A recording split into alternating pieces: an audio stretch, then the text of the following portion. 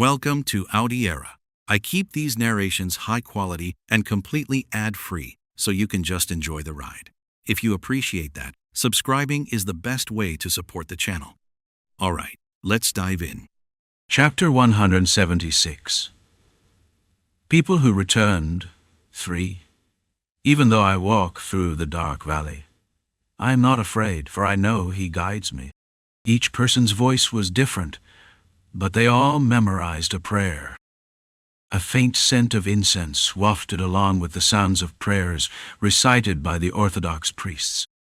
There was only one stick of incense in the censer, but the smoke it produced was thick and still filled the area around the bed where Vlad and Jean lay, as if trying to dispel the fog that filled the surroundings.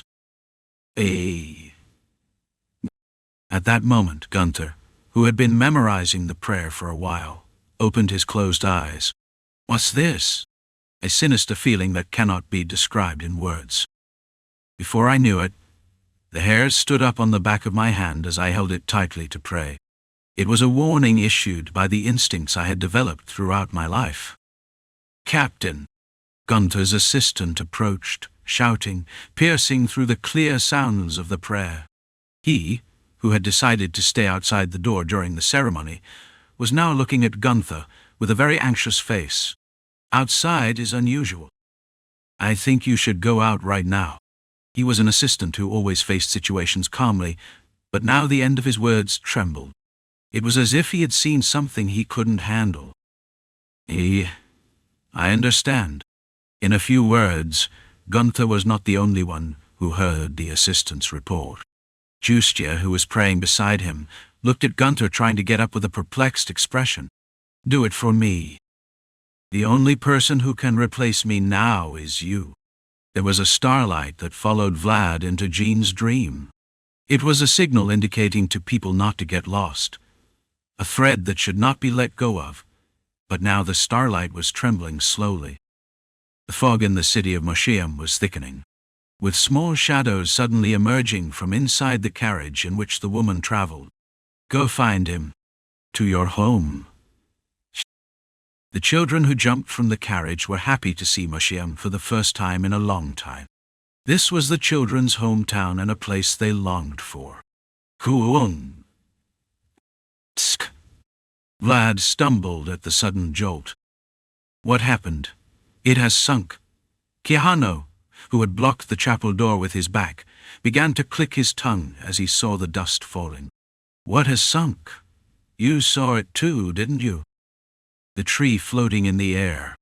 Jean's dreams were slowly being eroded, and above them rose the Kulifoth tree, the subject of the curse.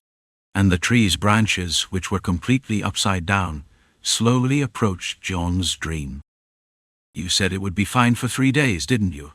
Things in the world don't always go as calculated." Bang, bang, bang. Vlad wanted to express his complaint about the suddenly worsening situation, but he felt a vibration behind him and bit his tongue again. How many people were inside in total? The physical number doesn't matter much, apparently, like the sound of hail falling. Countless small palms continued to bang on the chapel door tirelessly. To get out, or to capture the two. "If I get out of here, I will definitely kill the son of a bitch who made this curse." Anger can sometimes be a great motivation. Even without being an expert in curses, he could imagine how many children had died, as much as the sound of the palms resonating in his ears. Feeling every vibration from his back, Vlad's gaze grew fiercer. "You didn't find the deacon you were looking for in there, so where could he be?"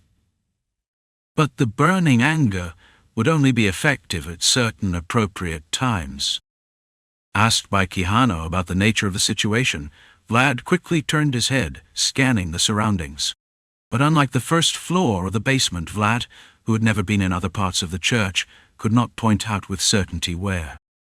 "The boy named John is too terrifying and difficult to handle. If you were that boy, where would you go?" Quijano already knew who to look for. But at that moment, Vlad was the connection to Jean. To find the young deacon in his dream without a path, he had to think of the threads that connected them. "If it were me," It would be Andreas. All right, and Vlad remembered well why he was standing here.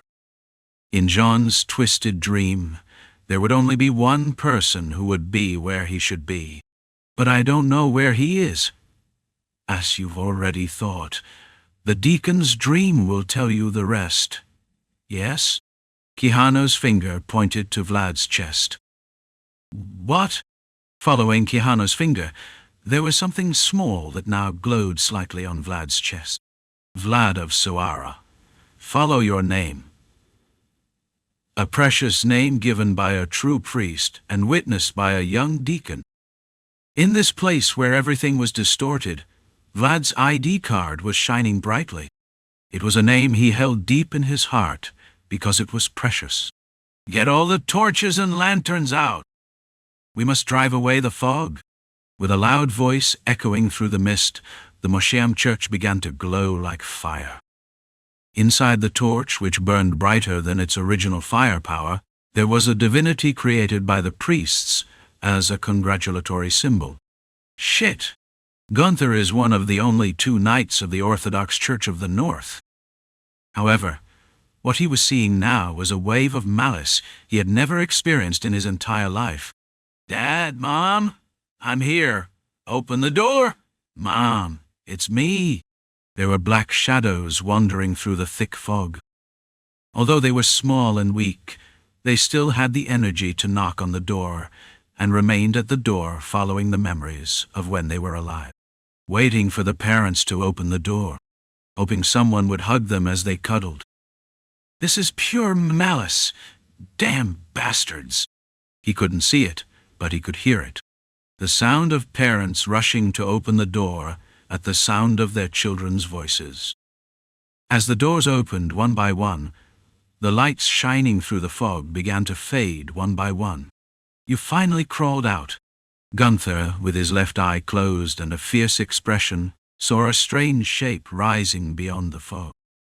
What came to mind, twisting, was a tree split exactly in half, an upside-down sky tree, completely ignoring all the laws of this world.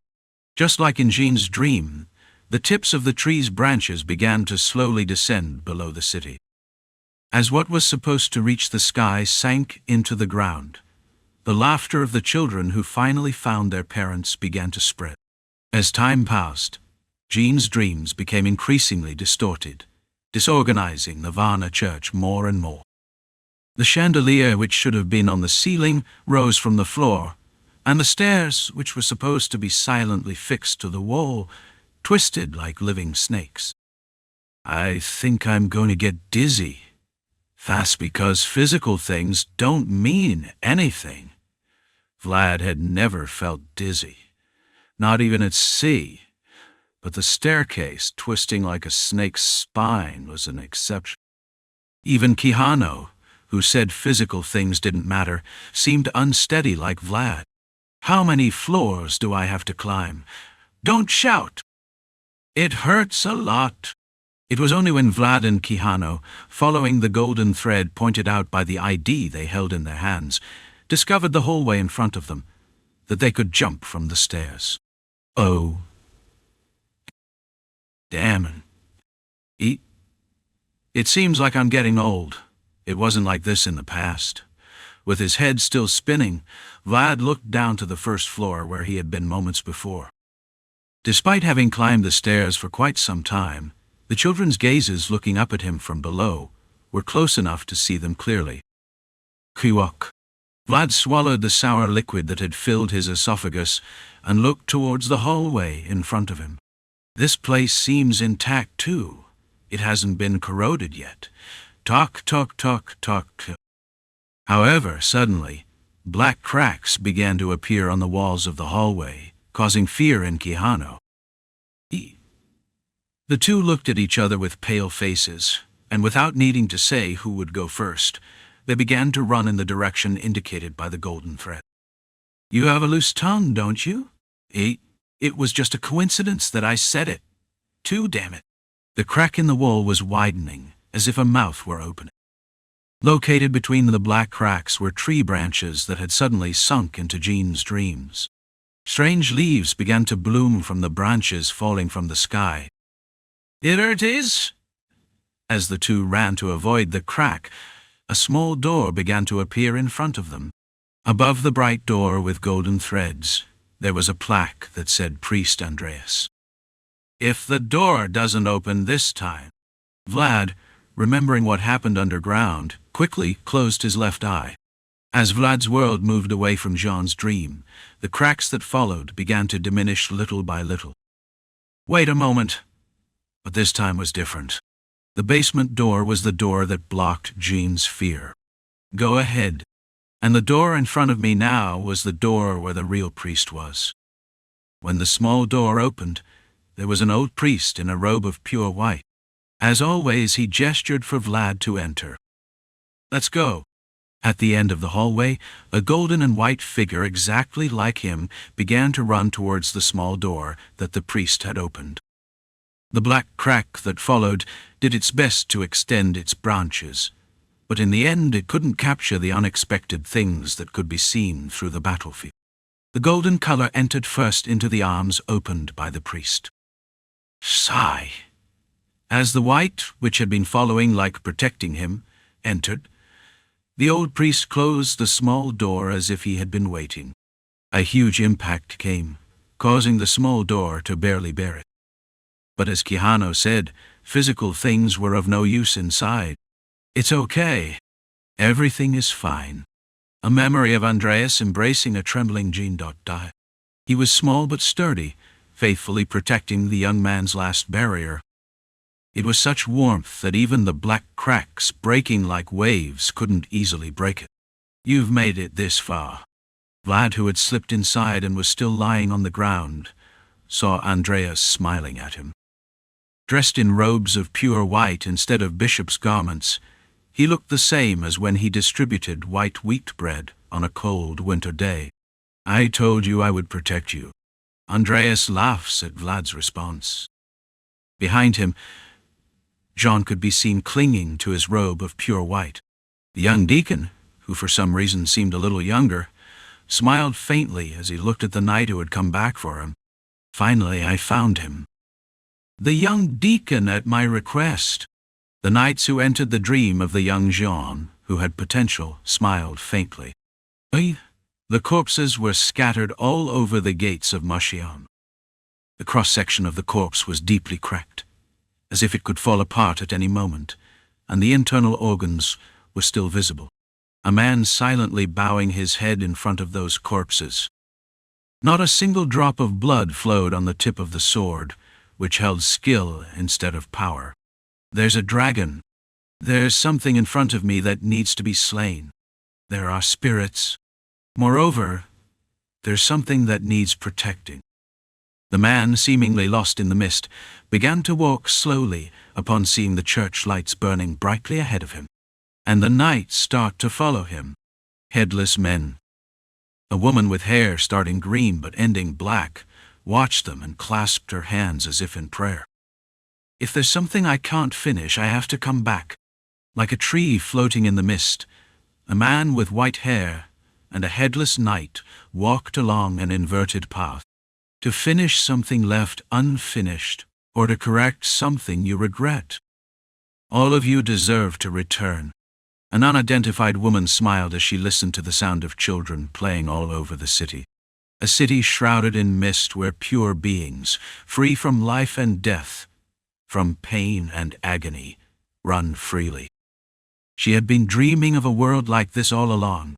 This isn't a city burning bright red like the tip of a matchstick under God's will. Chapter 177. The biggest path. 1. Justia looked at Vlad and Jean lying in bed, and gently stroked their foreheads, the sensation of cold, damp sweat on her fingertips. Although the bed was soft, both of them had frowning expressions, and Vlad in particular was twisting his body intermittently. It was as if he were having a bad nightmare. Whoa! Justia brushed Vlad's blonde hair as he tossed and turned, and took one last look at the armor he wore.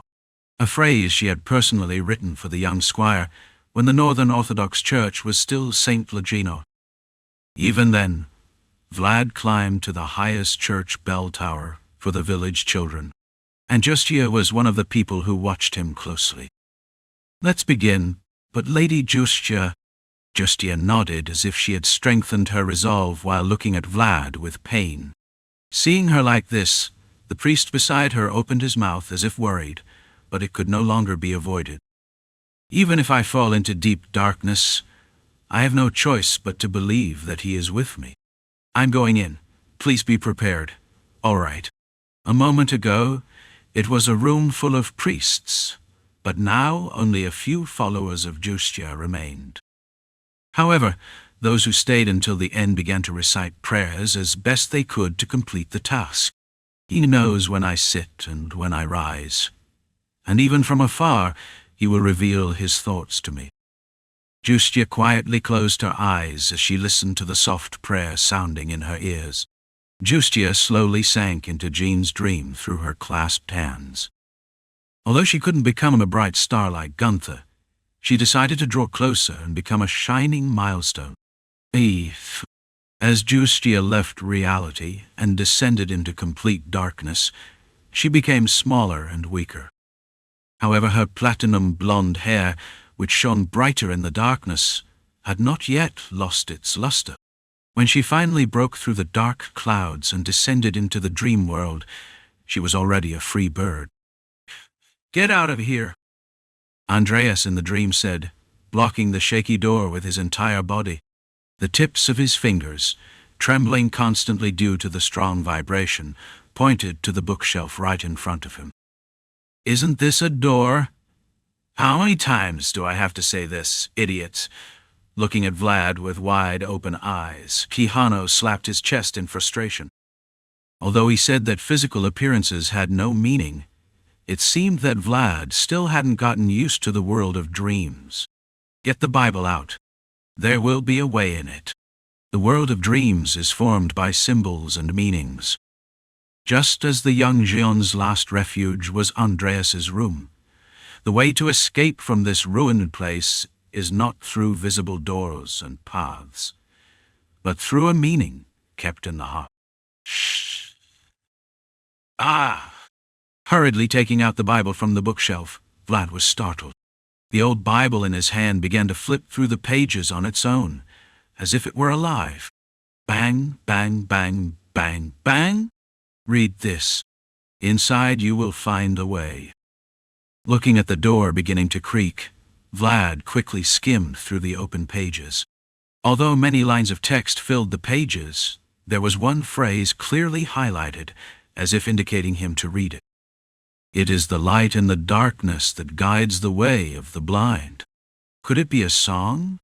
Rumble, rumble, rumble! As soon as Vlad, stuttering, read the Bible verse, the bookshelf on the wall began to roll up slowly, as if it were made of paper. Stepping back, Vlad looked at the place, which looked like a Milky Way floating in the clouds. That's the way out. Let's go outside now. The only way out of the dream. A vague path, like pure white sand scattered over the Black Sea, stretched out before Vlad. It was as narrow and shallow as it seemed, so it was a fragile path that seemed like it would break with a single breath. "Hurry up!" Vlad, who quickly picked up Jean and laid him down at Quijano's insistence, looked back one last time. In Jean's dream, which was gradually crumbling, Andreas nodded as if telling him to go. What protected the world of the young deacon until the end was a teaching, passed down by his master. "Thank you." Vlad, tightly embracing Jean, followed Quijano and rushed out onto the path that Andreas had shown him. The sky overhead was dark, but the starlight touching his fingertips was as soft as the sand of a white beach. Clatter! As soon as the group left, Andreas's room collapsed completely, as if it had been forcibly held together. It wasn't just Andreas's room. "The church is collapsing. So run!" The church of Varnana shattered like a broken glass bottle. Behind the collapsing debris, the Culifoth trees, whose roots had grown fiercely, began to roar. Ha ha! Where are we? Where are you going? I didn't Gunther or someone tell you to follow the starlight. It is the light in the song that guide the way of the blind. However, although the path he was walking on was bright, the sky he looked at was completely black without starlight. There it is. Oh, behind, there is a howling tree. The path is a path of pure white sand scattered by the wind. The two lost their way there for a moment and were confused, but soon a light began to descend through the dark clouds. A bird. What Gunther told him to follow was the starlight, but what Vlad could see now was a small bird.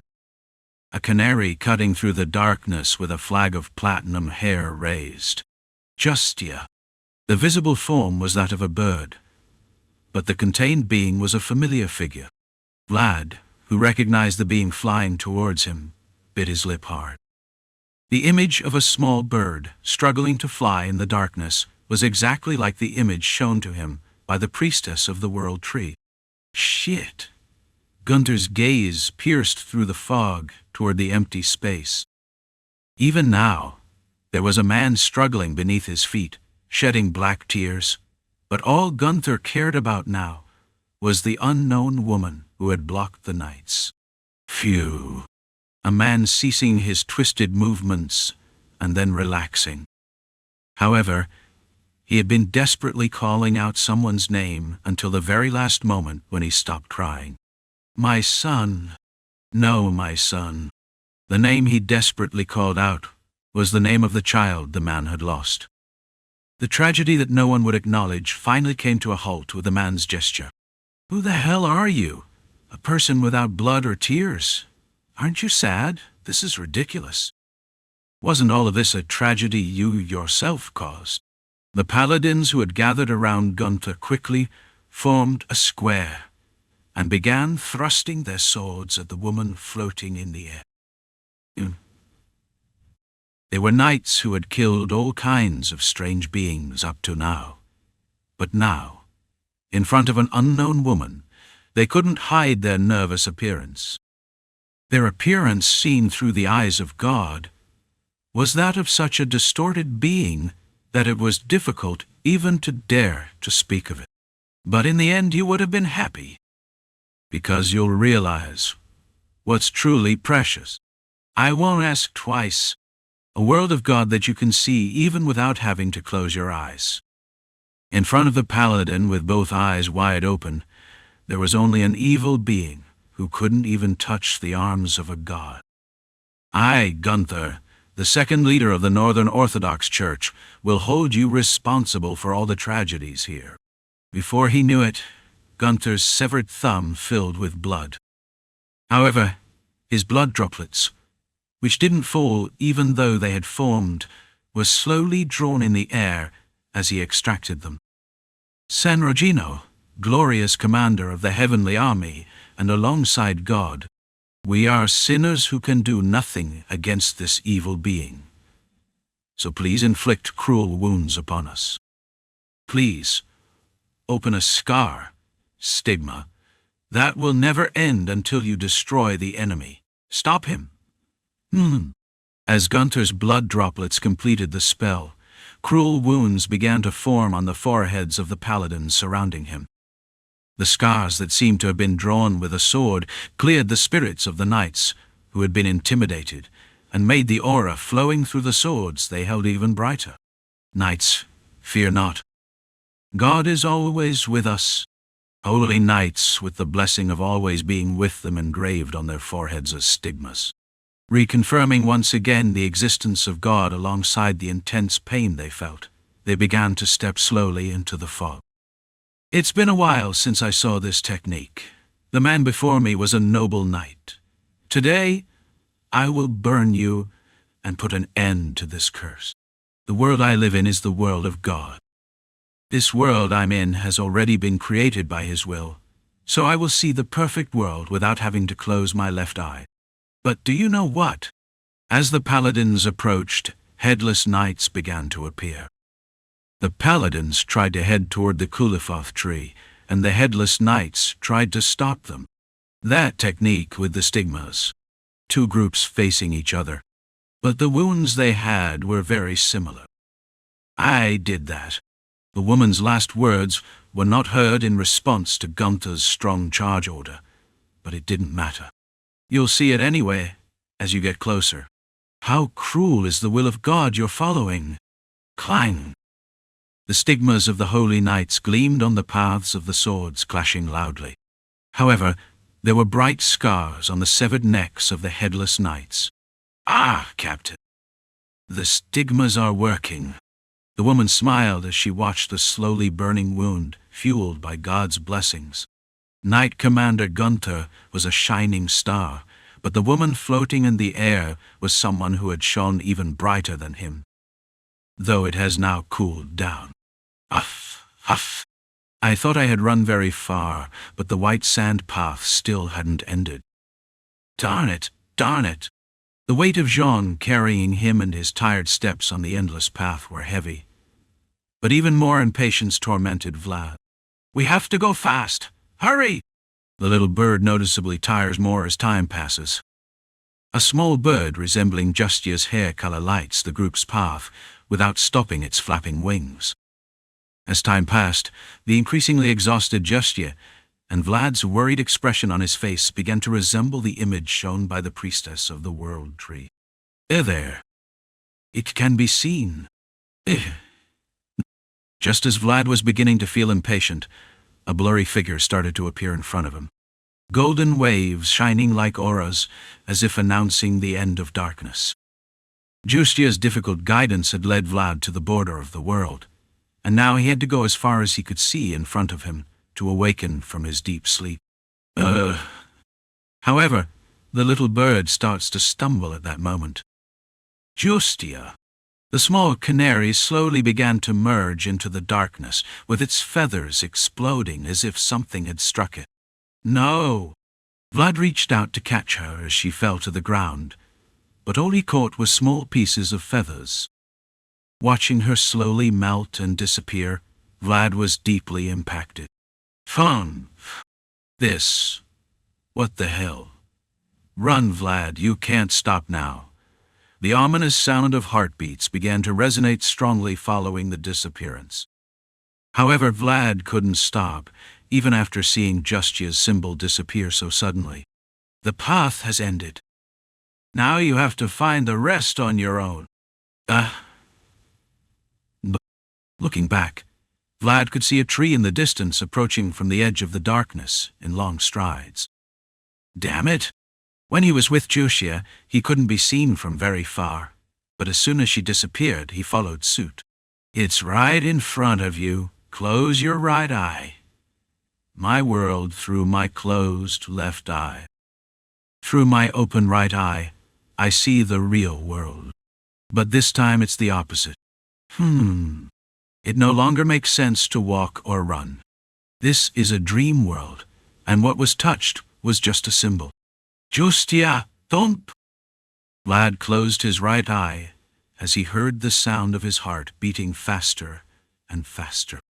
Vlad lifted Jean, who was carrying him, forward, focused his mind, and began to guide himself and the young deacon to the border of the world.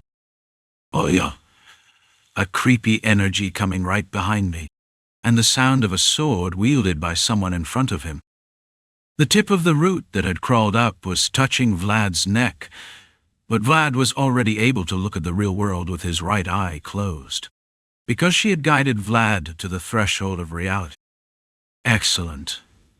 Excellent. And so, I finally reached my world.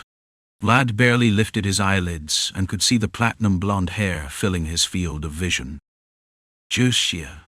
As soon as I returned to reality, what I felt was not someone's welcome, but just a pungent smell that pricked my nose. Thump! Thump! And all I could feel was my heartbeat starting to beat uncontrollably. Wah!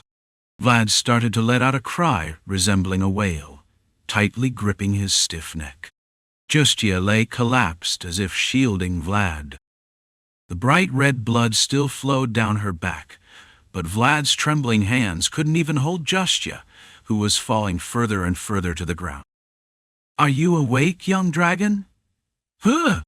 Between his now focused eyes, Vlad saw a man with white hair leaning on the window. At the tip of his sword, a drop of fresh blood formed. "You, damn. But soon you'll go back to sleep."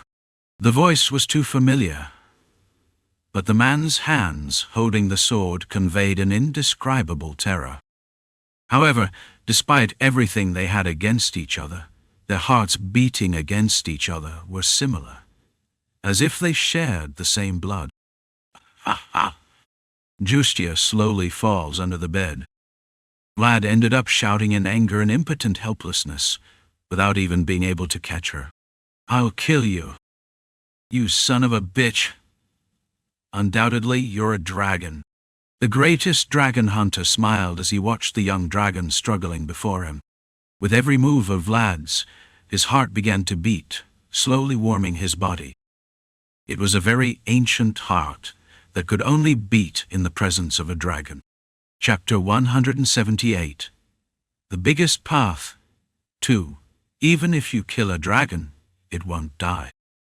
Even if it's torn to pieces and scattered all over the world, the will of the dragon, as tough as it is perfect, will still live on everywhere. It was born that way from the beginning. What will I do when that time comes? If the damn dragon reappears when I'm not around, will the knights of that time be able to do as I did? Even if I'm now sowing seeds for them in the future. Vlad. Vlad, come back to your senses. Though Vlad remained as stiff as a rock, only letting out suppressed moans. Quijano inside kept shouting constantly to awaken Vlad, but Vlad, who was listening, couldn't even move a finger. Ah! Thump! The pressure he could feel as a knight, and the instinct flowing through his blood, screamed simultaneously. If you defend yourself, you die. So lay down. Do you want to live? The man coming with the mist smiled at Vlad. A peace that had been firmly embedded in his heart began to beat slowly along with the struggle of the young dragon. Then pray, just like before. A man walking backward, not toward tomorrow, but toward the past. Frozen, da. He was reminiscing old memories as he looked into Vlad's blue eyes that looked exactly like someone else's. Go fuck you, However, unlike the dragon back then, the young dragon in front of me didn't bow his head to plead for his life.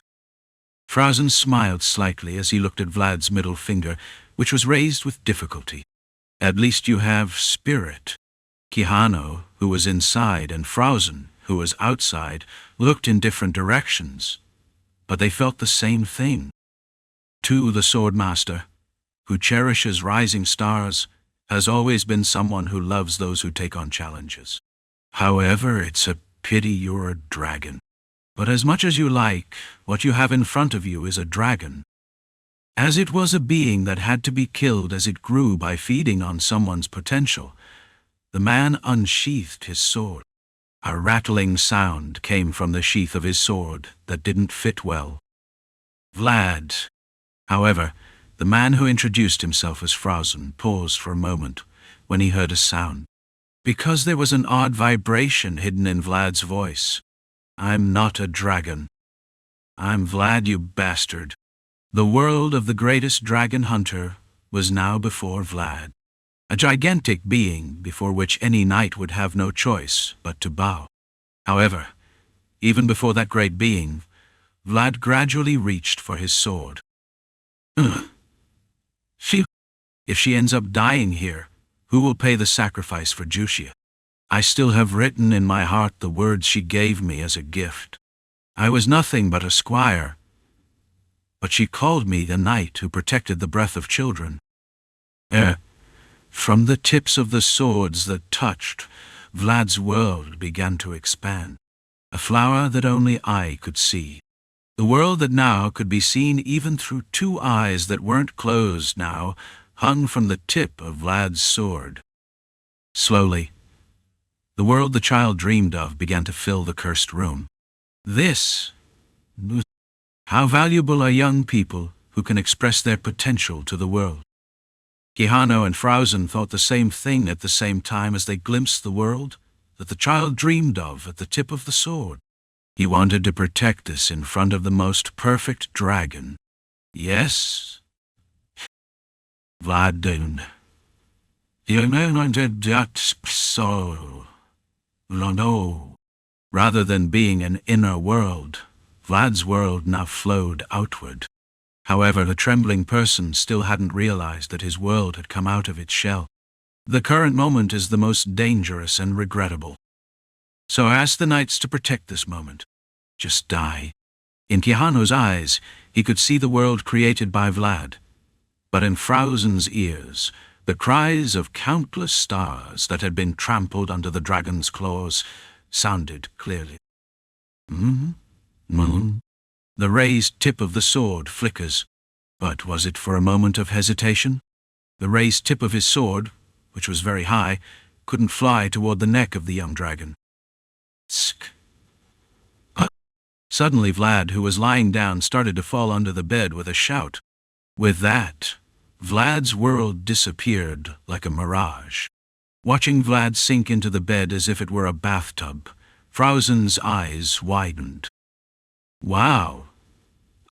Even the knight who was accustomed to the unexpected was baffled by the situation, which went beyond common sense. However, no matter how much he opened his eyes and looked, Vlad and the young deacon who lay there a moment ago had already disappeared. In the place where they had been, only the sheets fluttered slightly, creating small ripples. In any era, mages are truly perplexing. Frausen, who had finally understood the situation, smiled helplessly and bit his lip. He shouldn't have hesitated. I didn't come back for this. Hiding in mystery will only serve you temporarily, young dragon. As soon as Vlad disappeared, Frausen's expression faded again, leaving a dry look that pierced the ground under the bed, a place filled only with bloodstains from the fallen paladin. An empty world, invisible no matter how much observed, began to pick up the small waves that had resonated until now. Vlad clenched his teeth as he felt the dizzying sensation of an endless fall. What is this? From the 4th floor to the 3rd floor, from the 3rd floor to the 2nd floor. Although he was constantly falling with a strange sensation, Vlad tightly embraced the young deacon next to him. The farther he got from the man who introduced himself as Frausen, the looser his frozen knuckles began to become. And finally, Vlad and Jean fell to the bottom of the church. There was Nidalar, reaching out to them as they descended. As light as a feather!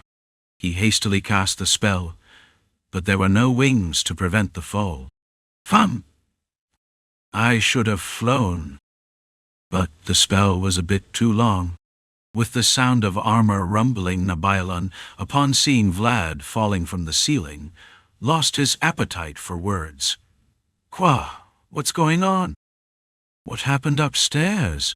Perhaps it was because he fell to the ground and felt pain, or because his body was still stiff, but Vlad couldn't easily get up from the floor. Look at this. I've never seen or heard of a being with so much spiritual pressure in all my life. Nidalar, who received Jean from Vlad's hands, quickly searched his arms and pointed an odd object at Vlad, who was still unconscious. What is this? It's a distortion indicator. It's a tool for measuring mystery, the world, and divinity. When aimed at Vlad, the needle on the compass spun rapidly as if it were broken. Why is it like this? Looking at this, Nidalar touched the compass as if perplexed, but the compass was just doing its job properly. However, Vlad, still spinning, had not yet been able to escape Frausen's spell. Instead of answering the question, a tall shadow began to rise within the prison, while Vlad still writhed. I'm overwhelmed. It was Pedro, whom Gunther had detained in the church basement. Pedro, who had had many experiences with evil beings, immediately noticed Vlad's condition and pulled a small cudgel from his pocket. I'll tell you beforehand, I don't hold personal grudges, huh? No? Do you have a little bit? Vlad, who had been suffering from a paralysis-like chill for a while, was startled when he saw Pedro strike him with something, but this time there was no way to avoid it. It is only his will that dispels the fog of illusion. Burst! Burst! Burst! 3 blows echoed within the prison. Though he had his head bowed, Vlad stood up and held his head with a bright sound. What the hell are you doing?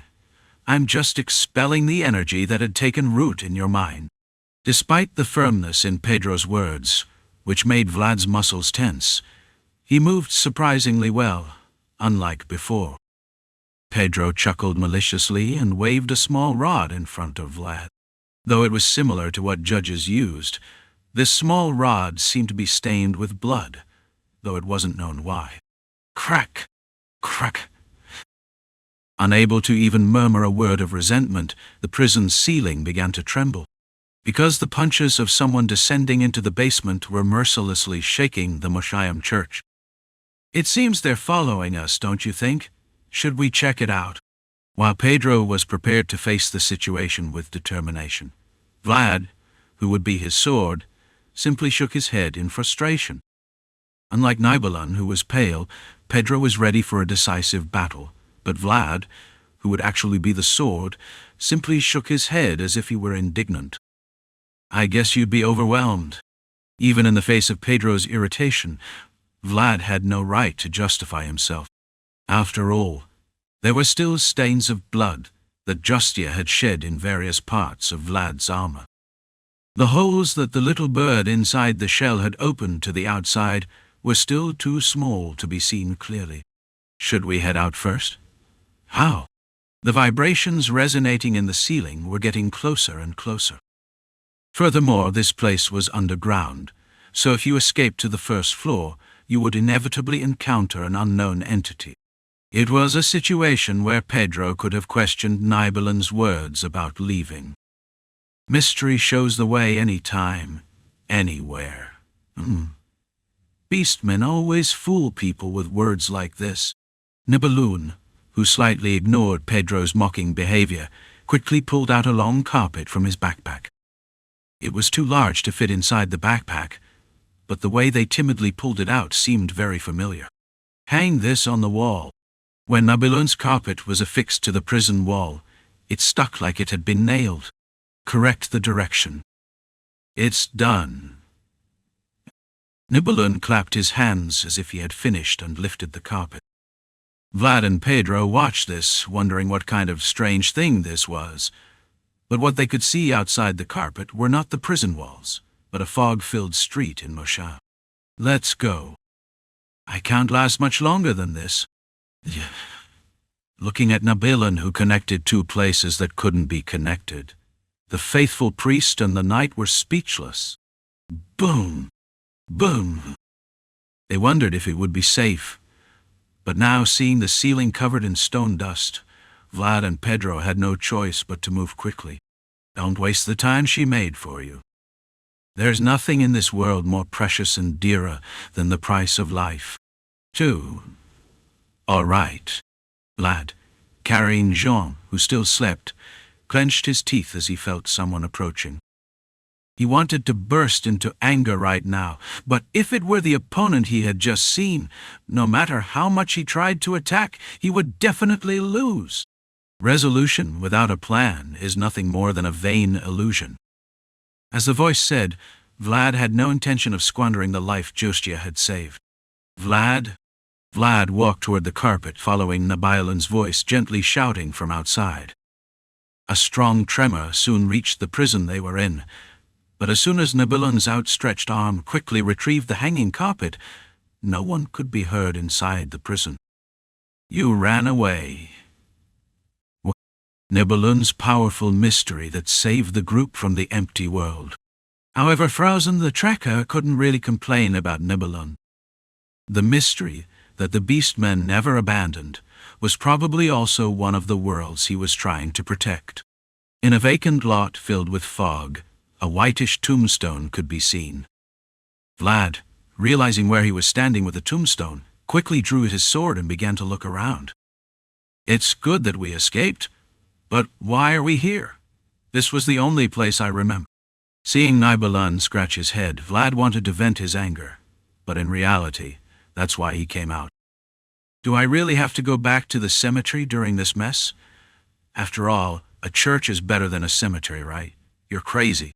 Vlad quickly took off his backpack when he saw Nidavalier trying to spread the carpet again. "Oh Lord, what? I have a lot in my backpack. It's much heavier than it looks." However, the backpack that was kicked just remained still and did not move. Despite saying it was very heavy, Nidavalier simply carried the backpack without a care in the world. "Where are we going now?" In response to Nidavalier's question, Vlad pulled Jean, who was carrying him on his back, and quickly looked towards the cemetery. Since the cemetery was located on the outskirts of the city, there should have been a castle wall right next to it. But at the moment, Vlad's eyes were filled with fog, and he couldn't see any surrounding facility. "You won't be able to get out. It seems that the demon transformation has already begun." Pedro, who said he probably couldn't get in from the outside at that moment, closed his eyes in silence and began to pray. "So, what should I do? What do I have to do?" Pedro grabbed the staff he was holding and began to walk out of the cemetery. The reason why Mashiach is like this now is because of a strange curse that moves through the fog. Curses were powerful techniques boasted by dark magic, but they had a common weakness. They disappeared without a trace if the source was eliminated. If you want to get out of here, you just have to destroy the source. What is its origin?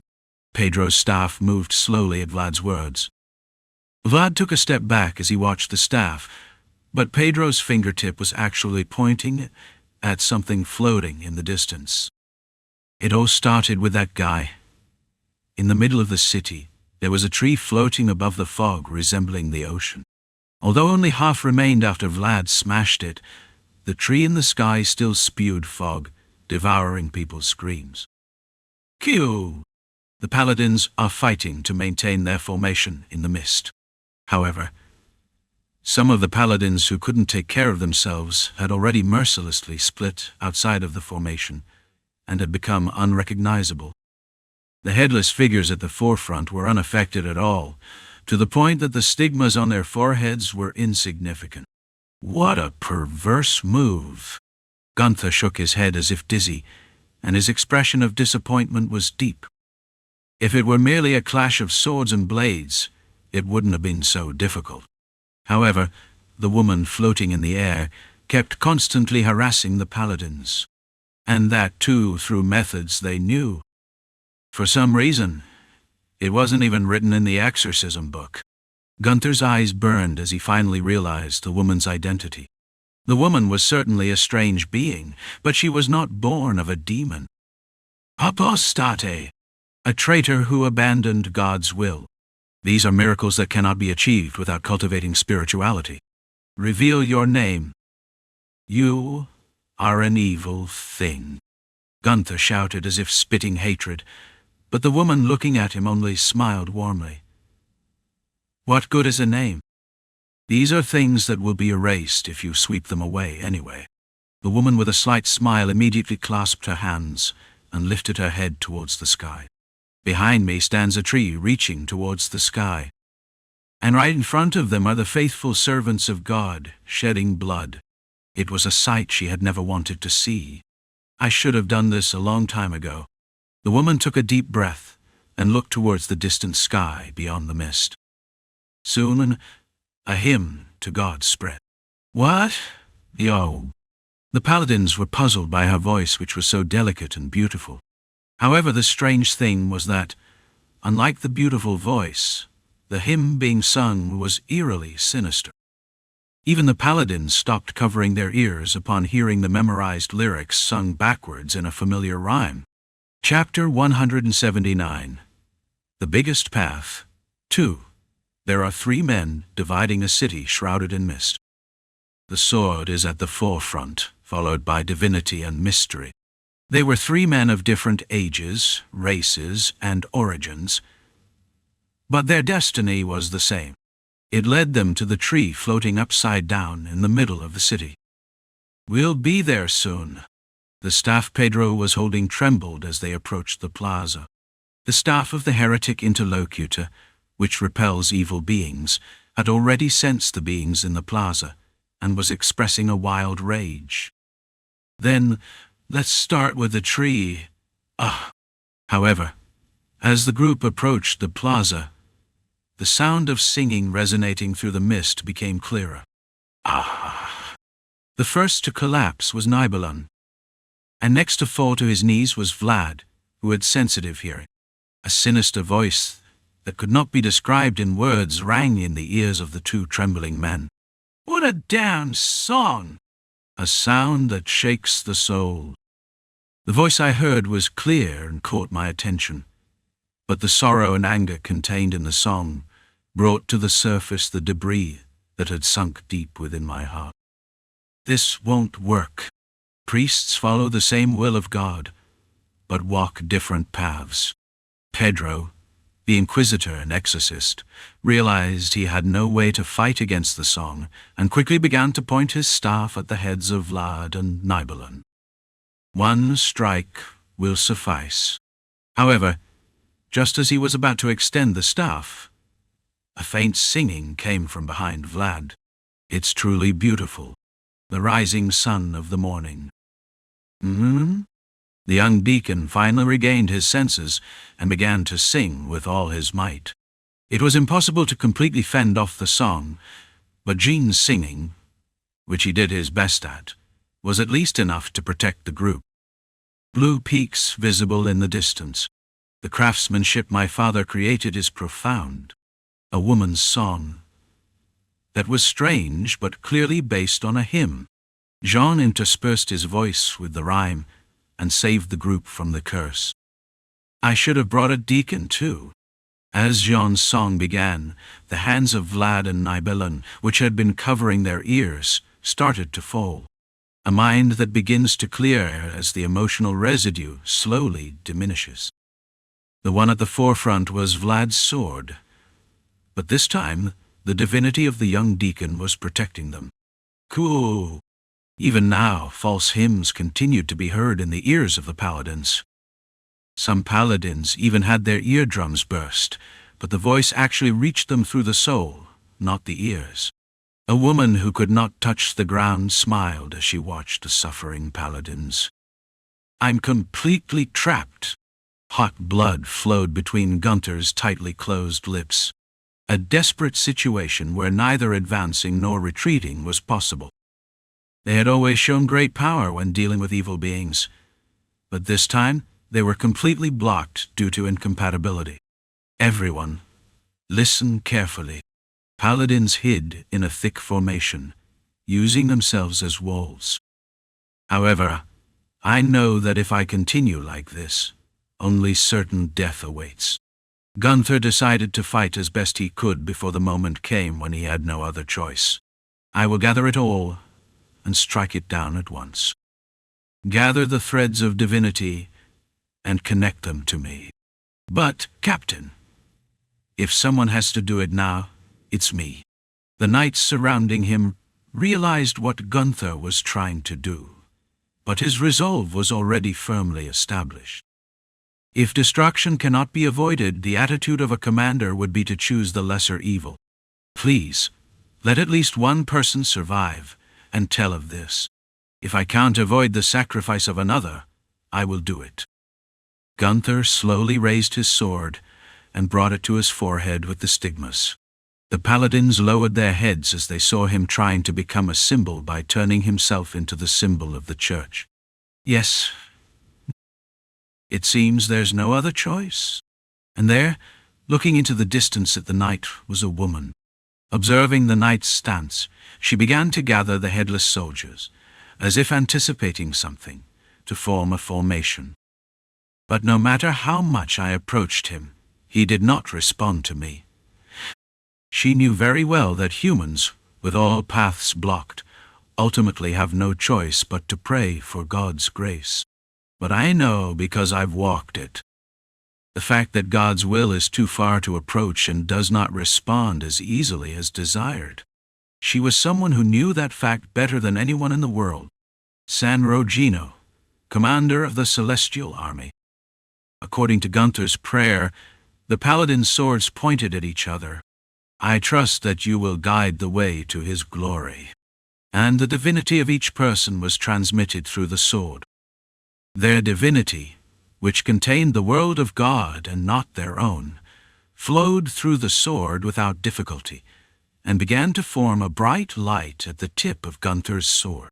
I dedicate it, through me, infinite glory. The first step towards God through sacrifice. Ein Sof. The divinity created by the paladins became a shining ladder, and sent Gunther along with the commander of the Celestial Army. Now, Gunther tried to escape the bonds of his body and ascend to a higher world. He was planning to burn the evil beings with the light that would remain on the ground for a very short time. Huh? For a moment, a twinkling star appeared in his eyes. Although it trembled precariously in the dark night sky, it was clearly a star that shone intensely. I can't hold on any longer. 3 are too heavy. But what should I do if I go? There were 3 men swaying on the carpet. Pedro, who was completely white, and Nidavalier, who struggled to move while clinging to the edge of the carpet. Unlike the carpet used in the prison, this one was much larger and more colorful, and gradually approached the tree floating in the air, flying directly into the sky. If it's here, even if I fall, I can still reach it. Seeing the tree twisting beneath his feet, Vlad silently began to breathe deeply, as if he had made a decision. A golden light began to flow from Vlad's left eye as he looked at the tree in the sky. Let's go, damn it! A small prayer began to flow from Pedro, who tightly closed his eyes to avoid looking down.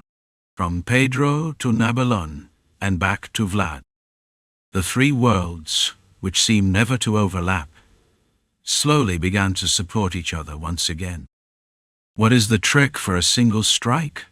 From the unexpected. What about suppressing the baseline? Vlad responded in a low voice to the question of the voice. The more he remembered his teachings, the deeper the golden light in Vlad's eye became. Magnificently. Gudano, Vlad, who had assumed the light of divinity and mystery, stepped off the carpet. A starlight that has nowhere to go and begins to fall. It didn't start from a high place, but it was clearly a beam of light piercing the dark night sky. No! A precious golden color that would catch anyone's eye. The woman watching from below shouted in confusion, but Nidavalien's mystery had already deceived her eyes and sent a single starlight underground. I fell because I had no wings, but I was the only one who picked up the tip of my falling sword. It started as a small flash, but when it met, it became a large cluster of lights. The meeting of worlds was sometimes the beginning of a great struggle. Why? Kids? Why? The triangular pyramid of Vlad, sharpened by anger, fell toward the tree, waving its tentacles. A triangular pyramid on which the world of divinity, mystery, and swords rested. And at the bottom of the horn lay a white world that was more legitimate than any other world. Did you kill him, you son of a bitch? Because it is sharp, it cannot be stopped, and because it is just, it cannot be rejected. Klein. From where the knight's sword fell, an enormous wave of mist began to swirl. The wave was so great that the bell of the adjoining bell tower trembled as if it were going to break. For those who have will, there is a way. By finding a way to do it instead of a reason why it couldn't be done, the tip of Vlad's sword pierced through the woman's mist and sank into the Quipoth tree. Let's spin. Let's spin. Let's go get the matches. Huh? What's that? Vlad, who was slowly falling, saw dark children circling around a tree below. The children who kept circling the tree began to tilt their heads as they watched Vlad descend through the dense darkness. Are you in a dream again? No, this is the world of the tree. This time, it wasn't in Jean's dream, but in the world of the trees. Quijano was informing Vlad that he had fully arrived at the source of the curse. What do we do now? You have to cut it. That thing. There were children going around in circles down there with no way out. The children raised their palms, as if they were dazzled upon seeing Vlad fall. However, their gaze was directed solely at the radiant Vlad. What happens if I cut the tree? What about the children? Or they will be cut as well. There was a reason why Vlad asked Quijano about the children. Tree branches intertwined around the children's ankles. It was unfortunate, but the children's souls were already tightly entangled in the tree's branches. It was such a strong curse that escape was impossible. If you don't cut it here, the curse will keep spreading. You wouldn't want the whole north to end up like this, right? The tip of Vlad's sword trembled slightly when Quijano said that even the children would have to be killed together. Is there any other way? Quijano's sigh was deep, but Vlad's hesitation wasn't due to a simple sense of justice. I didn't come this far for this. Yes, you're right. Vlad is someone invited to a dream that only children can dream. Vlad, who might still be a child because he dreams of becoming something, wanted to depict another possibility instead of the harsh reality. Then this is the last lesson. If that's the case, you should be made aware. He said he would walk the difficult path without giving up. My existence is a world. It is a precious possibility that no one can replace. The world starts with me, starting by knowing who I am. The sword is a pen. The colorful hues painted with a swing become a tool to express who you are. The starting line of the world begins with the sword. The beginning of a night is to inform the world that I am here through the sword. Cool. After dodging the twisting tentacles, Vlad slowly raised his sword and began to stab toward the tree in the sky. The cry of the severed tree began to resound loudly from the tip of the sword that touched it. And if you have been painting your colors until now, now is the time to complete it. If you've created a drawing paper with dots and lines, now is the time to paint it with your own colors. If I could bring to light the world I've drawn this way, the world that was mine could become a world that everyone recognizes, a person who can complete their own world at the top of the world. That person is called a master of the sword. Ah! The words I heard were teachings, but what I felt was guidance. Vlad followed Quijano's words and began to turn the hilt of the sword embedded in the tree with all his strength, to straighten a world that has been turned upside down. Wah! Gah! Dee! I feel sorry for the children who are burning in this very, very dark world. Even if I can't bring them back, sending these children in the right direction is the world I envision. Quang! Depending on the direction Vlad turned, deeply embedded branches began to rise. The roots that had risen to the sky began to sink.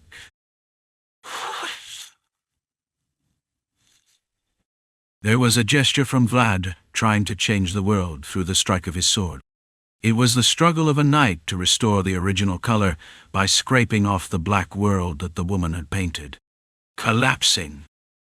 Little by little, the darkness began to clear over the black sky of Moshion, and what arrived above were the rain clouds that were supposed to be there. What the hell is this? Gunther was surrounded by divine light, but he was not the one shining the brightest here. No. The fog was being swept away by the heavy rain, and a tree slowly moving under the falling rain. Give me back my children now! Everyone charge! The woman hurriedly pointed at the beast, but now the holy knights, who had finally seized the opportunity, were stepping in. Gunther's entire body glowed with divinity, as if he had never been closer to heaven than today. The roots go to the ground and the branches to the sky, to where everyone belongs. The sound of children's laughter began to be heard, heading towards the sky along the tree that was slowly leaning. Keep going. Vlad. Vlad's world was being painted over the black canvas drawn by the woman. Realization of status.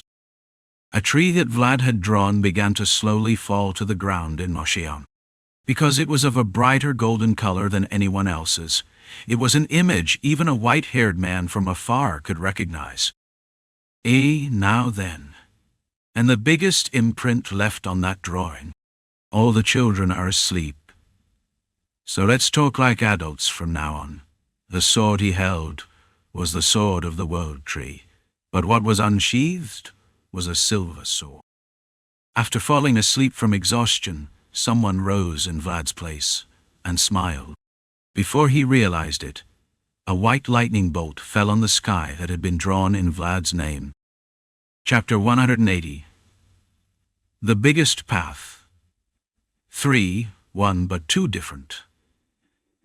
There was a very ancient pact. The oath that marked the beginning of the empire would last forever, as long as the blood and will of a man were not severed. Clank! A red liquid spread across the white floor with a sharp sound. Sarnas fell to the ground, clutching his neck due to the sudden sharp pain. Ah! The liquor bottles in the cabinet collapsed with the swipe of a flailing hand. Bright red drops of blood were already forming at the tips of his nails as he desperately scratched the nape of his neck, as if trying to remove something. Ah! Strange tattoos began to creep up the neck of the oldest dragon. The black tattoo that rose like a snake was tightening around Sarnas's neck, as if in a noose, slowly suffocating him. This can't be happening. Sarnas's bloodshot eyes gazed distantly out the window. It was a sight that couldn't have been seen, but had to be seen. In the storm that had formed from the far north, white lightning flashed. That vivid white color was also one of the sharp memories embedded in Sarnas's soul. Embedded in that memory is the name of the most noble and greatest man in the history of the empire. The founding king of the empire and the great dragon slayer, and the only man who is a master of the sword. Frozen! The oldest dragon shouted upon seeing a white lightning bolt fall in the distance. Have you kept your promise? Cowardly dragon? Have you kept the promise you made when you begged for your life and bowed before me?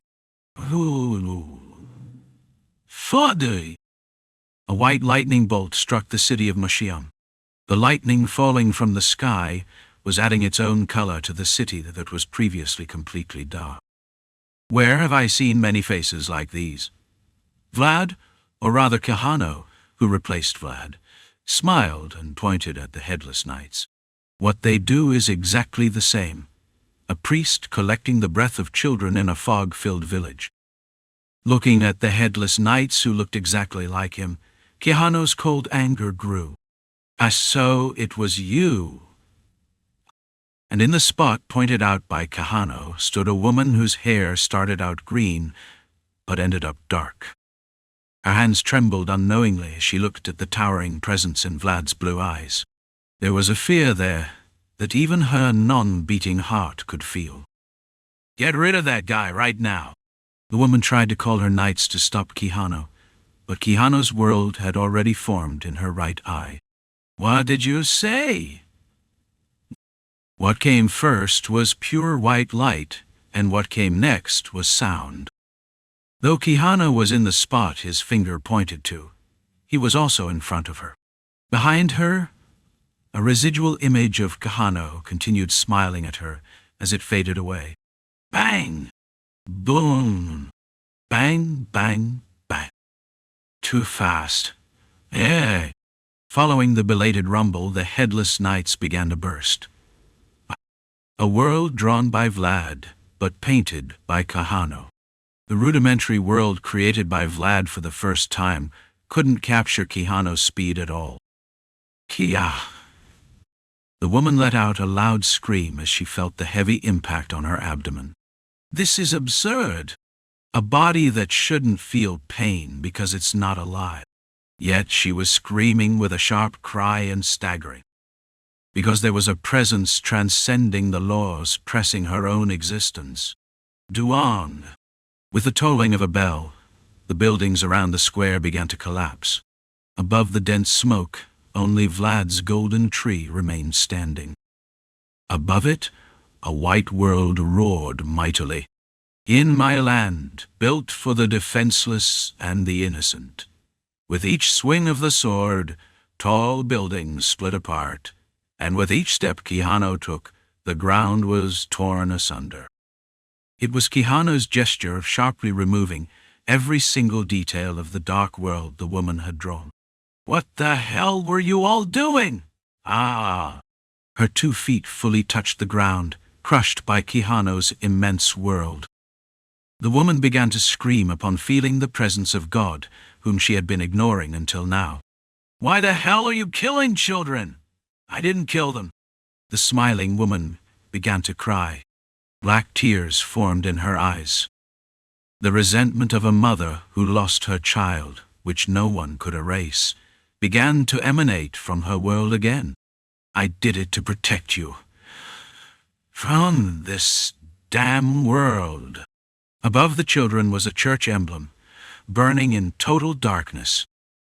There was a nun sadly crying beside the graves of children who had been dragged away simply for the sake of someone else. She was a noble person, but had a beautiful voice. I'll protect you. However, what was crying now were her vocal cords, horribly torn apart as she was consumed by regret and despair. Black tears welled up in the woman's eyes, which couldn't bear to let go and had turned completely black. In a world created by me, not by God. The woman's desperate screams, unable to distinguish between reality and the past, began to call someone beyond the mist. The desperate screams of the woman, who couldn't distinguish between reality and the past, began to call someone who was beyond the mist. Ka-han. Ku-ha. The clash of swords caused a loud rumble of sparks. At the same time, the silver sword drawn in Quijano's world began to tremble violently, as if something confused it. Quijano, with a surprised expression, and frozen, stiff. The man who appeared through the mist was someone whose face Quijano could easily recognize, even after recovering his memories. It seems the plan worked correctly. Their gazes met, reflecting each other's images. They never imagined meeting like this, but capricious fate finally put them face to face, gazing at each other. As expected, I knew you weren't an ordinary kid. Kahang. The silver sword trembled with confusion. Because the best swordsman and the greatest dragon slayer were staring each other down. The sword tip wavered, unsure whom to aim at. Aren't you going to kill him? To whom? Frausen grimaced subtly at Quijano, deflecting the conversation.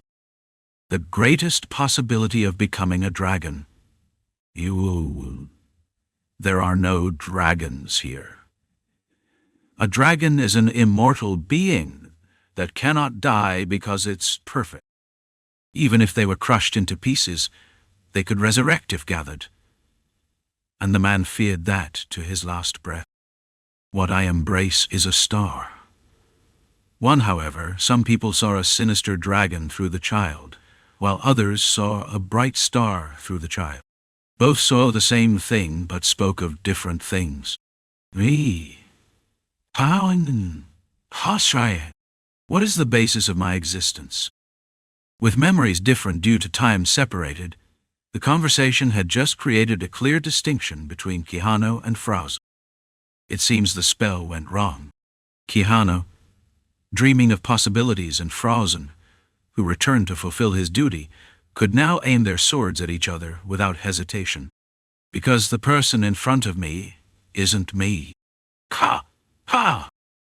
Both closed eyes.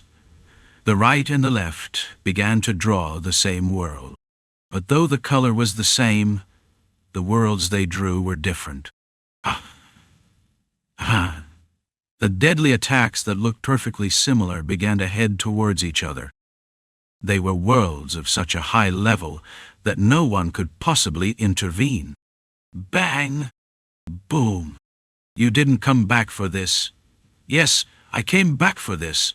With each striking movement, a building was destroyed. Came back for this. With the golden tree and the crying woman in the background, the men began to attack each other without stepping back. What the hell is this? Gunther and the sacred knights who were welcoming the commander of the celestial army watched the city crumbling with blank eyes. A battle between two beings that seemed like it was taken from a legend. No one could easily regain their senses at the sight that sent shivers down their spine just by looking at it. Qua! Every time the swords clashed, sparks jumping burned the black sky. As a result, the sky of Moshiam gradually began to find its true colors. The sunlight shining from there began to illuminate Gunther's eyes. I will start the spell. The sunlight was like a revelation. The light passed by Gunther, tracing a straight path, and then illuminated Vlad's golden tree. A golden tree resembling someone's hair color. In God's world, the children laughing happily raised their hands, blinded by the sunlight finally appearing. Wonderful, Vlad. They didn't know how it had happened, but it must have been a miracle. In this twisted city, the fervent wish of the night had invoked something miraculous. With this sacred ceremony, grant the grace of the Holy Spirit and aid these children. The divinity gathered to receive the commander of the celestial army pointed at Vlad's tree, not the sky. Qua! A crumbling city, a collapsing wall. But the unbreakable prayers of the sacred knights resonated strongly. Release these children from sin, save them, and have mercy on them. The last prayer you could hear before leaving this world. Conclusive sacrament. The knights of God were where they should be, clearing a path through the gold on the ground and the white under the sky. No, my children! The woman's black tears tried to stop it, but God had already seen the helpless children. And so, the gates of heaven began to open. A radiant light of salvation shone over Moshiam. What is that? The army formation with the flags of the 7 families waving. An unusual column of light began to appear in front of the tense knights. It was the first strange phenomenon they could see in the city hidden by the mist.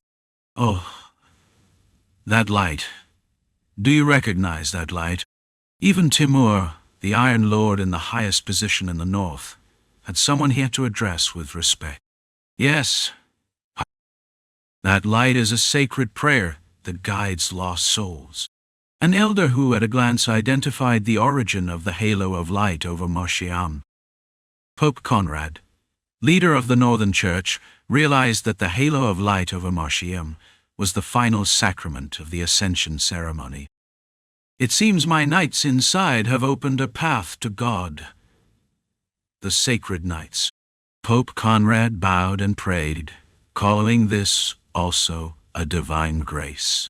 However, despite his explanation, Timur's expression did not easily relax. Has it been 2 months, and there are still survivors there? The dense mist of the woman had made time and space ambiguous.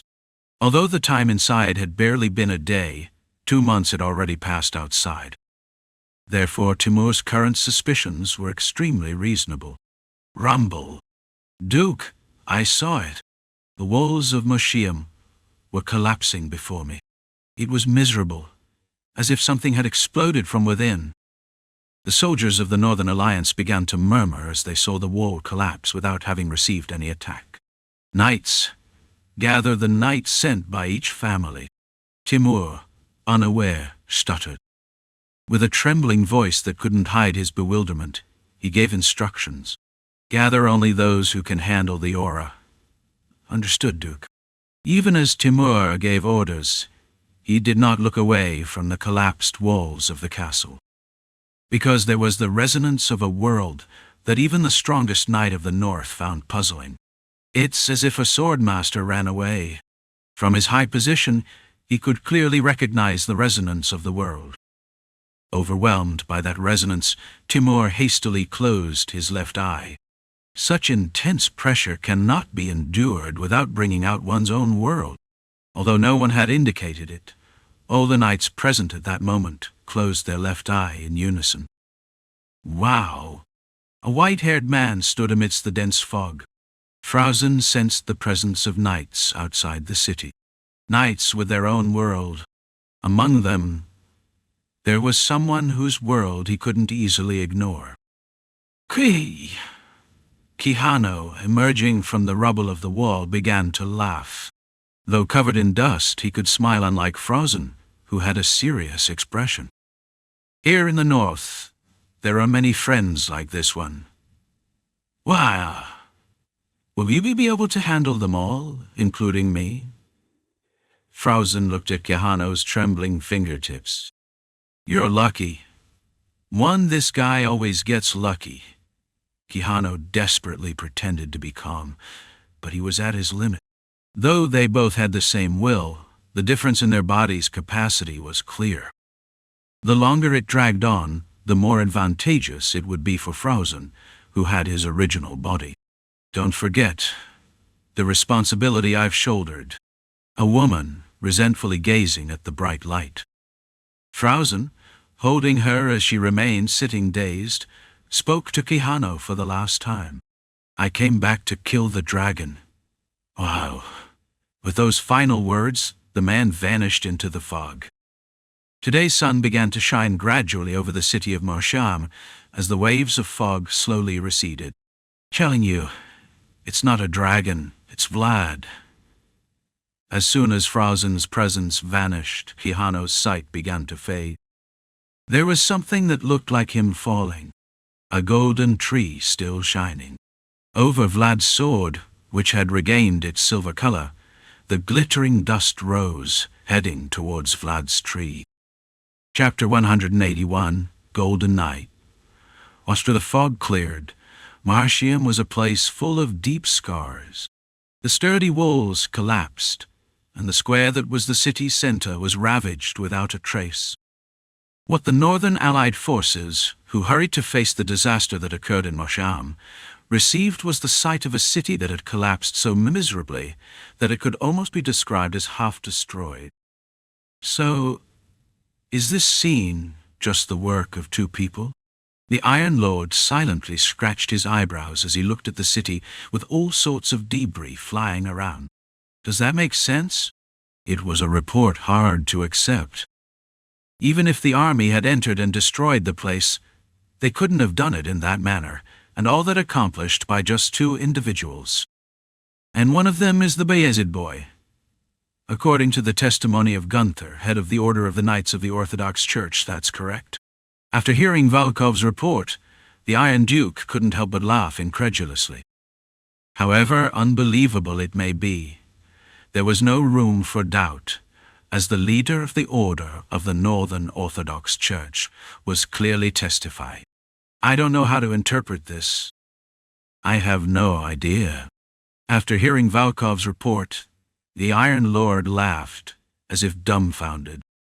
Yet, no matter how unbelievable it may be, there won't be any room for doubt, as the commander of the Knights of the Northern Orthodox Church was clearly testifying. How should I accept this? I have no clue. Timur, treading on the remnants of a building, looked towards Marsham Square in the distance. There, a golden tree stood alone amidst the pitiful remains. It was the only thing clearly standing out in this city that had lost all color. Gunther, the leader of the Holy Knights, was testifying. There was a knight who created his own world in a city where everything was distorted. Now, his name will surely be remembered even by the most powerful people in the north. The knight's name was Vlad of Suara. Where is Bishop Pedro? Vlad sat on the windowsill, sipping tea. Though his trembling hands could barely hold the teacup, his eyes had fully regained their brightness. Well, I don't know where he went. Weren't you with him until the end? Yes, I was. Pa. After checking the fumigator he had last used, Nidalar replied as he packed the magical tools into his backpack. Though the volume of the tools seemed too much for the bag, it absorbed them effortlessly, prompting Vlad to look on with curiosity. He said he was going to the bathroom when he saw the Allied troops entering and hasn't returned since. He's escaped. Vlad frowned after pouring the tea he was supposed to savor and drank it in one gulp. Seems like wood and stone, but acts like a fox. I felt it during the indulgence incident, but he was someone who couldn't let his guard down. I would have needed that person to know the true story. As Vlad said, while the imminent situation might be considered resolved, nothing had been discovered about the person who truly caused this situation. Not just the purpose of ruining the city in this manner, but also their name. Nidalar rummaged through his sleeves as he looked at Vlad, who pursed his lips in disappointment. Actually, something like this fell beneath the tree. What's this? Nidalar, a mage who pursued mysteries. Normally, mages considered the mysterious clues they uncovered as treasures and wouldn't easily show them to others, but Nidalar didn't do that to Vlad. I'm not sure, but it doesn't seem out of the ordinary. What Nidalar handed over were fragments of something that looked like pieces of glass. The pieces, resembling broken beads, felt familiar to Vlad without him knowing why. I've been investigating for a while. Is it okay to take it without permission?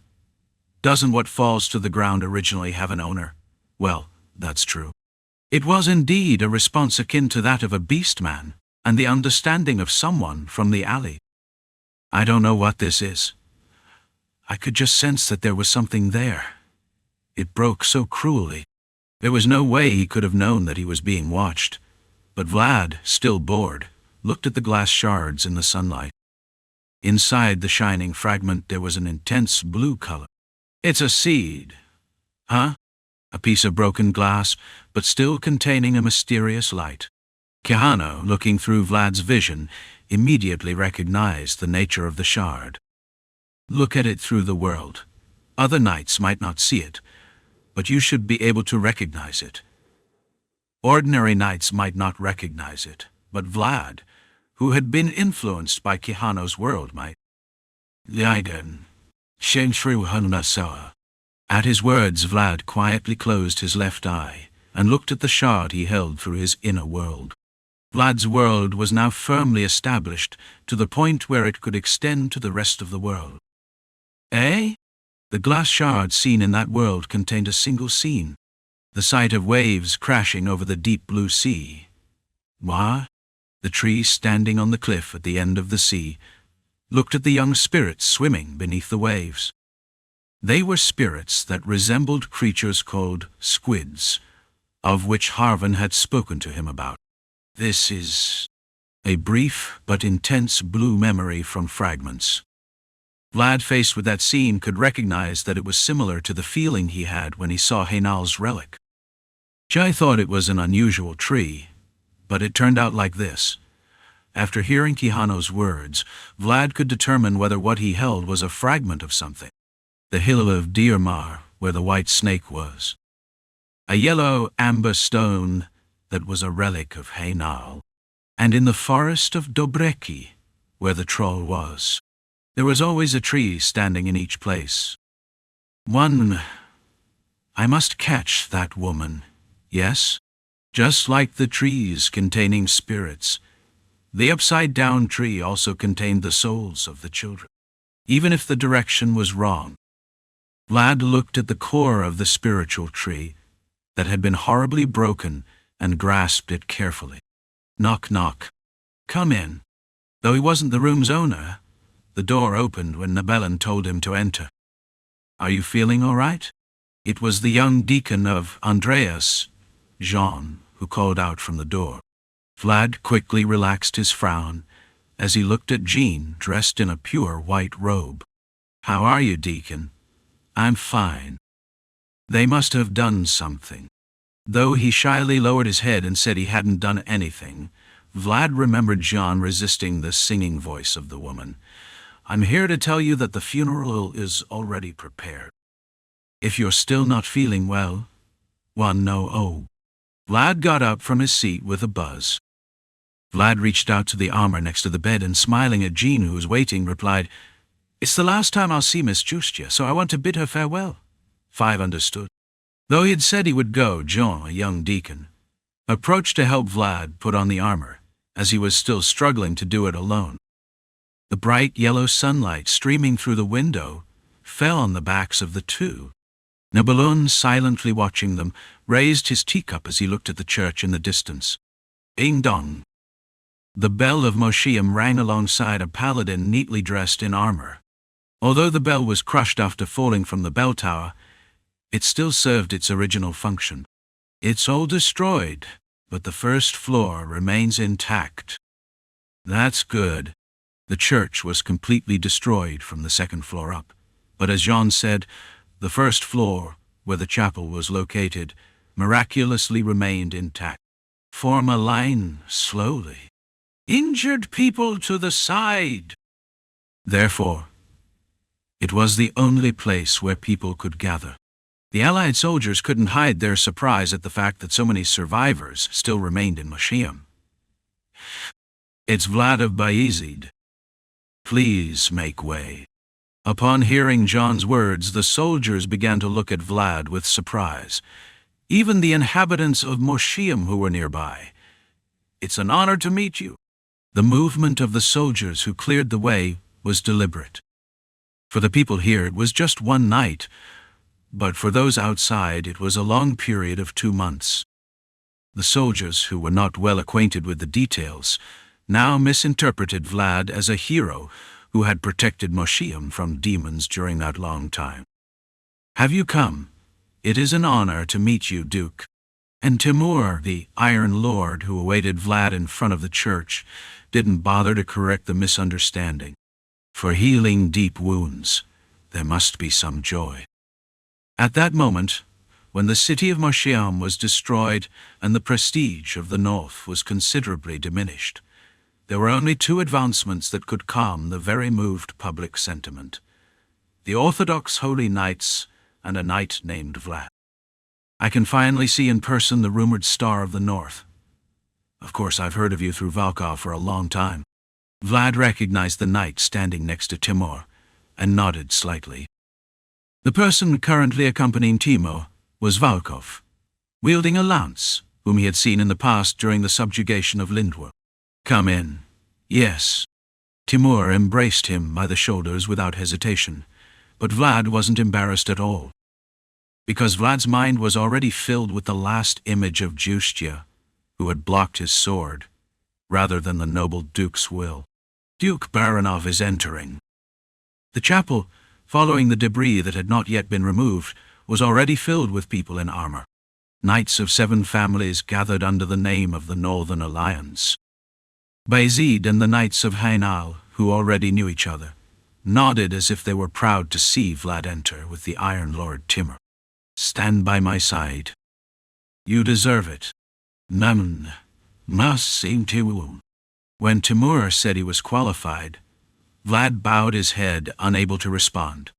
Vlad had always sought the right to be proud, but now he felt ashamed by those words. Those who are truly qualified are the ones clearly in front of me right now. Today, we are here to send off those who have done noble deeds. The person by his side is the only Duke of the North, and the elder in front is the noble Orthodox Pope. These were huge connections that anyone would want, but Vlad simply directed his gaze to the single coffin lying before him. Her platinum blonde hair, shining in the sunlight, had not changed at all since the first time they met. We will always remember those who fulfilled their duty even in the face of great evil. The funeral of saints and priests conducted under the office of the Pope. However, the Pope's voice, gradually spreading, will reach people outside the church. This place today was for everyone in Mosheim, regardless of who they belonged to. The Pope was saying something at the front, but Vlad only absently stared at Justia's coffin, the noble paladin who died embracing him. Although they didn't share much time together, Vlad had received a lot from her and now had forever lost the chance to repay those debts. Let's go, yes. As the engraved wound was deep, the caress he received was as formal as possible. After the Northern Knights finished paying tribute to the dead, the only people left were the Iron Lord and Vlad. Don't be too surprised. Yes? Vlad, ascending the stairs, questioned Timur's insinuating words, but he merely smiled and looked at the Pope in front of him. You said you'd give it to me, so accept it with gratitude. Timur, who left an unintelligible comment, carefully laid down the flowers he held and began to bow his head to those lying down. The priests praying for Jean and Vlad, and the paladins who raised their swords against the wicked woman. Vlad, who had been placing flowers for them one by one, finally stopped in front of Justia's coffin. Thank you. Justia Dottie. Even as Anna wiped away the black tears, she remained behind Vlad. But now, Vlad had to carefully leave the flower he held for her in front of him. The salty taste of the apple she had peeled for him seemed to linger on the tip of his tongue. Vlad of Bayezid, the knight who protected Moshiach. Vlad carefully placed the last flower he held on Justia and watched the Pope approach him. Wrinkles that appeared as naturally as a smile that had been worn for a long time. Are you sad? Yes. Even now the old Pope smiled as he looked into Vlad's eyes that fluttered constantly. We all have to leave someday. The Pope approached Vlad, silently looked at his chest, and spoke. We have to leave someday. But the reason we don't feel empty is because we leave something behind, yes? The Pope's fingertips were already caressing Vlad's armor. The place where his fingers touched was where Vlad's pride had been, even though he had changed his armor. Justia said I should pass this message on to you, a knight who saved the lives of children. The words given as a gift by Saint Rugino were still engraved on Vlad's chest. It was a phrase that Justia gave to the boy who climbed the bell tower under the heavy rain. Although Justia stood by her side, she ended up leaving something behind. Click! A pure white smoke began to rise from the palm of the Pope, covering the words. Vlad felt puzzled as he felt his armor heating up, but the expression on the Pope's face as he transferred it was simply calm. I hope they become a testimony for all who have died. The dead leave, but those who remain must carry the burden. Pope Conrad began to engrave another message in Vlad's heart for those who were like his children, convinced that their deaths will shine under his current name. I believe you will. Vlad of Soara. Pope. Vlad's eyes widened as he looked at his warmed breastplate. As the white smoke dissipates, what is seen are two newly engraved words below the text that Joshua gifted. The knight who protected the lives of children. Vlad tu and Shah and Tomikas. Vlad Oreo. Your birth name will be Vlad, but under his name you will be Oreo. There was a boy who couldn't even shout his name correctly, but now his name was always followed by a shining word. The words, with the knights of 7 families as witnesses, were a name that would live forever in Vlad's blood. Translator note 1. Oreo is an adjective that means golden or gilded. It is used to describe something that has a golden color, or a valuable and precious quality like gold. In the context of the text, Vlad Oreo could refer to Vlad with a golden quality, symbolizing nobility, valor, or excellence. Chapter 182. Golden Knight. 2. Oreo Toy. It is said that the surname, which perfectly matches the color of Vlad's hair, was conceived by the Pope himself while contemplating the golden tree perched atop the ruins. It will be a very precious castle, one that I hope will remain in the north for a long time. Even if you look at the empire's history, there are only a few castles directly bestowed by the Pope. I am honored as well. Vlad quietly observed Timur, who was pouring alcohol into his teacup.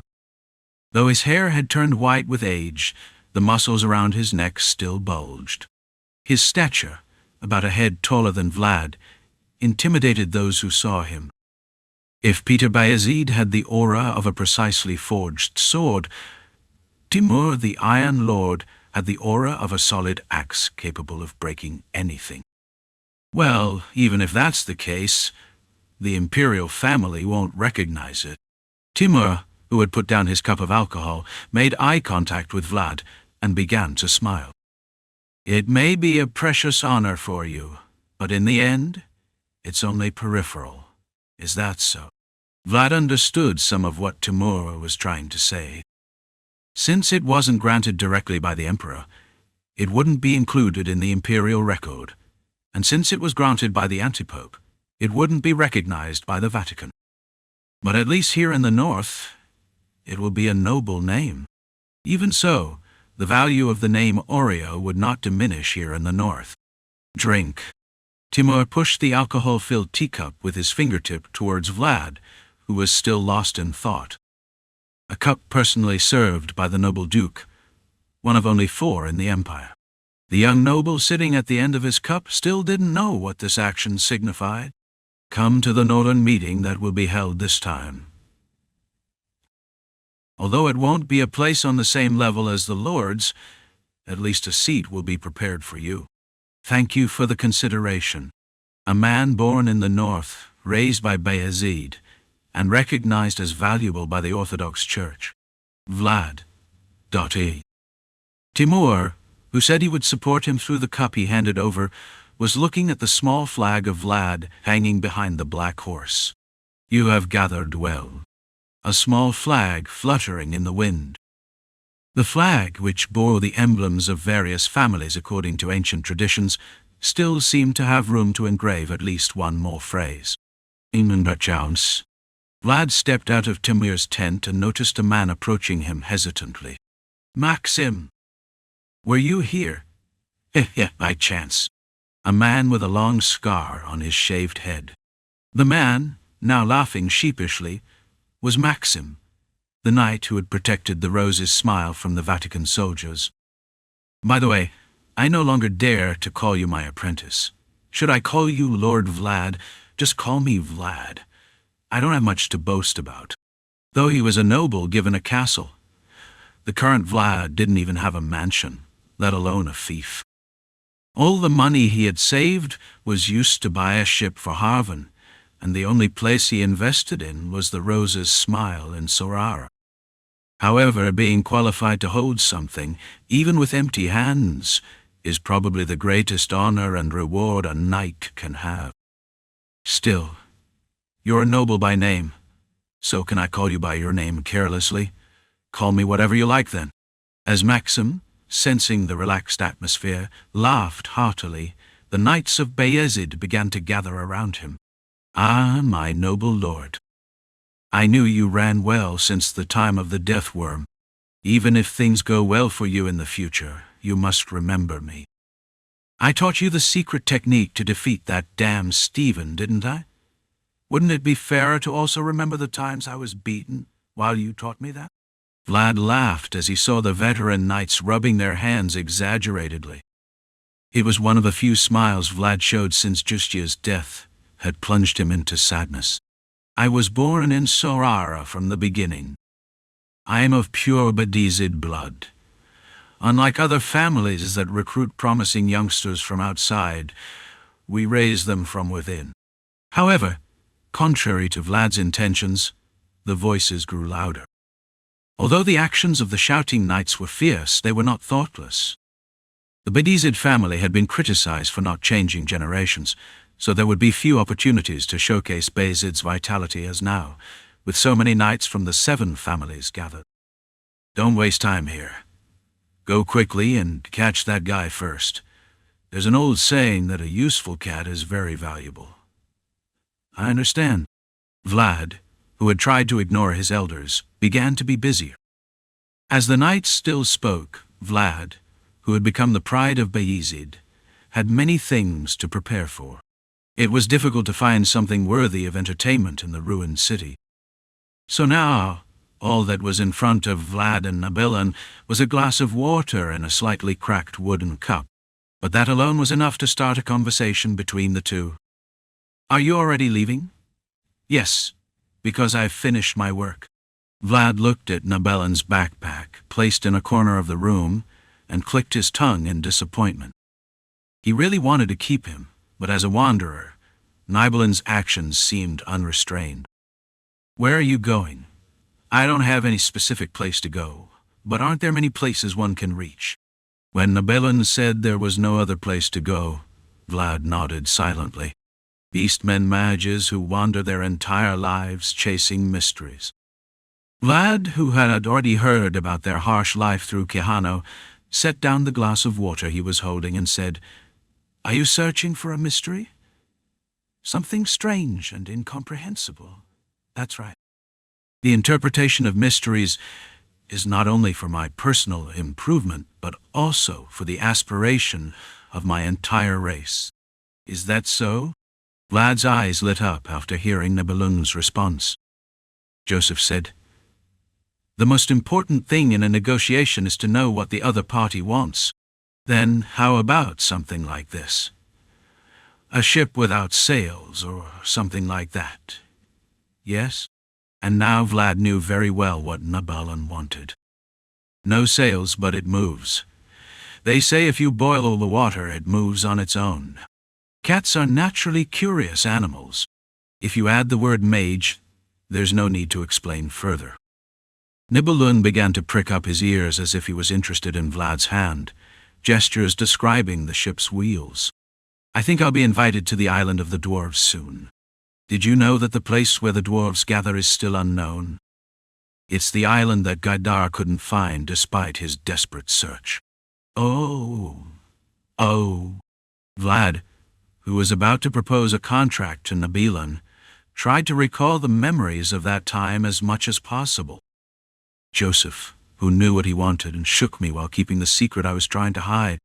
Although he couldn't grasp the weight Joseph had, the streetwise ways in which he was born and raised began to spill from Vlad's mouth. "I wasn't going to say this, but I actually know some elves. I even exchanged letters with the elders there. Ooh. An island of dwarves whose location is still unknown, and the existence of a ship he had never heard of before. And even the mysterious elf forest that rejects all visitors. For Nidalar, who found it difficult to even enter human cities, it was like a place that could only be seen in dreams. If I introduce you, we can enter together. Are you looking for a mystery? Isn't that place full of mystery?" "Yes, it is." Nidalar's eyes shone as he watched Vlad talk about uncharted lands.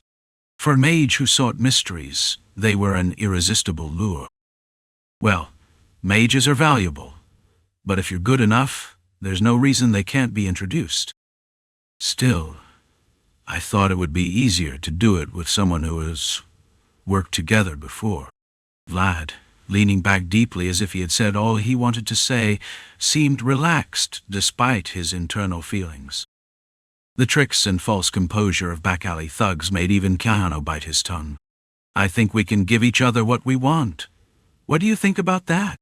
Next to Peter is the advisor Ragmus. Next to Rudiger is the mage Dorothea. Even Joseph, who didn't have enough power, somehow managed to find a mage and keep them by his side. And now it was time for Vlad to have at least one mage with him. "Will you really let me in?" "Of course." "Elves and dwarves? Is that all?" "Barbarian lands, Orthodox lands, and northern nobles." Seeing Nidalar leaning heavily, Vlad gave a firm nudge. "Everything is set. If you'll just be my mage for a while." "I will. Please, let me." Looking at Vlad, who was smiling brightly, Nidalar nodded unconsciously. A noble and knight who can wander from place to place because he doesn't have lands yet. However, Vlad, who had a clear reputation, was definitely someone Nidalar found difficult to refuse. Connacht, come in. This is not your room. I said it for you. I'll take care of this kind of work from now on." Nidalar called the owner back in, but Vlad didn't particularly reprimand him. because he realized from his earlier attitude that their contract had been signed. "Long time no see, Sir Vlad Oreo." "Ah, back then do you remember me? I am Vastro, Knight of House Hainal. Sir Vlad and I fought together in the battle against Gaidar." Standing at the door in a respectful posture, he was one of the few knights belonging to House Hainal. "I see Hainal is here too. We are now a northern house. We have a duty to respond to the call." The knight who introduced himself as Vastro couldn't hide his excitement at seeing Vlad, now a noble. "Congratulations on receiving your title from the Pope. Lady Alicia will be very pleased to hear it. Too, I have many debts to her. I must visit her soon." Seeing Vlad say that his relationship with Hainal remained strong despite his changed position, Vastro smiled cautiously and opened his mouth. "In that regard, if possible, would you be willing to escort our Baron during the upcoming Northern Conference?" Vlad was surprised to see Vastro suddenly bow his head. "Why should I treat Lady Alicia? A proud noble. The world of the North is a world of rough knights, but as you know, Vlad." Vastro laughs awkwardly. The knight, who spoke of the house to which he belonged and his own shortcomings, laughed as if embarrassed, and cleared his throat loudly. "We need Lady Alicia's knight more than ever.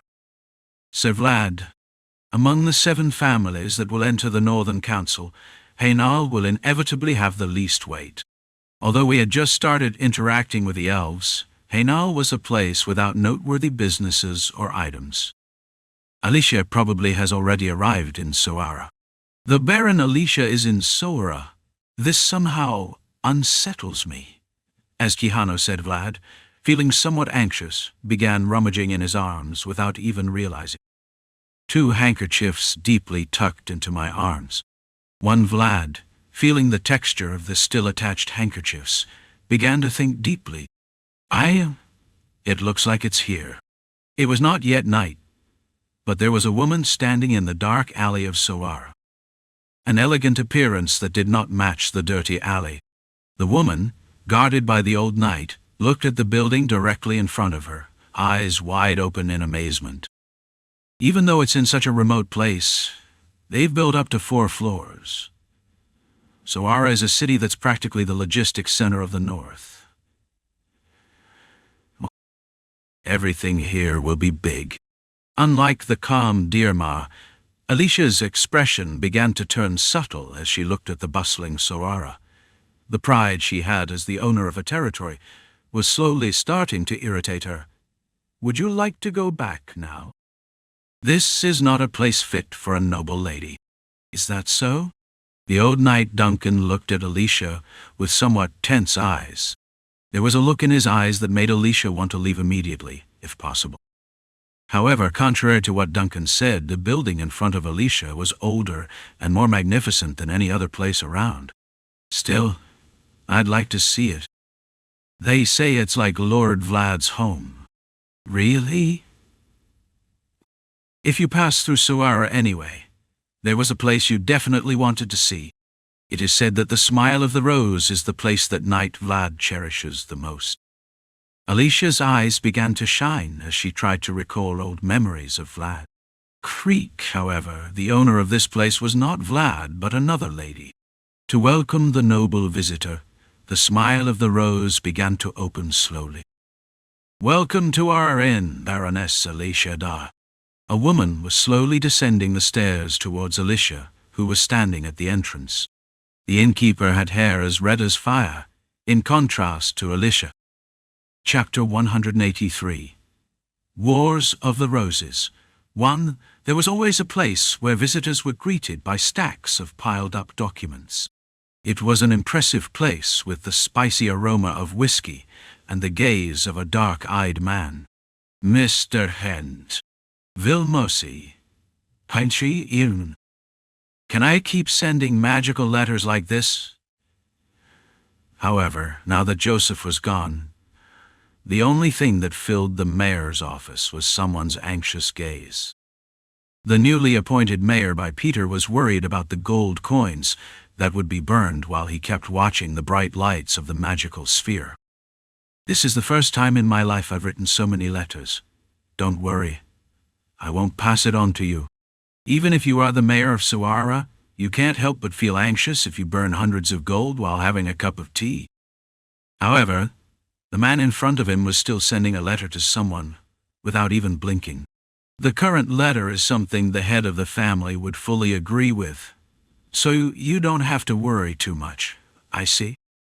If that's the case, I'm really fortunate. The mayor of Suara touched his heart with his hand after hearing that he didn't have to bear the cost. The scarred man looking at him snorted and set down the teacup he was holding. He's a man it's embarrassing to even compare to the former mayor. Gold coins are certainly valuable, but there are things that can't be bought with them alone. It's valuable because it's real and recognized by everyone. However, the mayor in front of me didn't seem to have the acumen to recognize such things. The more I think about it, the more unfortunate it becomes. It would have been good if he had quietly left the competition. The man, who had finished assessing the new mayor while reminiscing about his regrets over Joseph, awaited the next news with an indifferent gaze. And shortly after, the magical sphere began to shine. Don't spare support for red roses for the birds that will return. Expected to arrive soon. Not you. The man's eyes began to narrow as he looked at the note the wizard had written. Although the note was written with strange pronouns and complex ciphers, the man called Vilmosi could immediately understand the letter's intent. As I said before, I need data on the smile of the rose. A scarred man began to burn the letter he received in the flame of a candle as a custom. Under the candlelight, an unknown name that had not yet been burned fluttered. Especially about the new madame. A golden name that even a bright gold coin cannot buy. The word Vlad was clearly written in front of the name. Why, if one were asked to choose the most talked about place in Suara, everyone would choose the same place. The smile of a rose nestled in an alley. This place, offering high-quality food and a recently introduced beer called ale, is special because it is guarded by Vlad of Suara. The interior is as beautiful as it looks from the outside. Thank you, Baroness. Alicia closely watched the back of the woman guiding her as she spoke those words. This person, Lady Zemina. Though small in stature, she had beautiful hair. Indeed, the building called Rose's Smile was not the only thing that seemed out of place in the dilapidated alley. When I became interested in Lord Vlad, my eyes naturally fell on the smile of the rose. I see. Alicia said she was interested in Vlad, but Zemina merely held her breath. The two ladies had known each other from afar. It feels strange, as if I'm traversing Lord Vlad's childhood. I want to know much about that time. Unlike Alicia, who could offer much, the only thing Zemina could offer were the memories they shared together. However, when Alicia said she wanted to take that as well, Zemina's eyes began to grow fierce. This is the place. It is a private room for special guests. If you fight, you have to accept it, because that was the law of the alleys. Vlad was not the only one who survived in a world where surrender meant death. Wow. Looking at the extravagantly decorated private room on the third floor, the old knight Duncan let out an exclamation of admiration, without even realizing. This place, which could be said to be Marcella's last work, was too wonderful for two people living in a remote estate to bear in silence. These are wallpapers that follow the central trend. It must not have been easy to obtain. It was not as easy to get as you said, but Countess Oksana worked hard. This is the smile of a rose. Lady Zemina's space. Zemina began to use the weapons Marcella had engraved on her, one by one, towards Alicia. Countess Oksana? Alicia meant to say it was a wallpaper that didn't suit the cold of the north, but as soon as Oksana's name was mentioned, Alicia had no choice but to remain silent. No matter how noble Alicia was, In front of Oksana, she was like a candle before the sun. Do you know the Countess too? Not directly. The maids entered behind the smiling Zemina and began to carefully place the dishes. These women, all of extraordinary beauty, were once the roses that adorned the alleys of Soara. It seems that your interest centers on Lord Joseph and Lord Vlad. The interest is truly undeserved. An inn protected by the Knights of the Sun in the land, governed by the sun. 2. There is no place like the smile of a rose that can give strength to a mother who missed her son far away. Marcella, the former lady, took advantage of that support and managed to create the most luxurious inn in the history of Soara, and the appearance of the new alley was directly attributed to Joseph's achievements. Yes, Alicia was left speechless as she looked at the dishes placed before her with the name Oksana, because I noticed that the shape of the plates being placed was unusual. Dominating the opponent with elegant dishes was something quite familiar in the world of noble women. There were rumors, but I had no idea it would be such a fantastic place. It was really worth it. Thank you for thinking that way, Baroness. Alicia's words were not empty words. She really didn't think it would be like this. However, Lady Zemina was a much bolder and fiercer woman than she had imagined. In some ways, I think she has some similarities with Vlad's temperament. I am very eager to eat it. Even the dishes to be served look good. However, Alicia's cold blue blood was not shaken by Zemina's provocation. She was a person who had gone through too many trials to be swayed by this level of provocation. Could you prepare the menu that this restaurant is most proud of? If she couldn't even get a man from a woman in the dark alley, she wouldn't even be qualified to govern a territory. At first, Alicia had planned to try to persuade her with the best words possible, out of respect for Vlad's memories, but if she attacked so clearly, there was nothing she could do. I hope it is food that gives you a sense of the North. I will do my best, Baroness. But Zemina didn't know the fact that her actions were actually strengthening Alicia's resolve. I think it was a very good idea to come here. Alicia, who knew Vlad as a knight but didn't know much about Vlad as a man, could be sure when she saw Zemina now.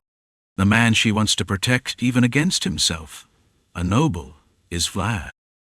The man who cleaned his parents' tombstone with the sunlight shining in the twilight of the evening. Alicia now decided to face that man as well. The order is the menu I have the most confidence in. The kitchen is located on the 4th floor, not on the 1st floor. Marcella, standing there, looked at the note in front of her and began to smile silently. Good job, Zemina. Of course I have to do this. Several women behind Marcella began to nod as she murmured to herself. Marcella can really retire now. The next lady won't fall behind either. I didn't know she would grow up like this. I guess there's something about the kids of that generation, including Vlad and Harvan. The women in the old alley started chatting upon seeing the first victory report brought by Zemina. They have lived their whole lives wrinkled, torn in this way, and beaten in another. However, now they greatly empathized with Zemina's attitude of trying to have confidence even in front of the nobles. I really need to retire after cooking this dish today. Marcella, who quietly wiped the kitchen knife with a dry cloth, was satisfied with Zemina's effort and began to take out the ingredients she had prepared in advance. If there's a dish that captures the taste of the North, it's this one. From light appetizers to whet the appetite to main courses and desserts. Due to the nature of the North, where food is served all at once and then cools down, the nobility here enjoyed a meal where dishes were served multiple times. In other words, it meant that it was a dish that couldn't be served in a street restaurant. I don't have to worry about the cost of ingredients today, do I? However, the street chefs that Marcella brought today were all women with at least 20 years of experience. They were women who survived in the tough alleys only with their skills. They decided to do their best for the Rose of the back alley, who plans to retire today. There was a black horse and a donkey standing on the cold street. Noir let out a sigh with a neigh and looked at Sawara in the distance, losing his temper, as if asking why they weren't entering quickly. But Vlad, who was actually holding the reins, remained still and unmoved. Why is this happening? A transparent glass bottle filled about a third with water. Vlad's eyes trembled as he looked at the glass bottle that was oddly upside down on the cold ground. Is this also magic? Indeed. It's magic. Nibelung struggled to lift the glass bottle that was upside down and tossed it up into the sky once more. Crack! The sight when a glass bottle, which had been floating high and spinning, fell. Looking at that scene, Vlad involuntarily opened his mouth. If this isn't magic, what is? Oh, what is this? It was surprising that it could stay upright because it was thrown so high, yet it stood there upside down. Even after tossing it dozens of times, Vlad had no choice but to admit it, as it remained there the same way. If you enter the city now, something very ugly awaits you. As my advisor, mage, I advise you to stay here just for a day. There's a city right in front of us, so is it okay to camp? In this winter, Moshiam, trapped in fog, took 2 months from Vlad, and as a result, the current season was full winter. Now Nibelung was talking about setting up camp right in front of Sawara. Of course, it's Lord Vlad's decision. Vlad's expression began to turn serious as he heard Nibelung's words handing over the decision. A mystery is literally something that cannot be explained by reason or common sense. Vlad had no choice but to seriously ponder this strange situation that could not be explained by probability. So, if you go to Sawara now, will it become very sinister? According to my divination, yes. So something sinister is happening in Sawara. Or not. Prophecy and divination are something you can't recognize unless you encounter them. Vlad began to scratch his head when Nibelung said he would have to go to know the details. I'm definitely not a swindler. If a street swindler had said this, he would have hit him, but Nibelung's ability to pursue mysteries was vouched for by Vlad himself. Let's enter right away. Are you sure it's okay? Divination is only a guide, not a direction to follow. Nibelung took the mysterious glass bottle and asked again, but Vlad had already made a decision. They say it's sinister. Then we should go faster. The city pointed out by the evil divination was Vlad's hometown, and was full of people who shouldn't be missed. He wasn't sure in which direction the sinister fire was coming from, but Vlad decided to run and stand beside them. Is that donkey a breed that can run fast? By nature, donkeys are not horses prepared for running. Then do your best today. Noir felt Vlad riding on his back and gave him a strong hug. Noir, the meadow's son, longed for the redhead to brush his hair. Chapter 184. Wars of the Roses. 2. The Smile of the Rose, a hallmark of the city of Sawara. On a normal day, it would be filled with delicious aromas and bustling conversations. But today, the atmosphere felt strangely heavy. Aren't you going to order anything besides beer? No. And you, brother? No. What's wrong with the customers today? Ned, a dark-skinned boy, scratched his neck in frustration upon seeing that Harvan and Ota had only ordered 1 beer each. Although business had been good lately, why were they spending so little? Then at least leave me a tip. If you don't order more, I won't get my bonus. A tip? Here. Harvan raised his middle finger in response to Ned's complaints. Today, don't ask customers for tips. That's my tip for you. That's disgusting. Really. Even though Harvan was acting playfully, his voice was serious, and Ned could only frown. Harvan, though not as much as Vlad, was now someone not to be taken lightly. If I had kept stealing, as Vlad suggested, I wouldn't have lived long. Odor sighed while watching his brother walk away angrily. Although the boy moved with agility, His lack of insight prevented him from noticing the strange tension enveloping the smile of the rose today. This reminds me of the old days. Harvin lifted his beer mug and looked around. Perhaps this was how it was when one-armed Jack and Jorge were around. A sharp tension, unseen for a long time, enveloped the Inn.Ivel. All familiar faces. Although the owner of the place hadn't planned it today, the inn's customers naturally divided into two factions, each with a simple beer watching each other. Ned might not recognize them, but they were all representative merchants from northern companies. All these busy people gathered here. Yes, as Harvin said, all those who prided themselves on having an incredible nose for money had gathered in the same place on the same day. And the place where they were setting up their camp was in a separate room on the third floor, where Zemina and Alicia were. Will it be Soara or Dirmar? The place where trade with the new world of elves and dwarves will take place. Will it be Bayezid or Hainal? Where the knight named Vlad, recognized by the Orthodox Church and sponsored by the Smiths, will lodge. I bet on Zemina. One no more. Me too. It's not just a simple political battle, but a silent war based on the interests of countless people and political calculations. Harvin, who adjusted his captain's hat, raised his beer glass towards the other captains, sitting across.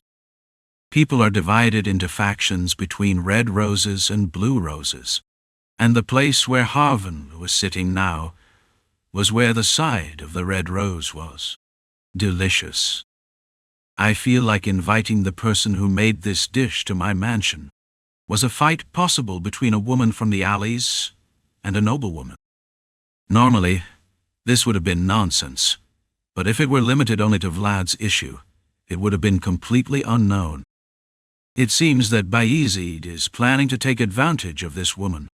Alicia, who was a noble but also the daughter of a baron, knew this very well. The level of food you're consuming now cannot be achieved simply with money and culinary skills. Especially, the quality of the meat is excellent.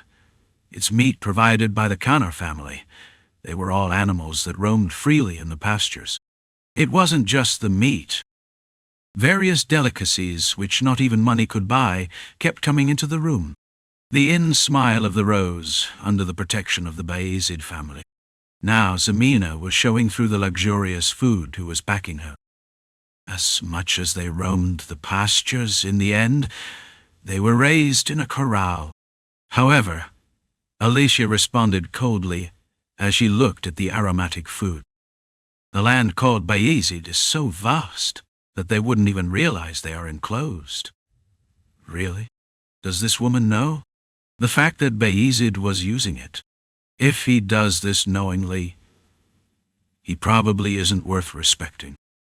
I'm worried that Lord Vlad, who is now free after his contract ends, will end up tied like this. Alicia smiles as she twirls the meat with her fork. However, the unsettling feeling towards someone at the end of that smile is probably not just an illusion. Isn't the Baron trying to keep Lord Vlad in his arms anyway? That's right. So I think it would be safer for him to be on large grounds than in a small enclosure. Zemina responds quietly to Alicia's words and sprinkles sauce over the meat. Her behavior was courteous and irreproachable, but her comments were startlingly rude. No matter how good a horse is, it won't be able to run freely in too narrow a fence. An odd tension filled the room. Even the old knight Duncan set down the utensils he was holding. The women's fight, which no one could resist, made the room's air infinitely heavy. Although I have a small, I'm just grateful it's not a fence trying to trap someone. Along with the response, the sound of a knife cutting through meat is chilling. Unlike some people. Alicia compares Zemina to a fence trying to trap Vlad. Zemina was infuriated by those words, which hit her harder than any other insult. But you too, Baron. At least I won't try to enclose him. Alicia dried her lips with a napkin and smiled as she looked at Zemina. In moments like this, the blue blood of a serene noblewoman showed its true worth. Rather, I gave it to you if you gave it to me. Alicia nodded at those words, and at the large amount of food being served, as if she was going to inspect it. All this must be borrowed from someone. Is there anything here that is entirely yours? Zemina fell silent under Alicia's sharp observation. Indeed, everything Zemina possessed had been borrowed and allowed by Bayezid. Hainal is a small and humble family, as you say, but at least I can promise many things to Lord Vlad. Although the difference between Bayezid and Hainal was immense, Alicia was confident she could offer enough support to Vlad. If he wishes, I can share everything I have. They are things that my ancestors have accumulated over hundreds of years. It was too much to offer to a mere knight, but Alicia's special situation made it possible. A lady who must protect her family's name alone. For her, who had to worry about matters of succession and inheritance, Vlad, a promising knight without backing, had become the best option she couldn't pass up. No matter what Bayezid promises Lord Vlad, they won't be able to offer him as much as I can. Zemina was speechless when she saw that Alicia even offered to stand by her side. If she really wanted to share everything, Bayezid couldn't match her terms unless they offered Sawara. Why? So much. So please, let him go. Lady Zemina had Vlad's past, but Lady Alicia trusted his future with Vlad. Although both women were looking at the same man, their perspectives were completely different as they looked into each other's eyes. Don't you think it's a waste of his potential? If Lord Vlad stays here, he'll just be a knight who follows orders all his life. Alicia was telling her that while Zemina would be only an obstacle, she could be his wings, taking him beyond the range of a knight to become a lord. Don't you think it's a shame that someone like Vlad is tied to an inn like this? Zemina began to feel confused by Alicia's words. She thought that being in Bayezid would obviously be better than in Hainal, but upon hearing such sincerity, Zemina couldn't help but feel bewildered. Am I really tying him down? Zemina had always given everything for Vlad. But now Vlad, who had progressed, was no longer the boy who stood in the mud and looked at a sword beside her. Hey! Zemina looked down at her toes in silence and thought. She wondered if the footprints she had ever left were suitable for the Vlad of now. She wondered what would really be the best way to help Vlad at this moment. In front of the gates of Sawara, Vlad looked at the familiar man standing in front of him and warmly greeted him. Long time no see. Mr. Marcus. My name is Vilmosi now. The man with scars all over his face stroked his chin, as if he couldn't help it while looking at Vlad, who kept calling him Marcus. But why are you here? Perfect. Stay with me for a moment, and let's wait for someone. A man with a strange atmosphere who greeted him after a sinister fortune. Vlad began to feel that this encounter was not a mere coincidence. Do we have to wait long? There's someone I want to meet quickly. They're just arriving. Vlad turned his head to follow Marcus's nod. Flags visible from a hill in the distance. The flags carved on the walls of Sturma symbolized the return of Bayezid's army through the western gate from afar. Who's that? The rumored Vlad Oreo, isn't it you? Long time no see. Mr. Rutiger. Under the flag that arrived first were Rutiger and his mage Dorothea smiling cheerfully. Is there such a coincidence? I still wanted to see you at least once. Their relationship might have been awkward due to his connection with Joseph, but Rutiger approached Vlad without hesitation and touched his shoulder. Has the rumor spread that far? Rumors are birds that fly very far. With both hands rounded, Rutiger playfully placed them next to his ears. Besides, I have ears that can hear anywhere like a mage. As Rutiger finished speaking, Nibelung and Dorothea, recognizing each other's mysteries, began to greet each other. They were a tribe of beastmen who roamed all their lives because they had no place to settle, but because of that, there was a stronger relationship between the races. It seems you've just returned. I handed it over to the Meringian family. I wonder if those people arrived a little late and had a hard time.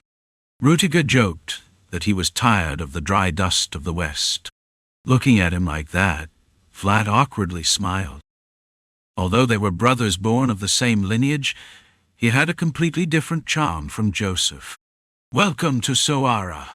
The guards of Soara shouted loudly at the two knights passing through the castle gate. It was a shout that made Nabilan's eyes widen as he experienced such hospitality for the first time. "It's great to see you after so long. How about we go to the town hall and have a drink?" Rudiger smiled and clinked his handmade glass. Vlad wanted to go to the Smiling Rose right away, but he couldn't ignore Rudiger's words. "Rumble. If it weren't for the water bottle that was upside down in front of me. Wow. How to recognize your companions." For Rudiger, it might have been nothing more than a surprise, but Dorothea couldn't hide her surprised eyes when she recognized the mysterious weight contained in the water bottle. "I'll definitely see you tonight, huh?" Rudiger was bewildered by Vlad's completely unexpected words. No matter how busy things are, is there anything more important than Bayezid's sole heir? "Where are you going?" Even Marcus mobilized to create the current situation. However, Vlad acknowledged the mage's warning and quickly grabbed Noir's reins and began to flee from the procession. "What's this?" Vlad dared to reject the offer from the heir of the family and the representative knight of the north. Rudiger simply watched Vlad's back as he ran away bewildered. "Do you want me to come with you?" Then, in the place where Vlad left, there was only a cat that he had never seen before. When Rudiger saw Nibelun close the entrance of his backpack, he simply nodded, looking embarrassed. Vlad always had something he wanted to do, ever since he was very young. Alicia's point was extremely harsh. When asked what she could do for Vlad, Zemina had no answer. It was a dead end that would have shaken anyone, but probably that's why Vlad could become a great knight. But Zemina knew better. For Vlad, being someone else's isn't as important. "What do you mean?" "What I mean is this." The girl who stood in the mud with the boy understood it better than anyone. "Vlad won't need anything you give him, Baron. What the boy wanted wasn't a 5 gold coin sword, but the shine only that sword had. Because Vlad is a person who only wants to have everything that is completely his own. Not someone else's, only mine." Zemina knew very well that Vlad had been fighting to have his own world that no one could take away from him. Clatter! Beyond the silence created by the two women, hurried footsteps could be heard. "Ah! Ha! Has something happened?" A man burst open the door and rushed in. "Why's the atmosphere like this?" The two women, who had become equal only in front of Vlad, looked at him at the same time. Seeing their somber gazes, Vlad automatically recalled the ominous foreboding Nibelun had mentioned. Chapter 185. Value of Oreo. 1. When Vlad opened the door, the first thing he saw was the elderly knight Duncan sitting unsure of what to do. Oh! It seemed he had been under unbearable tension. Duncan, upon seeing Vlad enter through the door, could finally release a sigh that sounded almost like a groan. "Nothing happened here, right?" Vlad's eyes began to sharpen as he looked at Duncan's pale face. He realized that something in the room had recently made the experienced and cunning knight shrink. The air feels strangely heavy, the residual tension that only a swordsman could perceive. However, there were no obvious signs of enemies here at the moment. Just two women smiling at him, although both had a much more intense smile than usual. "I see you've come running over here. You're panting. Drink this and breathe, Lord Vlad." Vlad saw the 2 glasses of water being offered to him at the same time. He didn't know why they were sitting together, but Vlad, who was thirsty, unconsciously reached for one of the glasses. "Thank you." He trusted them, so he wasn't on guard. Therefore, Vlad couldn't feel the cold, penetrating gaze of the two women at all. "Wait! Suddenly, a warning from Quijano resonated louder than ever. Vlad shuddered strongly at the sound of Quijano's voice, echoing like thunder in his head. The moment you even take one of those cups, you'll be in real trouble. 3. Why? Look around you. There's a kind of atmosphere that can only be recognized through experience. And in that sense, there was no one better than Quijano to quickly understand the situation. For a hero like him, the danger represented by the women was like a calamity that pursued him like a shadow. It seems that the sinister prediction of the cat refers to this situation. Prophecies and revelations that are only understood by living in the moment. Vlad, with the habit of looking around the room, finally noticed that Zemina and Alicia seemed somewhat strange. I'm very glad that nothing happened. Vlad, who lived in the alleys, knew it well. That there are occasions when one must follow the criterion of instinct more than reason. Please share what you said. I'll be leaving now. Vlad raised his hands as if he wouldn't grab anything. The movements in which he tried to quickly drop the 2 glasses of water in front of him were more agile than ever. Aren't you going to drink this? I'll go down, drink. This is for you. Thank you for your consideration. But I have something urgent to attend to. Pickpockets must have tact. Now, is this a moment when it's okay to approach or not? And Vlad was one of the pickpockets who survived until now. I'll come to see you later. The blonde knight bowed politely as the door closed quietly. The 2 women moistened their lips with their tongue as if disappointed by his clean exit, which no one could criticize. Vlad, who didn't ignore the warnings directed at him, was a man who deserved to survive. One should you need to be kind to that cat. He's a really helpful guy. I know, right? Vlad's movements as he descended the stairs were swift, as if he had just escaped from hell. Even as he descended the stairs, Vlad recalled the previous situation and could discern the kind of tension he felt. But you're quite used to such a situation, aren't you? This isn't the first time I've experienced something like this. In response to Quijano's question, Vlad shook his head from side to side, as if old memories were coming to mind. Zemina has grabbed dozens of girls by the hair until now. 2. Oh, no wonder that girl doesn't seem easily overcome. Although facing a noble, Zemina could defend herself because she had enough experience. The girl's struggle to stay by his side was as intense as the boy's struggle to rise. But why with Lady Alicia? However, Vlad still didn't understand why there was tension between the noble Alicia and Zemina. Vlad was not oblivious to the signals between men and women, which only made him feel more puzzled. Now is the time for you to recognize your own worth.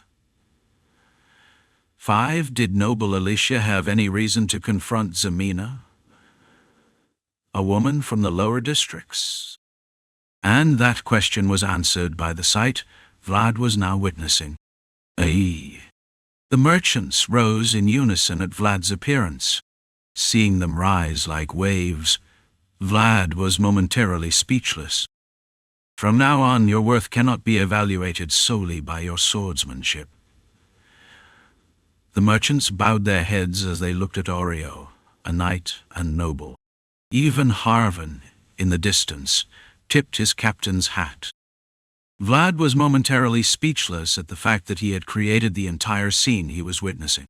Never before had the staircase to the first floor, which he had always overlooked, seemed as high as it did today. Harvan and Otar rise following Vlad's gesture. Seeing them, the eyes of the surrounding merchants sparkled with interest. Some of the cleverest merchants were already slipping bribes instead of tips into Ned's pocket. What are these people doing here? Well, because the noble Vlad Oreo.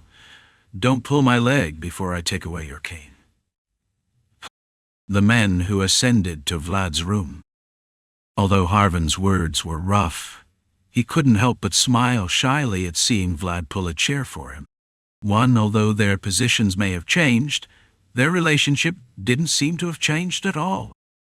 The rumor that the elves have settled in Dirmar has already spread throughout the north.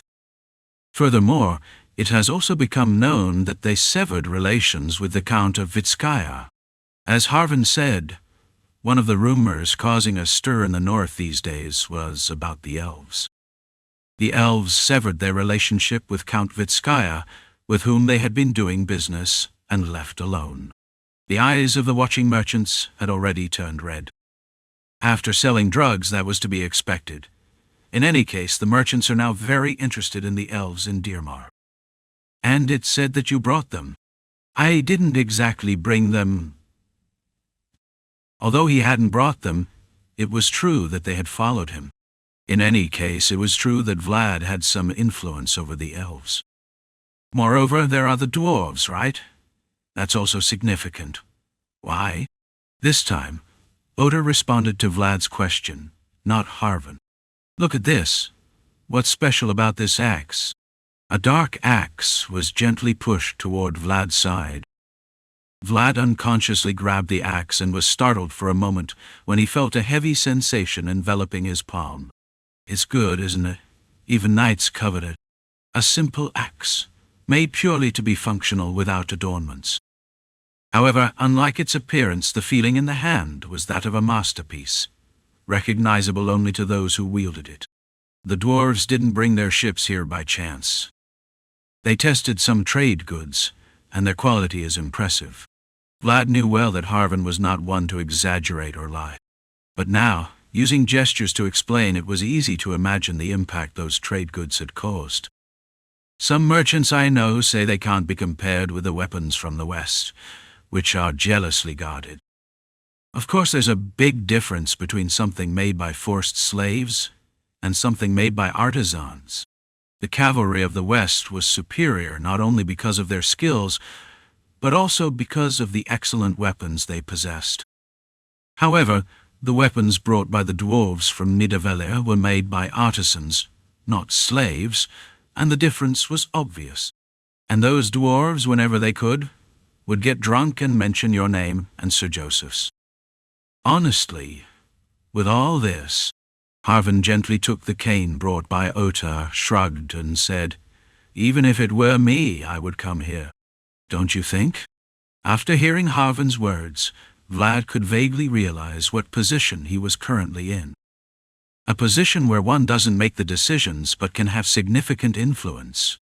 Even amid the great concentric waves, the person who would be at the center was a man named Vlad. "You told me before when you handed me the boat.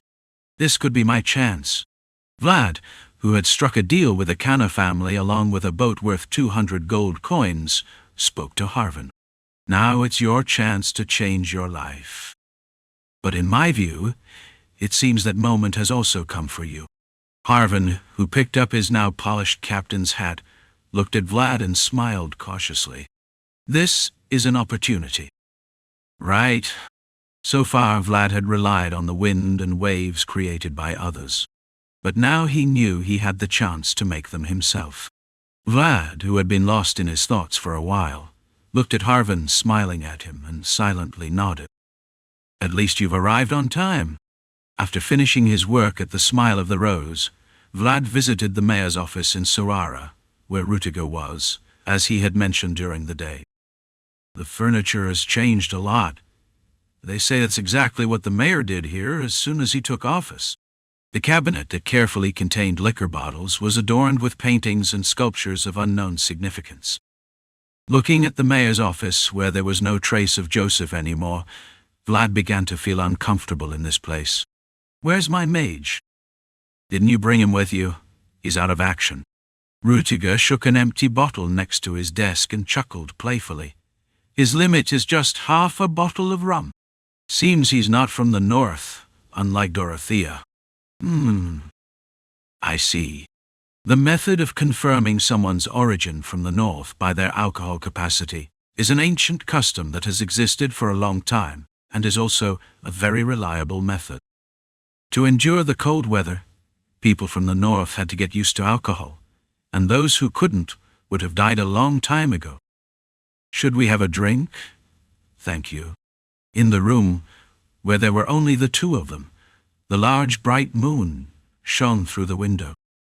Although many things around them had changed, the landscape of that moment seemed the same, allowing Vlad to feel a bit calmer. Was it from the peanut days that we first met? Yes, that's right. There were bitter memories that came with the taste of alcohol on the tongue. A scruffy boy who immediately rejected the favor offered by the eldest son of the Blacksmiths family. Vlad's mistakes towards the nobility began at that moment. When I first saw you, I thought, who's this guy? I worried about Joseph, who had worked hard to bring you here. However, while Vlad frowned, Rudiger laughed heartily, as if the memory amused him. Though he resembled Joseph, his laughter was more exuberant, which made Vlad involuntarily laugh too. It was the same during the dragon hunt. You were an interesting and fun guy. Thank you for thinking that way. As their glasses emptied, their voices relaxed. As he had just said, Vlad and Rudiger were comrades who had been through a lot together. If it weren't for Joseph, the two might have had a closer relationship than they do now. Yeah. Since I think so highly of you, you shouldn't hate me so much. What do you mean by that? Vlad, who was laughing, set down his glass at Rudiger's incomprehensible words, but only dark shadows covered his face. It means that it's time to do what's been postponed. Rudiger starts saying something different from his usual temperament. Vlad tried to see his expression, but the shadows created by the moonlight completely hid his face. So at that time, I hope you won't refuse the peanuts I offer you, Vlad Oreo. Although he couldn't see his face, Vlad felt like he knew what Rudiger's expression would be. A legitimate heir compelled to fulfill his duty. Rudiger, speaking of impending destruction, would probably be smiling sadly in the shadows where no one could see him. Chapter 186. Value of Oreo. To Vlad, who had been tossing and turning all night, only managed to fall asleep at dawn. This was because even when he closed his eyes, the thoughts that came to mind kept chaining together, non-stop. What is the virtue of a knight? Please? Well. However, even though he had fallen asleep late, today's sun was not going to wait for him. You can only be called a true knight if you are always fully prepared for action. The incidents and accidents that will come won't wait for you. After the tense incident in Mosheim, Vlad finally found a moment to rest. Therefore, even though he wanted to sleep a little longer, the problem was that the presence within him was none other than Kihano, the Knight of Knights. Always be on guard. I just want to sleep. Please. Struggling against fatigue and worries, Vlad protested irritably to Kihano. But the problem was that there was another person hearing his words besides Kihano. Be quiet, will you, huh? Vlad's eyes opened when he heard a familiar voice coming from inside the room. The fatigue entwined with bloodshot veins still persisted in Vlad's eyes, but now was a moment when he shouldn't be able to comfortably close his eyes. It's fine. I'll go. Keep sleeping. No, wait a minute, Zemina. Vlad jumped out of bed and grabbed Zemina, who was trying to leave the room, making her turn around. Can we talk for a moment? If it's just a moment. Leaning against the door she had just slammed shut, Zemina slightly nodded, seeing the urgent expression on Vlad's face. See? Incidents and accidents won't wait for you. Oh, Vlad deliberately ignored Kihano's words and carefully sat Zemina down on the somewhat gloomy-looking bed, cautiously opening his mouth. What happened yesterday? Why were you alone with Lady Alicia? You asked so quickly. Sitting on the bed, swinging her feet that didn't reach the floor, Zemina looked at Vlad and replied, It wasn't a big deal. Really? Yes. Lady Alicia just asked me to stay away from you. Oh, wow. Even though it was too heavy news to hear first thing in the morning, Zemina, who was saying it, seemed perfectly calm. I used to see things like that at the Rose's Smut. But I didn't expect it to happen to me. Seeing Zemina shrug as if it wasn't a big deal, Vlad felt a mix of frustration and anger. And what did you say? What could I say to her? Zemina's eyes, looking at Vlad, seemed somehow sad. "I can do anything for you." Although she was present, she had no right to cling to him. Implicitly, it was functioning. But if you asked about Vlad's qualifications like yesterday, Zemina had nothing to say. Because between them, officially, there was nothing concrete. I had nothing suitable to say. As Vlad watched Zemina speak so indifferently, he realized he had been too insensitive. "I'm sorry." "I apologize." "Why are you apologizing?" "For not telling you clearly." With Zemina sitting in front of him, Vlad scratched his neck and sincerely admitted his mistakes. He only needed to say one word. And now he had the right to say that word. "Listen carefully." Zemina held her breath when Vlad suddenly grabbed both her shoulders. Vlad's eyes, struggling to look at the abruptly changed atmosphere of the room, were now focused solely on Zemina.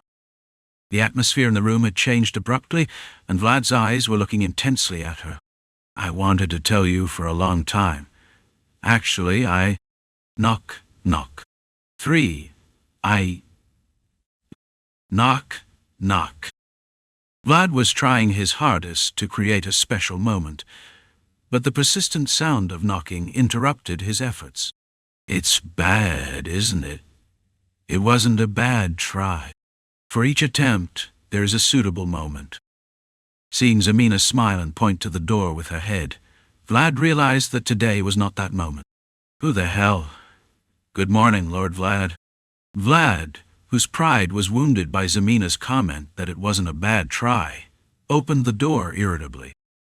However, contrary to his annoyed mood, when he opened the door, what he saw was Alicia smiling brightly at him. "Lady Alicia, if you haven't had breakfast yet, I thought we could have it together."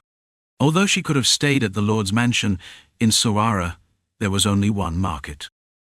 Alicia had unpacked her luggage here, maybe because she thought a luxury inn called Rose's Smile would be more suitable than the crowded town hall. "I tried the food here last night, and the chef is excellent. Also, there are things I want to talk about over breakfast." Even though it was early in the morning, Alicia seemed to have put a lot of effort into her appearance. With her hair carefully braided and a light scent of perfume, it was evident she had gotten up much earlier to get to Bastopol, the city of blacksmiths. But, despite her neat appearance, her head was tilting more and more. To get there. Oh God. Alicia was leaning more and more to see past Vlad. Vlad turned his head to follow her gaze and was astonished. "I guess I should have come later." What a lack of consideration. No. Zemina, who had been sitting for quite a while, was now lying on the bed in disarray, looking at the two of them. With her disheveled hair and wet eyes, the situation could be easily misinterpreted. "I suppose I'll have breakfast alone. You two can continue what you were doing." The sound of footsteps echoing down the hallway, uncharacteristic of a noble, represented Alicia's current feelings. And Vlad was so bewildered that he couldn't stop her. "How about that? Didn't I tell you?" 2. Kihana was indeed right. Incidents and accidents don't always wait for the right moment.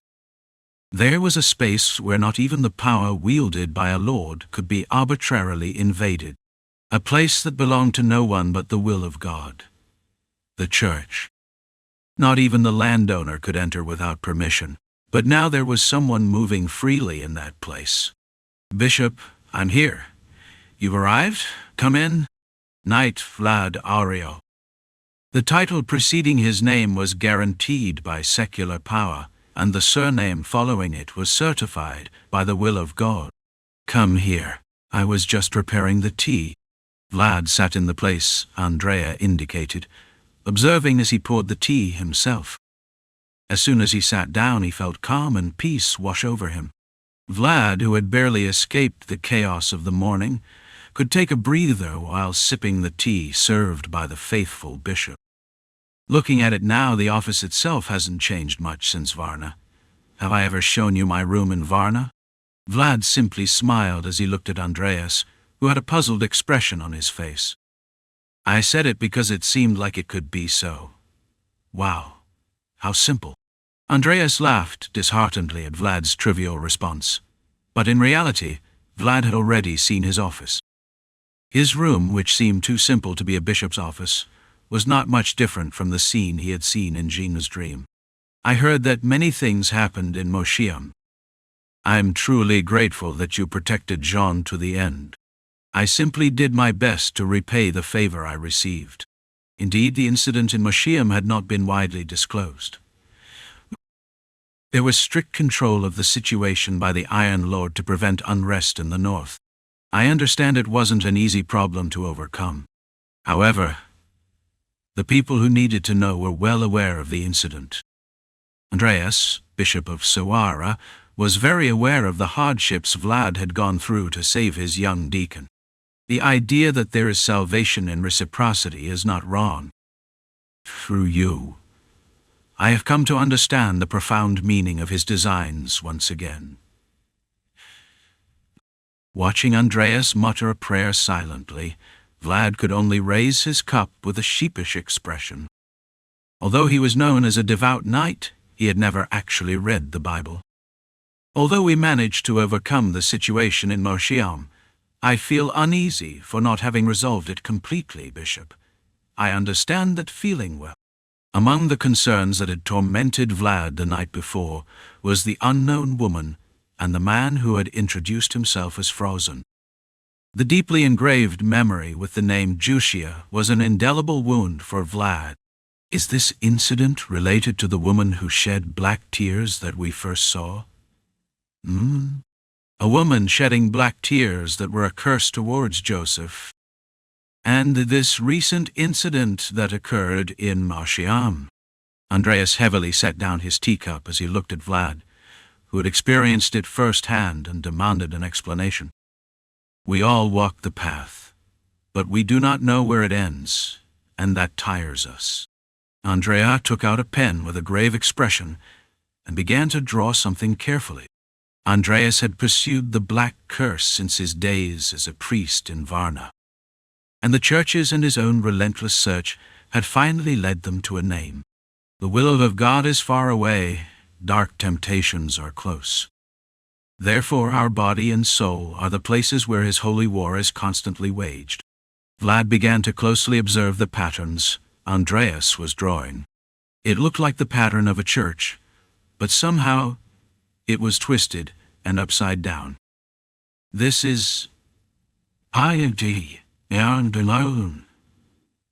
This is what Andreas was drawing was a symbol of an upside-down church. That pattern, full of blasphemy against the sacred, was also a pattern drawn by a headless priest in a mist-filled village. It is the pattern of apostates. It represents the lost lambs.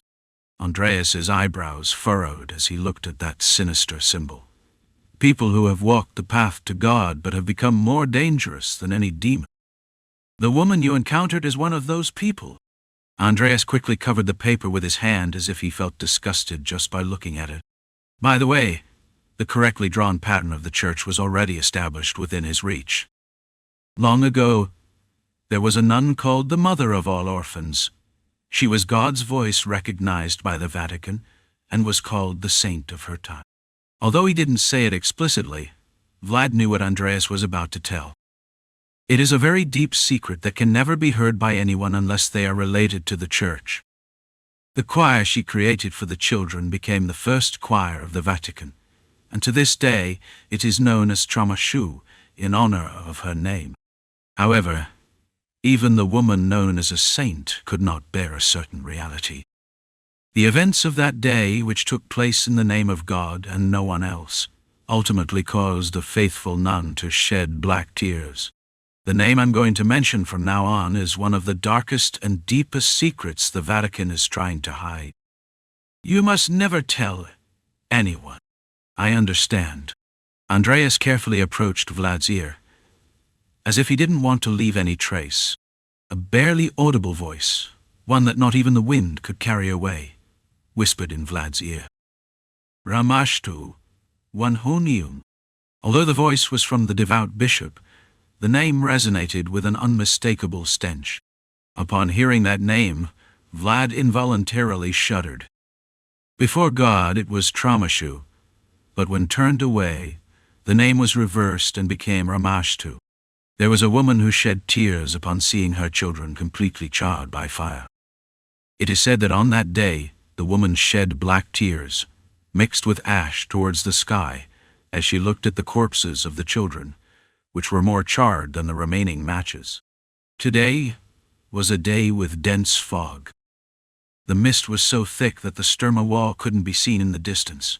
Cough, cough, And the days when there was such thick fog were also the days when Joseph's cough worsened. For him, with weak lungs, the moisture-laden air was like an unwelcome visitor. You need to breathe, slowly. I'm fine, Mother. Joseph said he was fine, but Oksana's fingertips followed him to the end and patted his back. On that cold winter day, Joseph gave a bitter smile as he felt the warmth of his mother's hand. Although he was a failure and a loser, his mother's concern hadn't changed at all. Joseph, have you thought about what I mentioned last time? In front of him was a steaming hot cup of tea, and behind his mother's hand was gently stroking his back. Everything in the room soothed Joseph's heart, but precisely because of that, the sadness felt even sharper. Your grandfather already knows how smart you are. So, Oksana started speaking, but her voice faded, as if she found it hard to finish the sentence. No mother would simply watch her son run towards destruction. That's why Oksana wanted to send Joseph to her mother's family, the Austra family. If you go there, you'll have a chance to demonstrate your skills, even if it's not a high position. Besides, the weather will be warmer than here, Mother. Joseph silently took his mother's hand as she continued to stroke his back. His mother's hand, which he hadn't touched in a long time, was much rougher than he remembered. Thank you for caring about me. Up close, Oksana's face was lined with slight wrinkles. Joseph knew very well that each of those wrinkles was there because of his cough. That's why he was eager to prove it, that the son she brought into the world had become someone to be proud of. But I don't want to stop. Therefore Joseph could only tell these words to Oksana. I won't live a life of giving up. I want to always live giving my best, as you taught me, with intensity. Okay. I understand. At that moment, mother and son felt guilty towards each other. Oksana knew very well that even if the words started as warm consideration, they would turn into painful wounds when touched upon. But Mom will always be here. Make sure to call me when you're going through a tough time. Yes, Mother?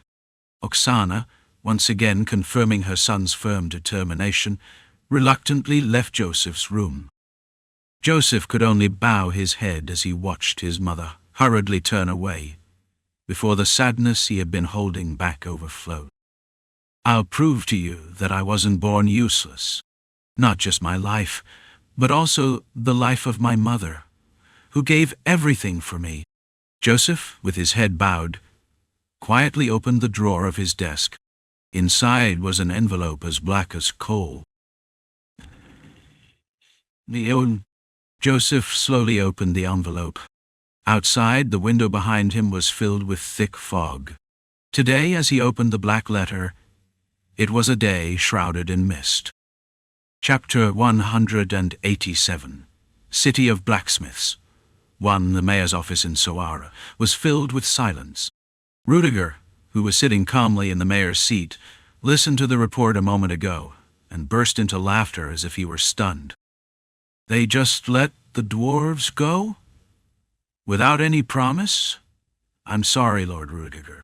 Anyone could see that Rudiger had an attractive appearance, but the intense energy in his black eyes was something he was born with.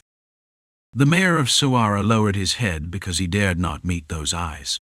I did my best to retain them, but...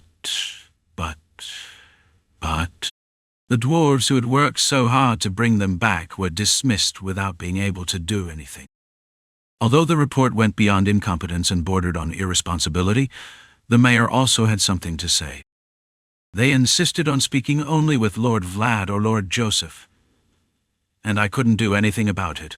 All the dwarves had a determined side, perhaps because they were born with the temperament of artisans.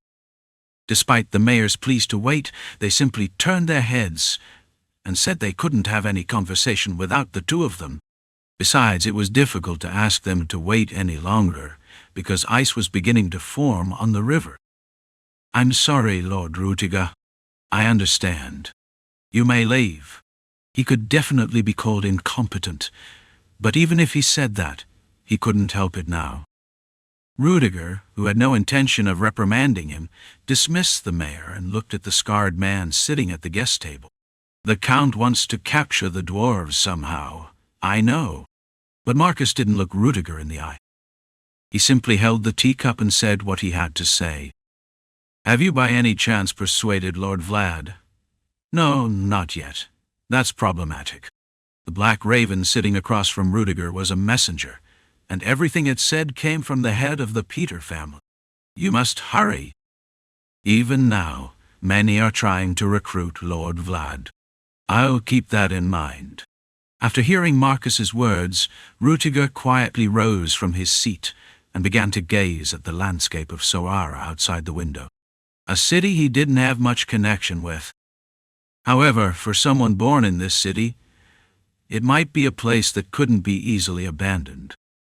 What about the matter with Baron Alicia? It seems our little lady managed to protect him. That's good. At Rudiger's words, Marcus calmly set down his teacup. Not entirely. Rutger, who had been looking out the window, turned with a puzzled expression at Marcus's words. "What do you mean?" "She said she won't accept anything anymore. Zemina, the woman who had offered Bayezid's goodwill to bind Vlad. She said she won't accept anything related to Lord Vlad. It seems she has understood the meaning of our offer." "Really?" "But she was saying she didn't want to be the shackles that bound Vlad. She didn't want to be the chain that tied Vlad down. If she had known the intention from the beginning, she wouldn't have accepted anything. It seems that everything involving Joseph here doesn't go well. Getting an ownerless knight was harder than it seemed. A city that didn't listen to either the mayor or the next head of the family." Rudiger could only smile bitterly as he contemplated the scenery outside the window. He had a stable specially designed for a single horse at the inn. There, Noah was with his eyes closed, enjoying Zemina's touch, whom he hadn't seen in a long time. "I don't understand why everyone finds it difficult to deal with him. He listens so well. Really." Vlad and Goethe watched in amazement as Noir showed no complaints about Zemina's clumsy care. Noir's eyes were tightly closed, as if he were enjoying the touch. And it didn't seem like they would open easily. "That guy isn't usually like that. I guess they're compatible." Goethe, who was also the stable boy, scratched his head at the strange scene. Although Goethe was proud to be able to handle Noir, that pride always seemed to diminish in front of Zemina. "Is your mother okay?" "Not only my mom, but also my younger brother and sister are fine too. Although it's colder than where we were before." Goethe, who had taken refuge with his mother to avoid the consequences of the war, had now settled in Soara. Although the former mayor who had hired him as a stable caretaker was gone, Goethe could still work as a stable caretaker at the town hall, perhaps because of the value of Vlad's name. "Is it true that the dwarves took the forge oven?"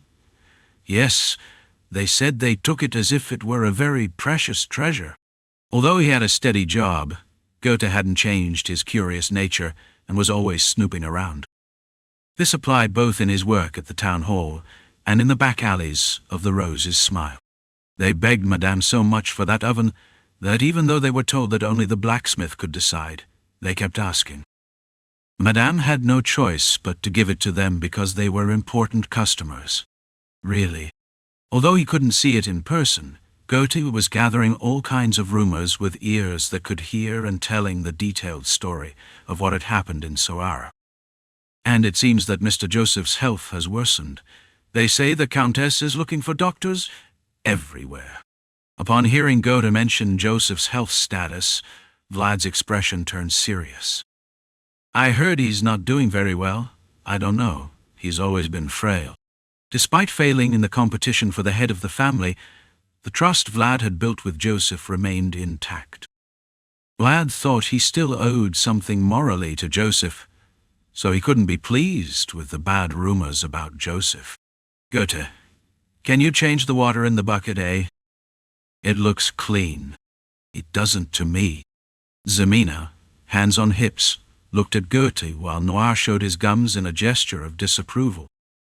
What do you prefer that I do it? No, ma'am, you shouldn't do that kind of work. Although Zemina was a childhood friend to Vlad, for Goethe she was a powerful figure from the back alleys. Making her carry a bucket of water was unthinkable for Goth. In fact, I was waiting for you to call me. Goethe was not at all dissatisfied with Zemina's instructions. He simply hurried with a friendly smile. This was because he knew very well that he needed Zemina's permission to stay close to Vlad, who had now risen to the rank of noble. Why did you send Goethe away? Because I have something to tell you only.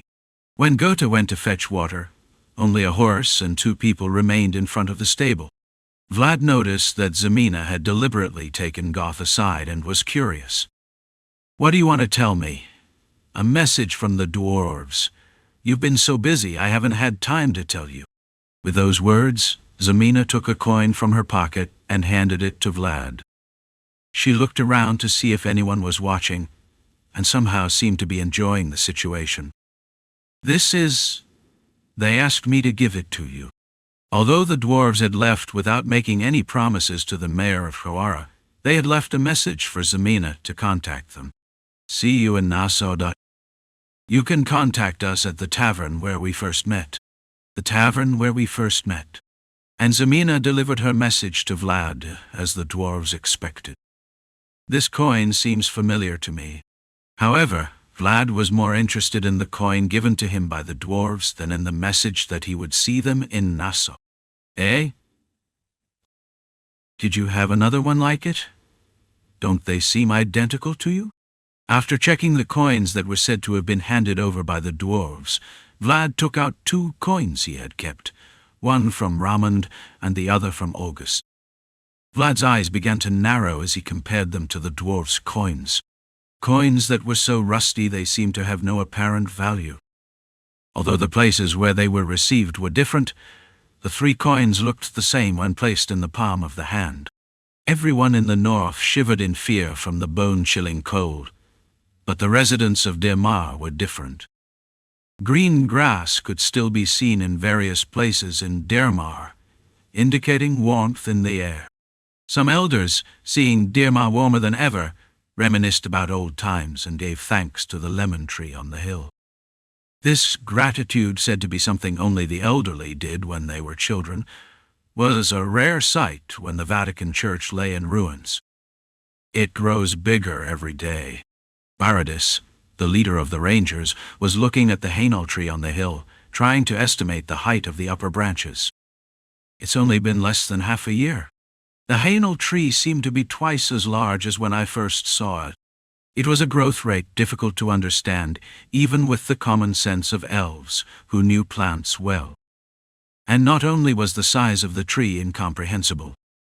Lord Baradis, it seems there's another child who can see spirits. Is this the 4th person? Yes, we've confirmed that they can see the young spirits. As of today, it was the 4th person. The number of children who recognize spirits. After hearing the report, Baradis silently began to draw a 5-pointed star on his left eye. Then the world of spirits began to become clearly visible. Is all this because of this spirit? In the world seen through the eyes of the elves, there was a white serpent coiled around the branches. An ancient spirit said to have originated from the mother tree of the world, not from the world tree of Azurin. Although it seemed to be taking a nap, small spirits playing around the white serpent could be seen. Lord Baradis, a messenger is coming from Azurin. A messenger. Baradis had already seen the white serpent stretching its neck towards the sky. With half-closed eyes, as if just waking up, the serpent looked towards a falcon found only in an Aujurin. "Very well, good boy. Coo." The falcon, rolling its eyes, flew from afar and landed softly on Baradis's wrist as if exhausted. As he stroked the falcon that had flown from its distant home, Baradis felt the gaze of the white serpent, watching the messenger intently. It seemed as if it was asking them to take a look together. Baradis deliberately unfolded the message. "It's a revelation." The letter that came from Aujurin had a stigma engraved that only the elders could use. And behind the stigma was a twisted drawing that made it clear who had drawn it. In the blue sea. A silver dragon. It was a drawing that seemed to have been drawn by a child. But there was something about it that made it feel even more clearly conveyed. A small boat floating on bright blue paint that seemed to have spilled into the sea. And in the sent revelation, a silver dragon was depicted swooping down towards the boat. "Prepare everything. We move immediately." However, Baradis was able to find a small, strange point, even in the completely blue painting. A small boat floating on the sea. "Where are we going?" "We're heading." For the one who receives a revelation, it comes as intuition. Although it was only a small point, Baradis was sure it represented Vlad. To the north. Baradis wasn't sure where Vlad was, but he soon determined his direction by seeing the huge shadow projected. White serpent seemed to be indicating the way with a nod of its head. It must probably be Soara. Indeed, as Baradis said, the place the white serpent was pointing to was in the direction of Soara. Chapter 188. City of Blacksmiths. Winter is not a good season for traveling. The weather is cold, the roads are harsh, and sometimes snow blocks the routes. However, for the always busy lords, winter is the only season they can have a little free time, so holding the northern meeting at this time was inevitable. "It's freezing. Damn." Vlad felt the cold piercing deep into his throat and couldn't help but curse. The group was heading to the city of the Blacksmiths to participate in the Northern Conference.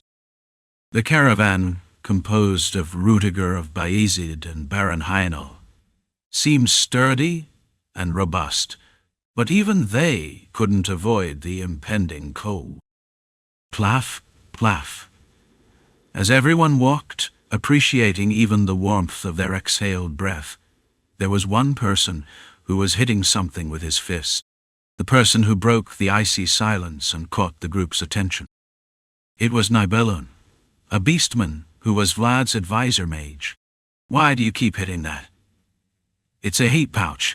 Vlad tentatively opened his eyes and silently began to observe Nibelung's actions. This was because he knew very well that Nibelung acted strangely and mysteriously every time he took something out of his backpack. "A heat pouch?" "Yes. Its warmth brought from the distant south. This thing is so lazy by nature that if you don't hit it, it won't activate." "Ah, really?" Vlad didn't understand a word of what Nibelung was saying, but simply nodded his head. The inexplicable was mysterious. The incomprehensible was the stuff of wizards. "Oh, it's waking up now." With Nibelung's words, the small bag that had been beaten began to glow with a faint red light and move. Was it an illusion to think it seemed as if it was forcibly waking up from a warm blanket? Will it warm up now? At least for half a day. Once you wake it up, it stays active for that long. Vlad closed his left eye to see if there was a spirit in his pocket, but all he saw was a faint mist that was hard to discern. This was evidence that Vlad's world still didn't fully understand the existence of the mysterious. "Do you have another one of these?" "No, I only have this one." "Oh, really?" Hardly had he finished saying he only had one, Vlad's eyes began to gleam. His hand quickly reached out. Then lend it to me for a moment." It was a thieving technique he couldn't resist. even though he knew it. Nibelung looked bewildered, seeing the heat pouch in Vlad's hands. Is this magic? No, it's simply stolen.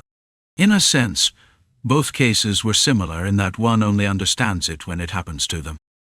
Vlad, leaving behind Nibelung with wide eyes, headed to Alicia's carriage without a second thought, holding Nibelung's pouch. Lady Alicia, it's Vlad.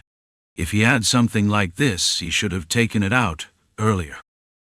Holding Nibelung's pouch, Vlad headed to Alicia's carriage without hesitation. Are you okay? Can you bear it? Vlad could see Alicia, huddled up, through the slightly open window of the carriage. As expected, the northern cold was severe for Alicia.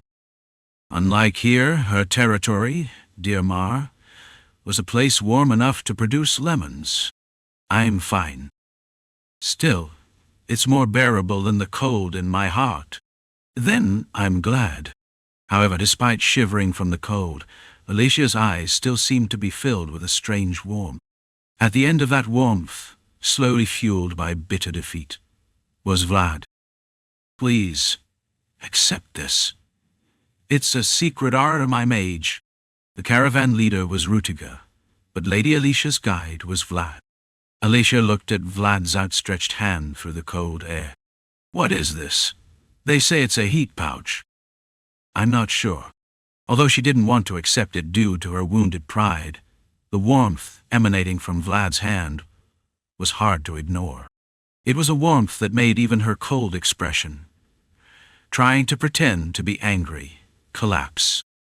If you care so much about me, wouldn't Lady Zemina be worried at home? I don't know why you're mentioning Zemina now. Vlad, worried that Alicia might reject him, relaxed upon hearing her complaint and began to smile. At this moment, I'm only thinking about the Baroness's safety. Your words are charming. At this moment, he was Lady Alicia's knight. Alicia, who heard those words, tried to respond with coldness, but the coldness that began to melt from the corners of her lips was something she couldn't help. Vlad's determined approach when she needed it most was something Alicia, who had little experience with men, found hard to resist. If you have any inconvenience, let me know at any time. With those words, the carriage window closed quietly. Feeling Vlad's presence leaving again without saying anything, Alicia silently looked at the pouch Vlad had given her. The heat pouch, as it was called, conveyed a deep warmth. Duncan, who had been listening to the conversation right in front, let out a sigh that sounded like a groan. She has no immunity to men. An old knight looking at his young lord with a sad expression. A moment ago she had such a fierce look that it seemed she would devour anyone, but now, just by receiving a pouch, she looked happy. Duncan felt like his insides were boiling with frustration. They all left too soon. Duncan sincerely wished that the former head of the family were in his place. If he were here, he would surely have slapped that cheeky boy's face on behalf of a father. Ducal family, and a comital family, and a total of 7 families, including the 5 baronial families. These houses were the pillars of the Northern Confederation, currently supporting the North. Maringen, Romnier, Podmills, Harkita. Noir's eyes were wide open, as if he were surprised as he looked at the figures entertaining him. They were like emblems coming to life. It was Dorothea's mystery, expressed through tints and paintings. Don't other knights usually memorize the emblems of other houses as soon as they receive their title? I learned them too. However, his mystery was now just teaching material floating before Vlad's eyes. Then why don't you know them? I said I learned them, not that I know them. He learned them, but he doesn't know them. Dorothea was speechless at Vlad's shameless excuse. But other knights must know them. It would be embarrassing if you go there, and you're the only one who doesn't recognize the flags of the other families. That's why I'm learning them now. Learn them now and use them later. Ah! When he first saw him, Vlad was just a young squire who barely knew how to ride a horse. But now, seeing him respond so cheekily, Dorothea could only tremble with frustration. Yes. As Vlad says, learning now and using later is fine. It's better than parading around like the others, pretending to be knights. It's easy to say when you don't have to teach. Rudiger, who was listening to their conversation next to them, began to laugh. Anyway, as long as you don't make a big mistake, it'll be fine. The Northern meeting is a meeting of lords, after all. Although he was joking, Rudiger was assessing the situation accurately. Vlad, who was going to participate in the Northern meeting by invitation from the Iron Duke, wouldn't be able to do much once there. You just need to greet properly. That's all you need to do. What Vlad can achieve at the Northern Conference is probably the exchange of personal connections. Of course, it was a very important matter. But since the Northern Conference was not a place for social gatherings in the first place, it was literally just a matter of greeting. We can finally see it. The city of the Iron Duke. Where? Vlad hastily dismissed Dorothea's mystery at Rudiger's words. Although Dorothea protested the misuse of her mystery, Vlad was only focused on the scene in front of him. Wow! A high cliff towered over the snow-covered white plain. The cliff, rising majestically enough to be called a mountain, showed its presence as it overlooked the surrounding plain. Can you see the fortress nestled between the cliffs over there? Yes. Vlad, who had been amazed by the grandeur of the cliff for a while, turned his gaze to follow Rudiger's direction. Could it be because of the characteristics of the rocks forming the cliff? The castle wall visible between the steep cliffs was of a dull, grayish-white color, but it shone brightly in the sunlight. That's the city of the Iron Duke, Bastapol. The oldest city in the north. Bastapol, a huge castle wall that seems like no one can easily breach it. A huge city was perched on top of a cliff that rose as if defying gravity. Moreover, according to the founding legend, that city was the one that held out to the end against the dragon. Baranov, the only ducal family in the north, was a family that existed even before the foundation of the empire. And the city they built, Bastapol, was also humanity's last defense, raising its banner to the end against the most perfect dragon. It's impressive. Vlad began to smile as he looked at the bright grayish-white cliffs in the distance. The shape of the cliff, rising alone without anything around it, seemed to stimulate something in Vlad's world. Vlad! I got excited because I saw it for the first time, but for some reason the city seemed to be calling me. The city on the cliff, which he saw for the first time in his life, was definitely making Vlad's heart beat. Crack. Crack, crack. In the city of Bastapol, in the mansion of the Iron Duke. In the deepest basement of that place, an old man murmured quietly. It's reacting much more violently than before. Fernand, the mage of the Iron Duke, observed two chests trembling as if there was an earthquake. Two chests tightly sealed with divine chains. One originally belonged to the Baranovs, and the other to the now extinct Ravnoma. Has the dragon opened its eyes this time?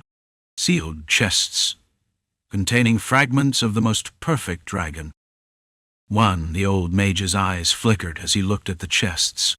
The chests had reacted when the faster dragon Lindworm appeared, but they had never trembled with such intensity. To react so violently, the possibility of it being a dragon was very high. Perhaps, to react like this, there was a great chance it was a dragon. Crunch, or it must be very close. I need to report this. Faced with the unsettling vibration of the sealed chests, Fernand began to silently unfold his mystery. When handprints made with fingertips formed a line in the air, waves that seemed to have melted into the Milky Way began to sprout from there. A huge door located in the depths of the mansion. The dark hallway leading to that portal stretched longer and longer as the old mage's spell continued, as if stretching it out. As if it had been stretched, the hallway became narrower and longer, and naturally began to distance itself from the world above. Chapter 189. City of Blacksmiths, to Bastopol, the capital of the Baranov Duchy. This city, settled on cold and proud cliffs, gave the feeling of being disconnected from the world. Still, the streets are better maintained than I thought. Clean enough for carriages to pass through. As Vlad had said, although the cliffs imposed an inevitable slope, the streets were clearly paved. And they weren't just simple paths, but well-maintained roads hard to find anywhere else. Vlad found the sensation of the rough stones under his shoes quite refreshing. When I saw it from afar, I thought the road would be in bad condition because it was on a cliff. But it's still a duchy. If we just look at the size, it's a much larger city than Sturma. The city of Bastopol wasn't located in a place with good climate for people to live in, but it was also a secure city, from the most perfect era of dragons to the present era. The northern city, said to have never been captured for hundreds of years, was a city worthy of prosperity, as it had survived for so long. But don't you think making such well-built roads would make it easier for attack? Maybe there's no longer a reason to locate in hard-to-reach places. Really? Vlad had started thinking from a commander's perspective, but Rüdiger simply smiled quietly. Well, there was a time when I thought that too. Sometimes experience is worth more than 10 explanations. Rüdiger, who knew this well from first-hand experience, didn't bother explaining it to Vlad. Raise the flag. We'll soon reach the castle gate. As they moved away from the winding cliff road, they could finally see the castle gate of Bastopol in the distance. They had been traveling for exactly 3 weeks since Soara. When they finally arrived, the Iron City, capital of the Forge, still shone and reflected sunlight, even from afar. Now you see. However, unlike when seen from a distance, there were things he could see as they approached. Examining the smooth and shiny surface of the castle wall, which didn't seem to be made of stone, Vlad widened his eyes. Why is it called the Iron City? The answer is right there. The dark gray stones that Vlad vaguely thought were stones were actually not. They were entirely made of steel. Even looking up, the castle walls, which were difficult to see with the naked eye, were filled with steel. What the hell is that? The dark gray walls of the castle gleamed from afar. Now that he knew the reason, Vlad simply stared at the walls of Bastopol without even thinking about raising his flag. The great steel city, approaching beyond the bounds of common sense, was leaving deep marks on Vlad's world. Finally, everyone has arrived. There was a man standing alone by the window, his back to him, slowly sipping his drink. Timur, the Iron Lord, watched from afar as the procession approached his mansion beyond the castle gate and brought the glass to his lips. Fortunately, thanks to Baron Alicia, we will be able to organize the meeting. That's right, Duke. The mage Fernand, who was also in the office, nodded at Timur's words. The Northern Council had long been composed of 7 families, but had lost one of its ancient pillars due to the extinction of Baron Utman. However, it was clearly a happy thing for Timur, as Hainal filled the unpleasant vacant position at just the right time. Is the seal still active? Yes, Duke. It's getting worse as time goes by. However, there was a reason why Timur couldn't easily smile now.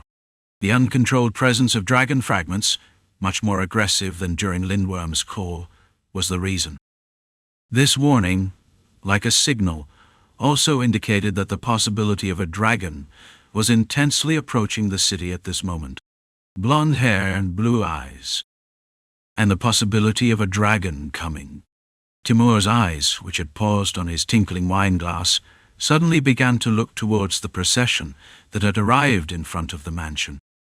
Where his eyes landed, there was a blonde knight reaching out to a woman with light blue hair. Well, if that's the case, then I suppose I can understand what has happened so far.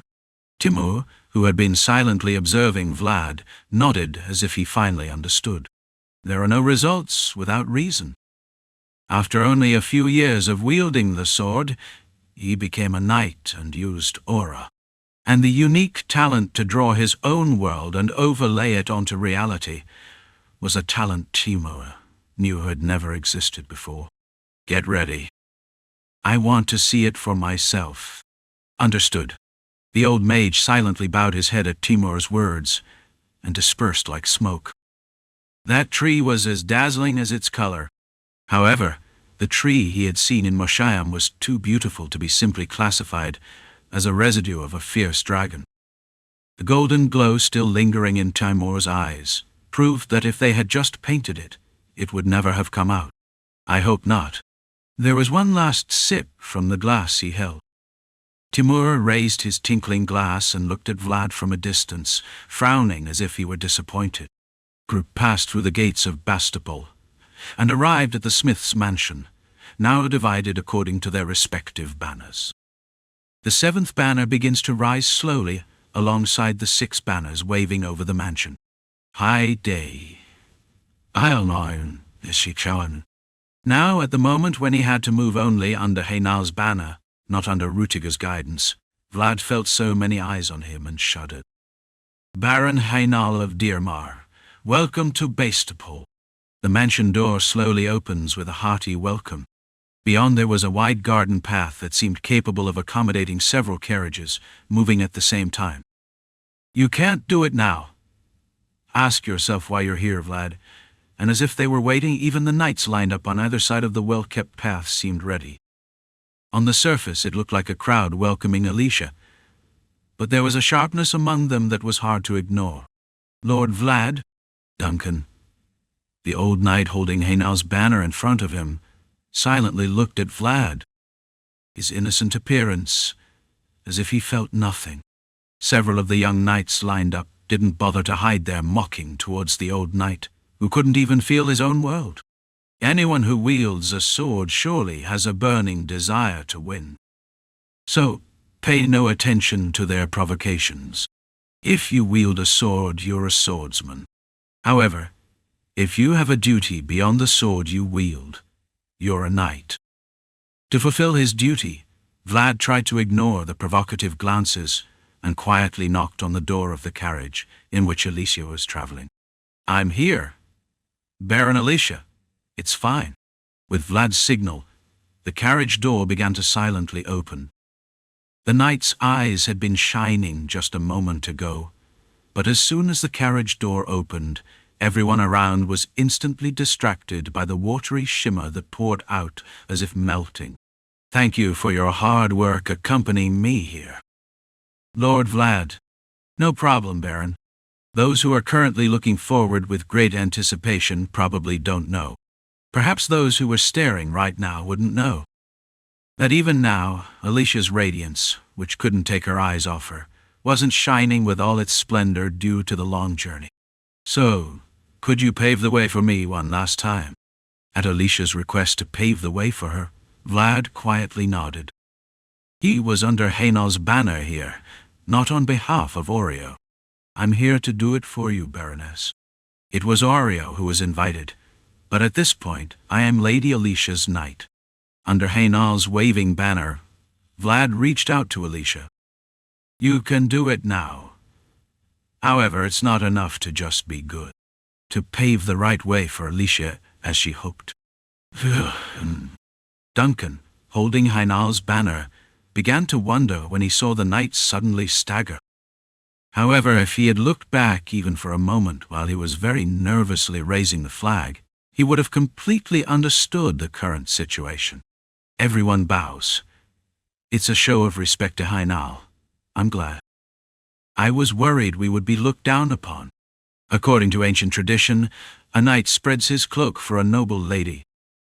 Vlad, who had blocked any insults that could reach her through my cloak, now silently recalled his own world through his closed left eye. Let's go. Baron Alicia died. Following Vlad's lead, Alicia began to walk slowly towards the steelsmith's mansion. The knights of the north nodded as she moved forward.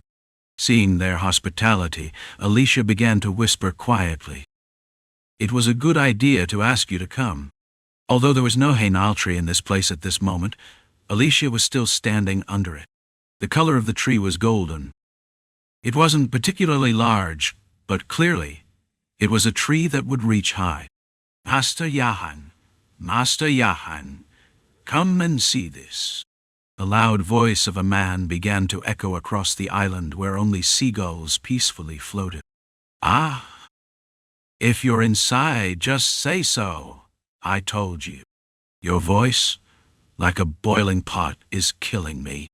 The elderly dwarf named Yahan looked disgustedly at Sigurd and his crew, who came running towards him and shook his head disdainfully.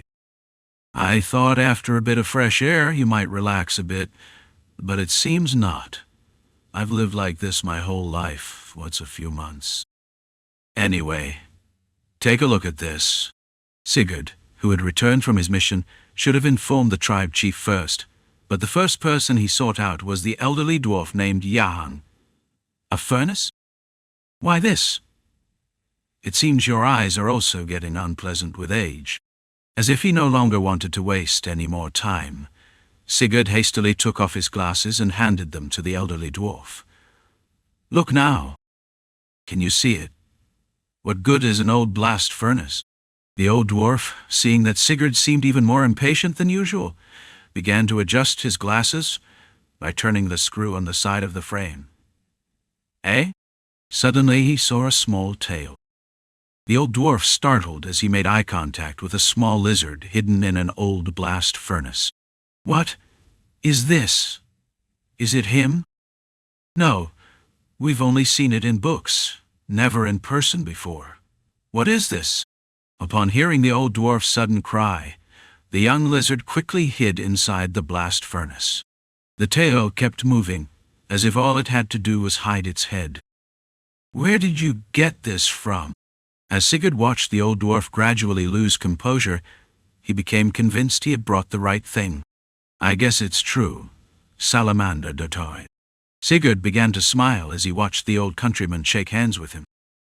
Long ago, there was a dwarf furnace said to be able to melt anything. However, the heat of the furnace did not come from burning something. It was able to melt anything because it was born with heat. But Master Yahan, before going to report to the chief, I have a question. Since confirmation had been completed, it was time to report.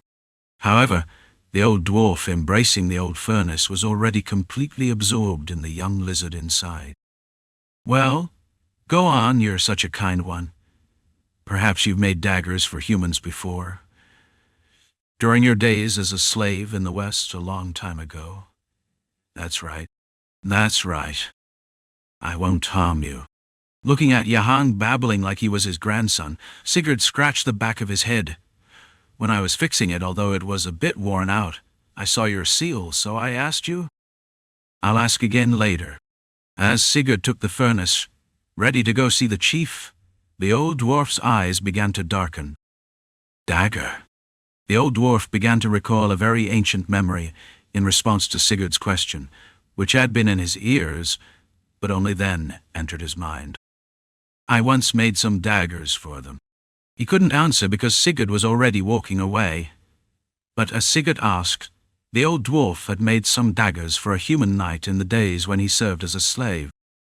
Although he couldn't make anything of quality due to his hurried escape, they were daggers with his seal, engraved with the promise that if they ever returned, he would make them a proper one. Chapter 190, Uninvited Guests. 1. Although completely surrounded by dark gray walls, the space was quite bright due to the light shining from the ceiling. Alicia found it impressive to see the conference room decorated entirely with swords and shields, unlike the central style. This was because she realized that the weapons, full of scratches and breaks, were not simply made for decoration. Thank you for your hard work to come this far, Baron Alicia. From the other end of the conference room, the Iron Duke Timur looked at Alicia and smiled. It must have been quite inconvenient to come here on this cold winter day. Although I arrived last, it is understandable since I came from the farthest. Rather, since it was Alicia who filled the empty seat left by Baron Utman, The 6 lords currently sitting were waiting for her eagerly. "I hope you don't feel uncomfortable in the place I've prepared. Thank you for your consideration, Duke. If the other person has shown consideration, you must respond courteously." Although Alicia arrived as a lord, she quietly bowed her head to the Duke, who was one of the only 4 in the Empire. "So it seems that everyone who was supposed to gather is already here. 7 flags, 7 chairs, and 7 lords." As Alicia took her seat, Timur smiled slightly as he looked at the now fully crowded conference room. "Then let's start the meeting now." Following the gesture of the steel ball hand indicating the start, the door of the conference room began to close slowly. Creak, blue snow particles drifting with the cold wind. Pure white lake ice that will not break even if you hit it with all your strength. The intense cold of the north is not only tough, but even surprising. However, the wildness that does not succumb to the cold may be the identity of the northerners. An identity that was so solid that it could not be diluted until the end. Looking at the slowly closing door, the gaze of the Iron Duke became deeper. It was for enduring the discrimination of the Empire, as if it were a badge of honor, all for this moment. It's magnificent. I visited many mansions of noble families, but this was the first time I saw such a long and wide hallway. Vlad scratched his cheek as he looked into the distance at the door to the grand conference room. There doesn't seem to be any way out. One of Vlad's old habits was to look around upon arriving in an unfamiliar place. It can be said that the instinct of the weak is to find a way to escape, but Vlad never forgot that he started from the mud. "From now on, we just have to stay here and watch." "Yes." Vlad turned his head to follow the voice coming from behind him. When he turned around, there were 6 knights waiting to escort the lords, along with Rüdiger, who shrugged and smiled. "Of course, you're more of a guest entering rather than being protected." Rüdiger nodded and pretended to draw a line on the ground with his finger. As he said, there was a gap between Vlad and the guard knights who were now standing. Vlad, who had safely escorted Alicia to the conference room, was now there not as a knight but as a guest. "So all those are the Lord's closest confidants." Vlad heard Rüdiger's words and observed the faces of the knights standing beside him. Rüdiger of Bayezid, Duncan of Hainal, and among the knights whose names he still didn't know, someone who seemed familiar was looking at Vlad. "We can finally introduce ourselves properly, Lord Vlad. I'm honored you remember me, Lord Valkov." The man looking at Vlad among the knights was Valkov the Lancer, a knight of great renown in Baranov. Although he was young, some of the knights had their eyes wide open, as if surprised, when they saw Vlad shake hands with Valkov naturally. In Moshiam we were both busy and didn't have time to properly greet each other. That's right. Although he had passed through Moshiam, Valkov remembered the young dragon slayer running towards the fastest dragon. This is because the image of Vlad, crying with his broken sword, remained as a vivid image for Valkov that day. Congratulations on moving from squire to knight, and now to noble with a castle. Thank you. After hearing Valkov's greeting, Vlad felt his heart, which he had worked so hard to calm, begin to beat again. This is because through his words, he could once again see the process he went through to end up here. I'm Ralph, Knight of Meringen, Guillermo of Romney. I'm Ernst from Podmills. I'm Karoy of Harkita. It's a pleasure to meet someone so famous in person. When Valkov initiated conversation, the knights began to approach as if they had been waiting. Some were heirs, others advisors, and others the closest to the lords. Regardless of their ability, they were all names that any northerner would have heard of at some point. I heard the rumor that you even visited the land of the elves. That's right. Are you married? Not yet. My father wants to talk to you. I'll make sure to make time. Some knights might have thought strangely when they saw Vlad suddenly appear. However, the knights here were all the closest to the lords, and were people who had to think first about the benefits of the territory rather than envy or jealousy towards someone. even if one is in a position to pursue a greater good, curiosity about Vlad is inevitable. However, even if one is in a position to pursue a greater cause, curiosity about Vlad himself is something that cannot be avoided. Vlad, looking into Guillermo's fiery eyes, realized that everyone there had some expectation of him, although they were different. "Lord Vlad, it's time to prepare." "Understood." Just as the conversation was becoming more intense, Vlad realized it was time to enter when the butler called him. Currently, he is Lord Vlad with the knights, but when he enters the conference room, he must become Oreo. Do well and come back. Vlad looked at Rutiger, who smiled with his arms crossed, and nodded slightly.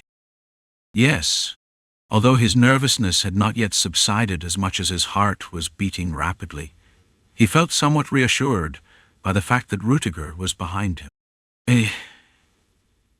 It's truly steel. Real steel. While Vlad waited to be summoned by the lords, his mage Nidalar was wandering around the city, satisfying his curiosity. But how can steel be made so easily? A beastman takes a magnifying glass from his backpack, clings to the castle wall like a cockroach, and talks to himself. The guards narrowed their eyes at the suspicious appearance, but Nidalar didn't seem to care much about what others might think. No matter how rich this area is in iron ore, I don't think this mineral just appears on its own. It would be hard for anyone to get a mage who has been immersed in research for a long time to shift his attention elsewhere. Therefore, Nidalar, who had been focused for a long time, couldn't even hear the voices of the people starting to murmur. "Look there! Something in the sky. Is there a volcano nearby?" Originally, steel was made under heat and pressure strong enough to melt pig iron. It's necessary to burn all kinds of impurities in the heat of a furnace to produce steel of the current level, but it's unlikely that this amount of steel could have been manufactured in a blacksmith's shop. "Hey, I told you to run. What are you doing now?" Nidalar, who had been focused on the castle wall for a while, suddenly felt his body being lifted. This was because the soldier who had been assigned as his guide urgently took him away. Why? Why do you think?" the frustrated guard shouted, while Nidalar remained stunned. "Look at the sky. The sky." Nidalar looked up at the sky with the magnifying glass he naturally held up at the guard's shout, and soon spotted something there, causing his eyes to widen. "What is that?" As the guard said, there was a shining silver dot far off towards Bastapol. At first, it looked like a dot, but the closer it got, the clearer it became. "It's an attack! Attack! It's coming from the sky! Everyone, raise your arrows." Behind the soldiers beginning to string their bows, the cries of terrified people could be heard. Nidalar, heading to the mansion through the chaotic streets of Bastapol, finally recognized the identity of the attackers through the magnifying glass he held. Wyverns? According to a long-forgotten ancient legend, the walls of Bastapol were initially built with common iron ore. However, the reason ordinary iron ore could turn into the solid steel it is today was because of the strong, hot breath of something that reached the castle walls. "The dragons are breathing fire. Everyone, move aside!" The purest breath of the dragon. It is said that the dragon's wrath, which wanted to leave only pure things behind, melted the walls of Bastapol into steel. One, make way, northern knights. There was a man who descended to the ground with the dragon's breath coming from the sky. "I have come here now in obedience to the orders of His Majesty the Just Emperor. He has bright blonde hair and blue eyes.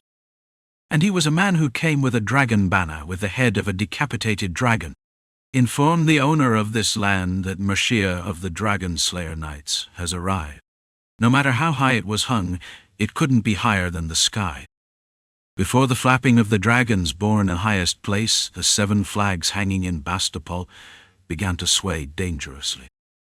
"I want to ask you something. Gask, Vlad, standing in front of the door with the knights behind him, decided to ask a question that had been on his mind for a while. It was a question he had when he was still a child standing in the mud before entering the world of high nobility. Why did it have to be me? Why did you come to me? When Vlad was a child rolling in the alley mud, Quijano appeared with a black lightning bolt. At first he thought it was an unfortunate coincidence, but now that he knew who Quijano was, he understood that he wasn't someone who just showed up by mere chance. Why you? Quijano's voice began to fade with Vlad's question. If Vlad had closed his left eye at that moment, he would have seen Quijano gazing at the sunset under a bright red maple tree. Lord Vlad Oreo is entering. When I was looking down from the sky, I saw you. The doors of the conference room began to open with a loud sound. One big door opens, and the door behind it opens. As the doors blocking Vlad opened, the lords seated in the distance began to appear. Of all the pieces scattered across the land, you were the brightest. Too, after hearing Quijano's words, Vlad smiled slightly and began to walk. Although born in the mud, he is now heading into the world of nobility. However, for Vlad, Quijano's approval within him was more valuable than that of the northern lords in front of him. Because no matter who is in the conference room at this moment, there was no one who shone brighter than Quijano within him. Chapter 191. Uninvited Guests. 2. A long and wide corridor. A man was walking from afar in the bright yellow twilight. The corridor the man was walking down was a path only nobles could tread, and at the end of it, the lords, the most powerful people in the north, were waiting. The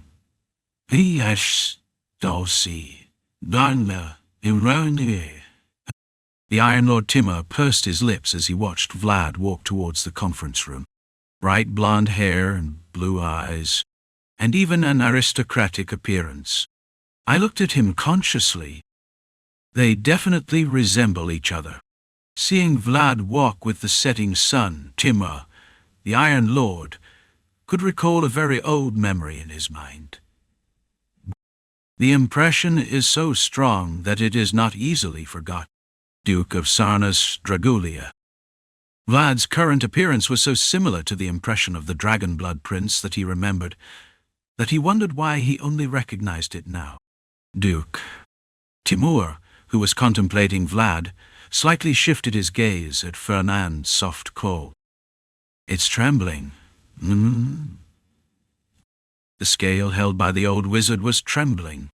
It was a small scale with an ornate brooch engraved with the image of a dragon on one side and an old coin with a sword engraved on the other.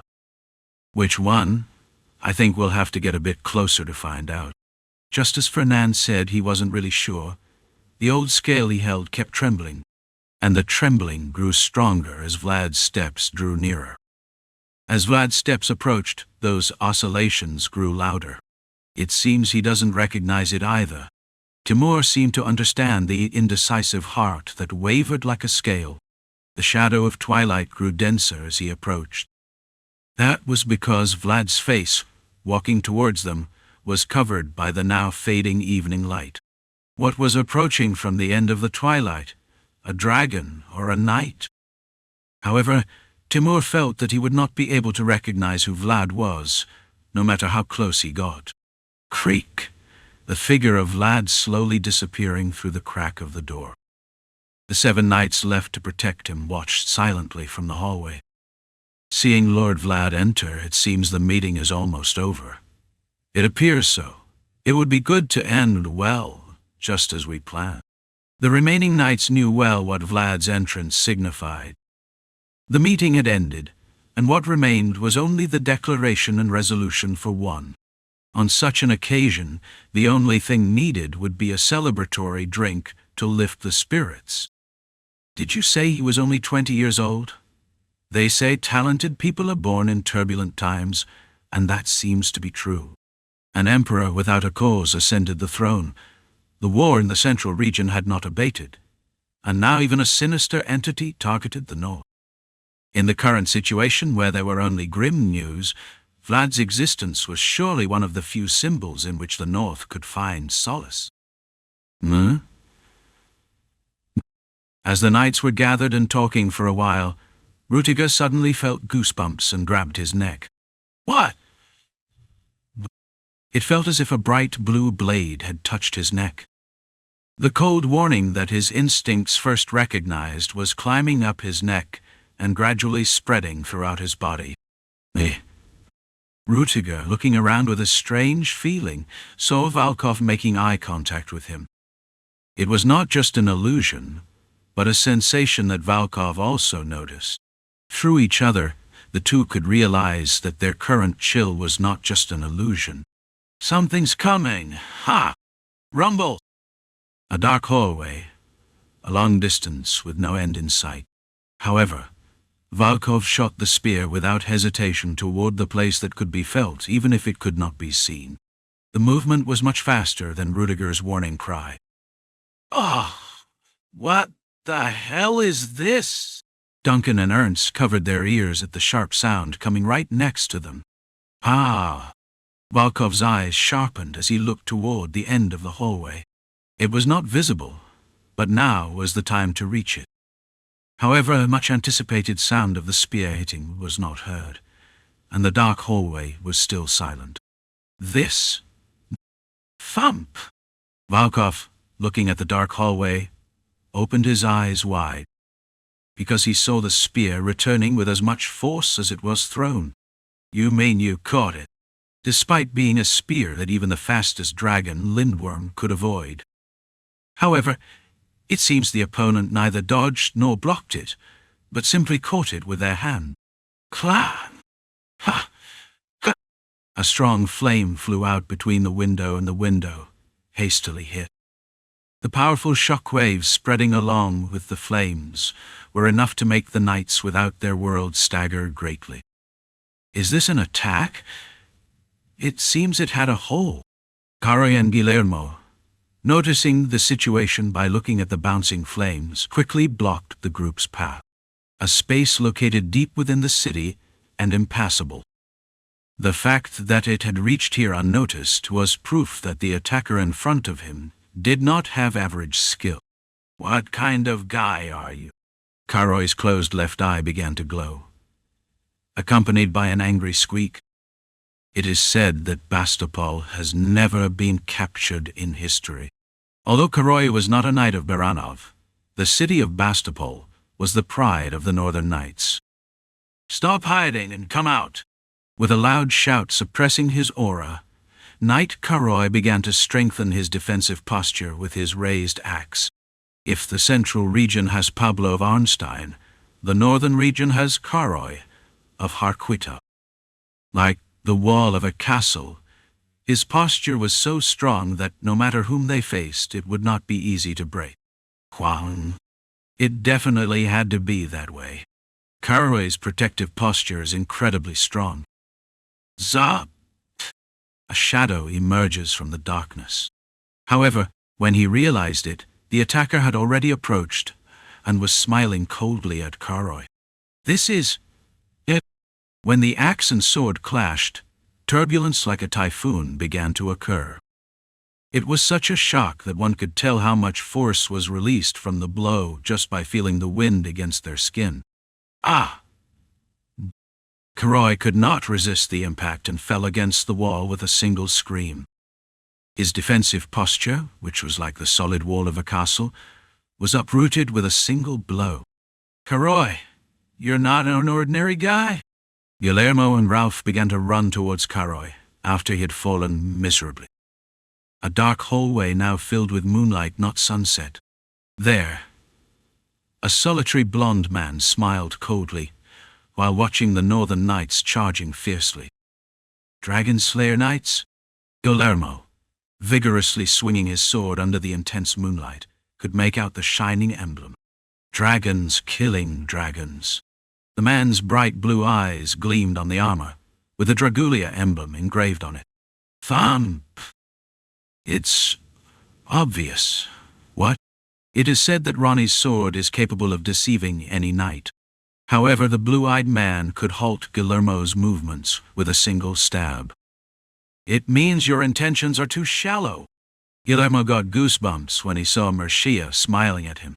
This was because he felt the cold touch of the sword stabbing into him along with his laughter.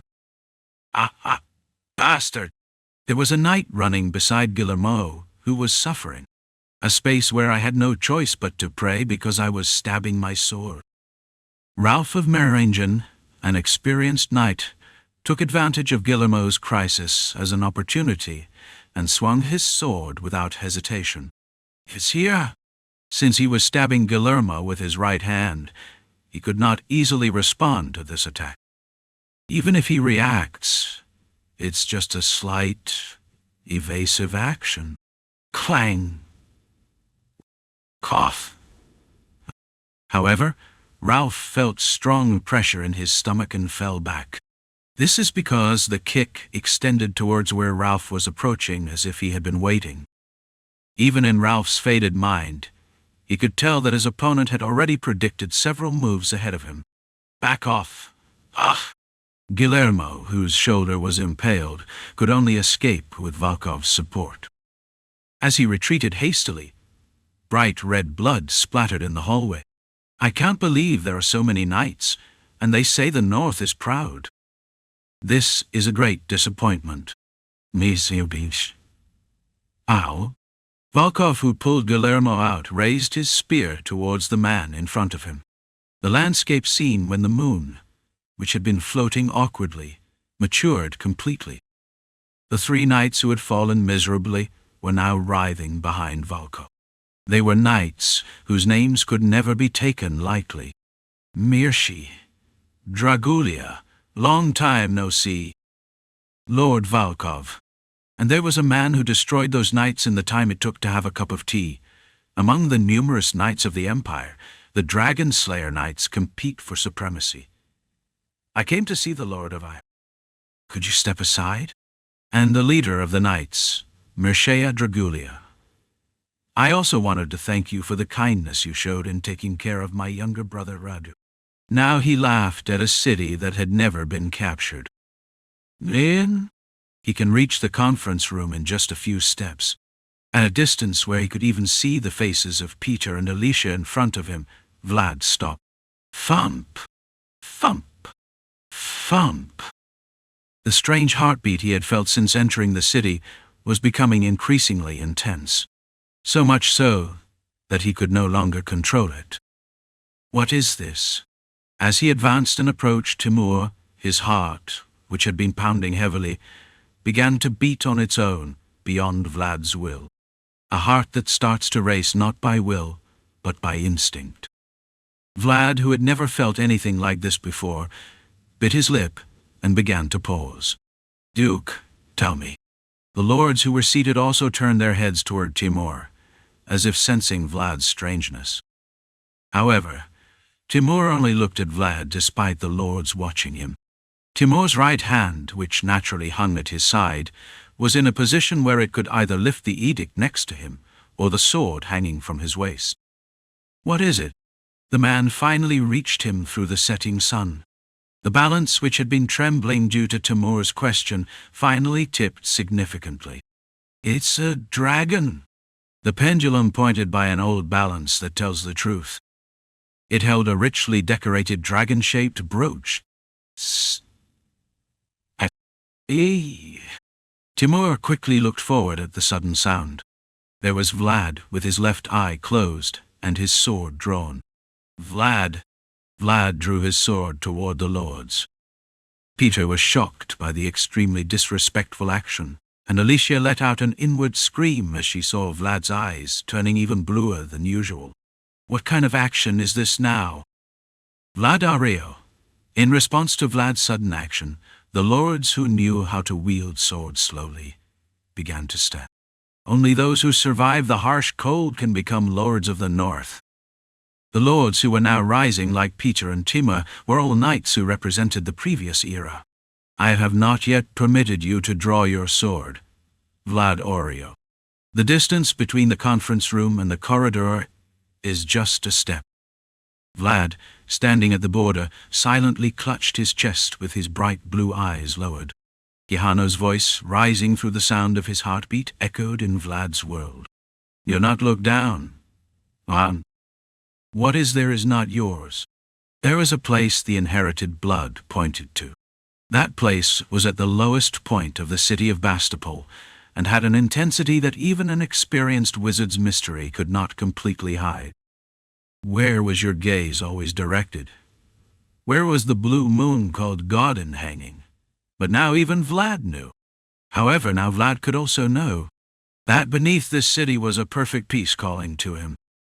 That peace, just by having it in his hands, could ennoble him, someone born in the mud. Remember where the sword you longed for so much was hanging. Vlad's heartbeat began to grow louder, as if trying to drown out Quijano's voice. Vlad was about to lose his mind as the singing of the pieces filled his ears more and more. Quijano? Am I a dragon? His mother was a prostitute in the alleys, and it was common for him to be an orphan with an unknown father. However, the peace beneath him whispered to his blood, and Vlad was deeply perplexed. "Come to me quickly, young dragon. Find me here, where I am imprisoned. I am someone who, by possessing me, will make you noble. Join me, and you will achieve eternal perfection." Only those born as dragons can hear this whisper that kept resonating in Vlad's ears. It was a tempting sound, almost impossible to ignore. Chapter 192, Uninvited Guests. 3. The name of the newly embraced star. The dragon is, by nature, a perfect creature. A being immense, fast, sharp, hard, and closer to the sky than anything else in the world. How sweet the idea of becoming a creature admired by all. Thump! Thump! Now from the depths there were fragments tempting Vlad. Fragments of a dragon longing for perfection.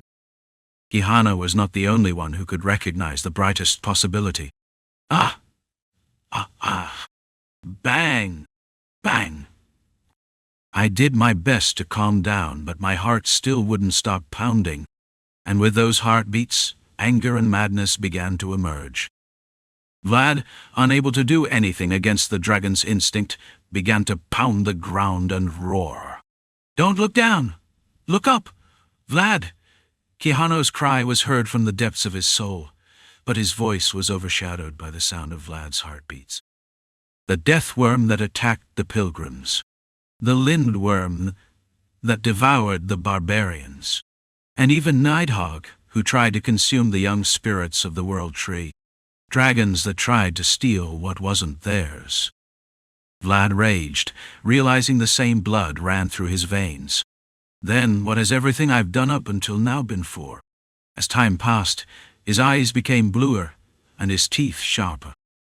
Seeing Vlad gradually succumbing to his blood instincts, the northern lords began to draw their swords. "Vlad? Lord Vlad," even Alicia's anguished voice calling him, faded as Vlad's consciousness began to sink slowly towards where the dragon fragments were.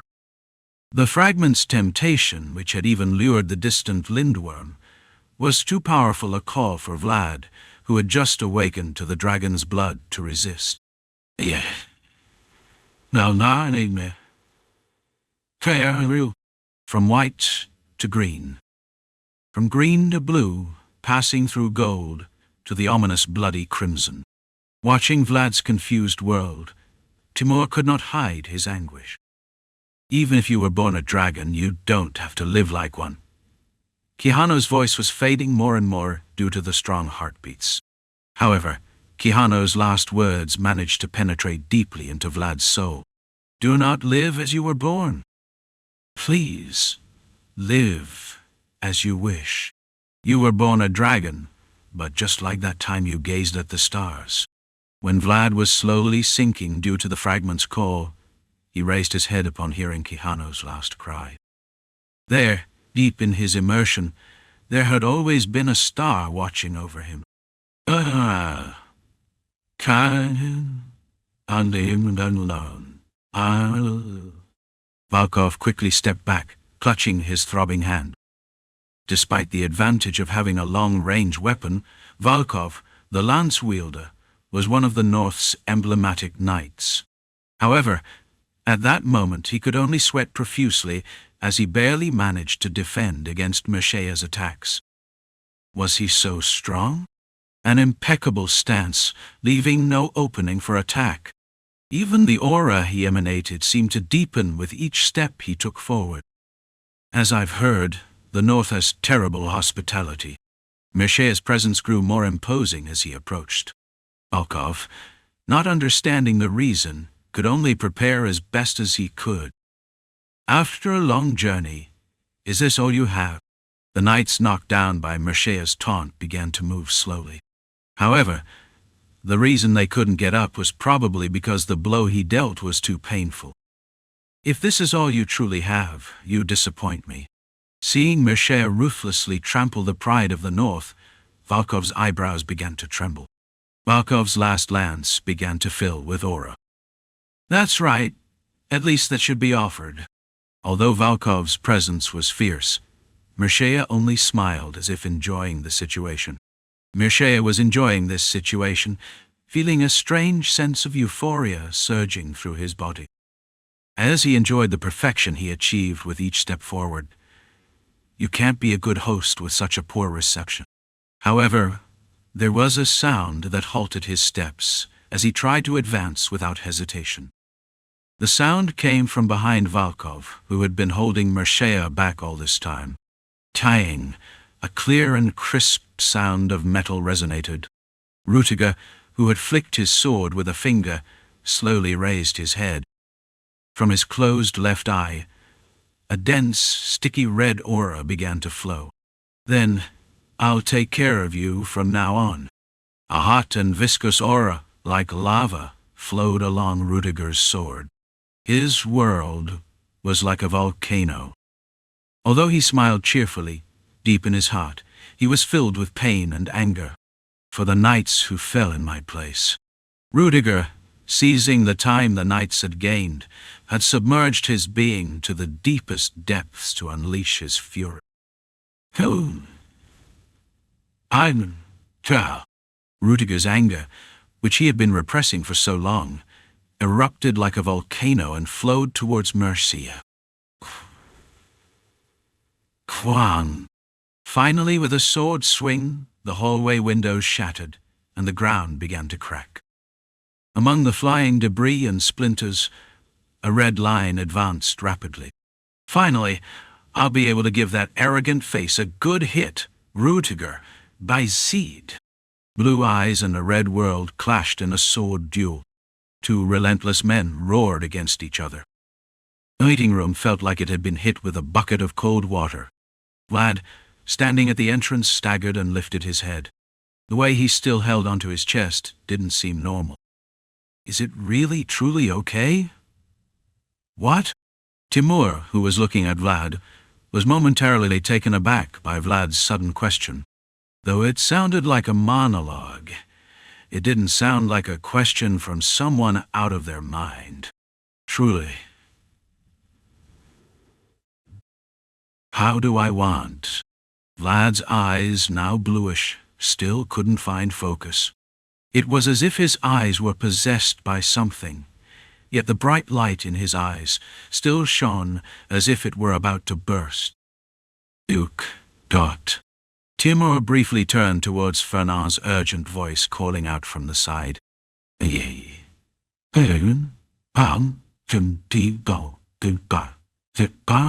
Go. What doesn't change is the truth. However, the scale showing the truth was trembling and slowly tilting towards the opposite side. The current situation of nullifying the truth was something both Fernand and Timur had seen for the first time. Young dragon, not there. Look at me. Don't long for things that are hard to have. There are so many things around you right now that you can have. The voices of the fragments filled Vlad's ears, but he didn't see them even though he heard them, because Vlad, who had lifted his head, was looking at Timur in front of him. And now, beyond him, he looked to the end of the roof. Can I really do this? Beyond the sword, beyond the blue moon, and finally on the other side of the sky, I can see a single star. Vlad lifted his head once more, seeing that star shining brighter than anything he had seen before. Rumble! Rumble! Rumble, Duke! What is this? Ha ha! The sudden rumbling from beneath the earth greatly alarmed the northern lords. The sound that shook the city was like the cries of the sculptures that couldn't let go of the young dragon. It's definitely a dragon. Timur, the Iron Lord, the protector of the pact, knew that the current vibrations were caused by the dragon fragments. So, the Vlad in front of him must definitely be a dragon. But it tilted. However, the old balance that trembled had now tilted completely to the opposite side. The old coin on the tilted side was made of the honorable metal that the ancient swordmaster had separated from his sword. Who the hell are you? Both the dragon fragments and the truth scale claimed to be correct. Unable to decide between the duty to uphold the pact and the duty to protect as a knight, Timur slowly closed his left eye and looked at Vlad. "I Boom. It sounds like I'll be a nice for me. Say. A world seen when closing one's eyes. In that silent world where the vibrations of the earth and the cries of the lords were not heard, Timur could see the back of someone. The man standing covering Vlad still raised his hands, protecting the young dragon's ears. All the children born in this world have at some point reached out their hand towards the stars. And upon realizing they couldn't reach them, they became adults. Boy, if you have dreams in a place like this, you'll only hurt yourself. The old blacksmith said this too. If you live in a place you can't escape from and dream a dream you can't reach, you're the only one who suffers. In the end, the fate of all children may be to live as they were born. Yet you were born as a dragon. Even so, I believed. I believed I wasn't born to live in the mud. Though it may not be grand, I was someone who wanted to have my own light. Still, you don't have to live like a dragon. Even if you couldn't reach that sky, if you wish to shine on your own, you'll be a star. And in the sky you gaze upon, someday, undoubtedly, there will be a light that recognizes you. Heavens! My Jason Mouse, Raymond Cruz. The man's back is recognizable because he is the guardian of the oath. Timur, who arrived in the world through his closed left eye, was amazed to realize what kind of scene he was seeing. Behind Vlad, who was gazing at the stars, a tree began to bloom. The color of the tree was golden, and it grew straight and tall, rising towards the stars floating in the sky. A part of the tree was Vlad of Soara. Another part was Vlad Oreo. And as Dragulia was born with the remaining side, he has no choice but to accept it. Vlad, who had even accepted his negative side, was ready to find his true self. Will you continue to raise your sword for the possibilities of children in the future? Yes. Regardless of where you are, will you fulfill your duty? Yes. An investiture ceremony was taking place between the boy and the knight, with the protector of the pact as witness. It was a moment when not even the roars of the dragon from below could reach. Then, finally, Kihano withdrew the hands covering Vlad's ears, and from his memories, brought out a sword that he placed on Vlad's shoulder. The silver knight, shining radiantly, was much larger and brighter than when he saw it in the young world tree. Will you accept only what is rightly yours, always honorable? Do not covet what belongs to others, nor take anything, only receive what is rightfully mine. Remembering the knight's rules once taught by the blue moon, Vlad finally could look Kihano in the eyes. Yes. Having sworn to fulfill all your duties, from today you are the master of yourself. With Kihano's declaration, a ray of light from a star, not dragon's blood, began to reside in Vlad's beating heart. Not as I was born, but as I want to be. So Vlad looked at the star residing in his heart. The sword broke, and in the end he couldn't reach the blue moon, but Vlad could still hold a star in his heart, with which he could dream again. That star was the light that had always illuminated the child from closer. And when called by its name, that star is known as the Master of the Sword. Chapter 193. The City Where the Dragon Roars. 1. The Dragulia Mansion in the capital, Brigantis. Sarnas, the blood dragon, stood by the window, gazing northward into the distance. His reflection in the window looked very gaunt, perhaps due to the white bandage wrapped around his neck. The swordmaster's blade was drawn. On that day when the pact suddenly activated, Sarnas was sure of it. The swordmaster's blade has been unsheathed somewhere in the Empire at this moment. Though it was only for a short time, the pact with the swordmaster that was activated could only be connected through blood or will. The Duke of Iron? Or Bazit? There was no way a successor to the already deceased Frozen could suddenly emerge, so the only possibility left was the swordmaster's blade.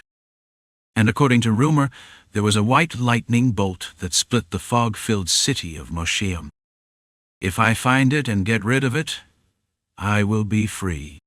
Sarnas, who was someone who took by force but was bound by an oath and had no choice but to become a protector, now dreamed of true freedom.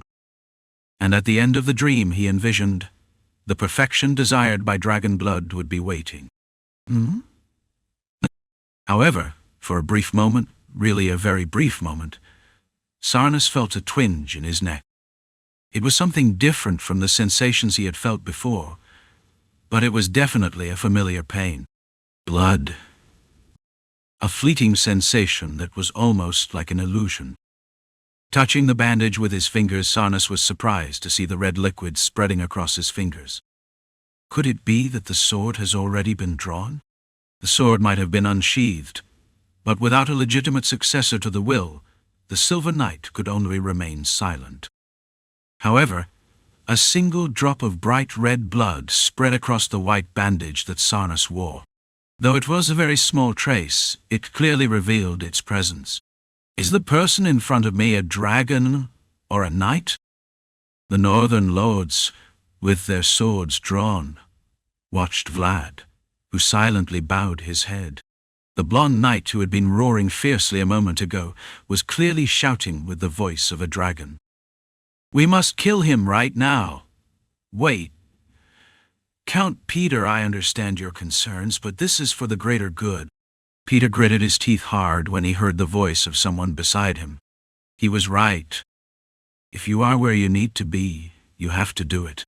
For the North, which needed to become one, the blood of Dragulia was like poison. Even so, let's wait a moment. However, Peter could not easily move his sword. A young knight born in Sorara and found by Bayezid. Peter remembered the young squire who had wielded his sword countless times under the walls of Sturma. And he also remembered his son's smile when he brought that squire.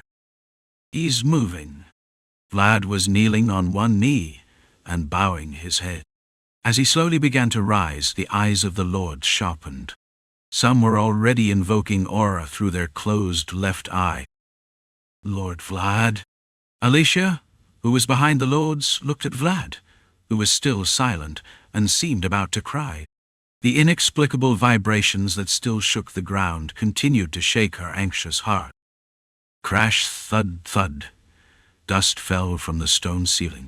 Amid the cries of the fragments urging to hurry and return to this place, Vlad silently opened his eyes. Vlad's opened eyes were still pale blue, but they were clearly focused. Vlad, Oreo. In the heavy silence, the voice of the Iron Lord Timur was heard from the highest position in the conference hall. Although he tried to suppress it, his voice could not help but tremble, blurring the end of Timur's words. Tell us here. Who the hell are you? There was something in the world Timur saw and felt, but could not believe. The other lords might not have known, but Timur, the guardian of the oath, saw the young dragon recognized as a knight under the shining tree. I am Vlad. How many people in this world know who I really am?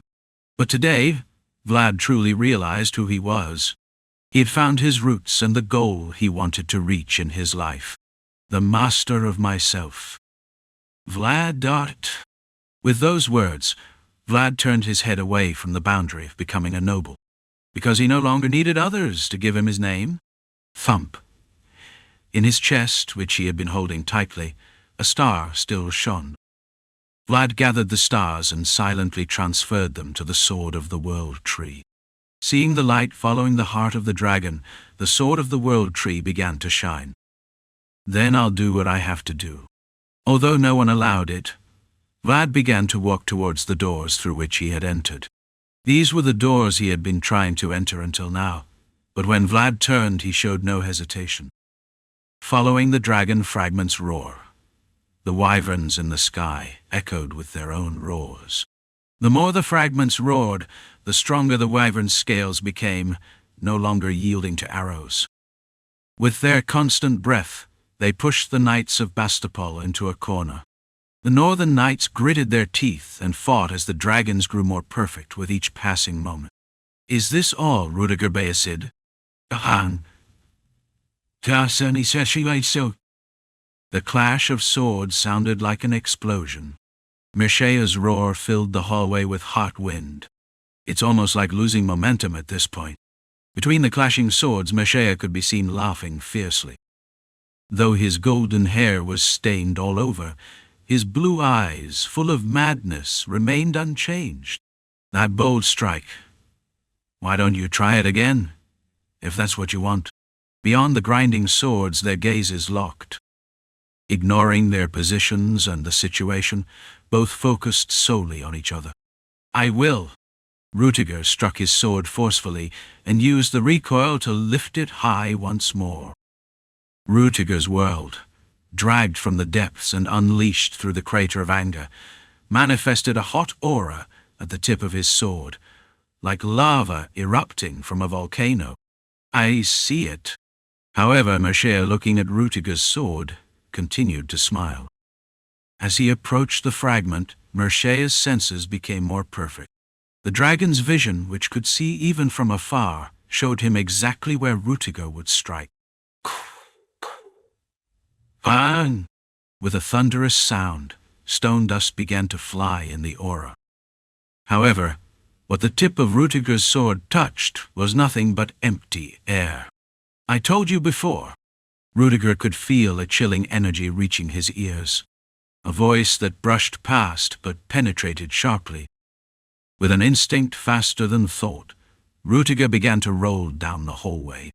You're too slow. Quang! The spot where Rutiger had been was shattered by Mirshea's blow. The hallway wall, unable to withstand the unleashed force, broke and slid away. Seeing the superhuman strength, Rutiger felt a chill. This is... Mirshea smiled as he looked at the dust-filled hallway. Though he had seen it with his own eyes, he couldn't believe the strike he had just delivered. The sensation still transmitted from his hand to his brain. This is what it means to be a dragon. I am an entity that can be felt through others who have been wounded. Seeing Valkov and the northern knights lying in the distance and Rutiger thrown by the wind, Mirshea finally realized who he was. I am a dragon, a perfect being that such miserable people cannot stop. But let's finish this. I have nothing more to do with you. Although they had been face to face just a moment ago, now, with dragon vision, Rutiger was an inferior existence. A moment ago, he had been directly in front of Rutiger, but looking through dragon vision, Rutiger suddenly became an inferior existence. Dragons have the instinct to crush what is below and look upwards. Mirshea decided to climb Mirshea's body to meet the higher world of the Iron Duke. It's time to say goodbye. If you can, try it. Rutiger silently began to breathe deeply as he watched Mirshea prepare for the final blow. Though he didn't know how, his opponent grew stronger over time. Before Mirshea's strength became an unstoppable torrent, Rudiger had to cut him down. I mean, not even caring sigwanara. Natural by. There's a river straight. Mishia's world, seen through closed eyes, was like a shining jewel. A world polished by someone else, seeking perfection without allowing the slightest flaw. Thump! However, Mircea could not summon his own world from the depths. This was because he noticed someone running behind Mircea at an incredibly fast speed. Who are you? A speed that even the eyes of a dragon couldn't keep up with. However, the light was golden and nothing less than beautiful. Khan! Faster than the fastest dragon. Cleverer than the cleverest dragon. I am Vlad of Sowara. One finally, 2 worlds met. The 2 people who met had exactly the same blue eyes. Crunch, as the dragon met the dragon, the pieces below began to roar loudly. Among the dragons I have summoned, they are the closest to perfection. Recognizing their brilliant potential, the fragments cried out to be taken. We are not meant to be fighting, so what is our relationship? The swords clashed thunderously, with no space between the advancing and defending. Now you know, don't you? Who you are. Screech! The balance of the clashing swords tilted heavily towards Vlad. The force only dragons can possess was pushing Vlad relentlessly. Get out of there. Don't try to understand that guy by human standards. The marble floor Vlad stood upon mercilessly cracked. It was marble that had been preserved for a long time, but it couldn't withstand the force of the pressure, and was crumbling. Come with us. Brother, Nidalar, if you are who you are now, you are more than qualified. The brightest among the seeds scattered by my father. Mircea's words upon coming to Dragulia were clearly sincere, because that's how the Dragulia family was maintained. Damn it! However, Vlad was greatly angered by Mircea's words about going to Dragulia. That offer should have been made before my mother died.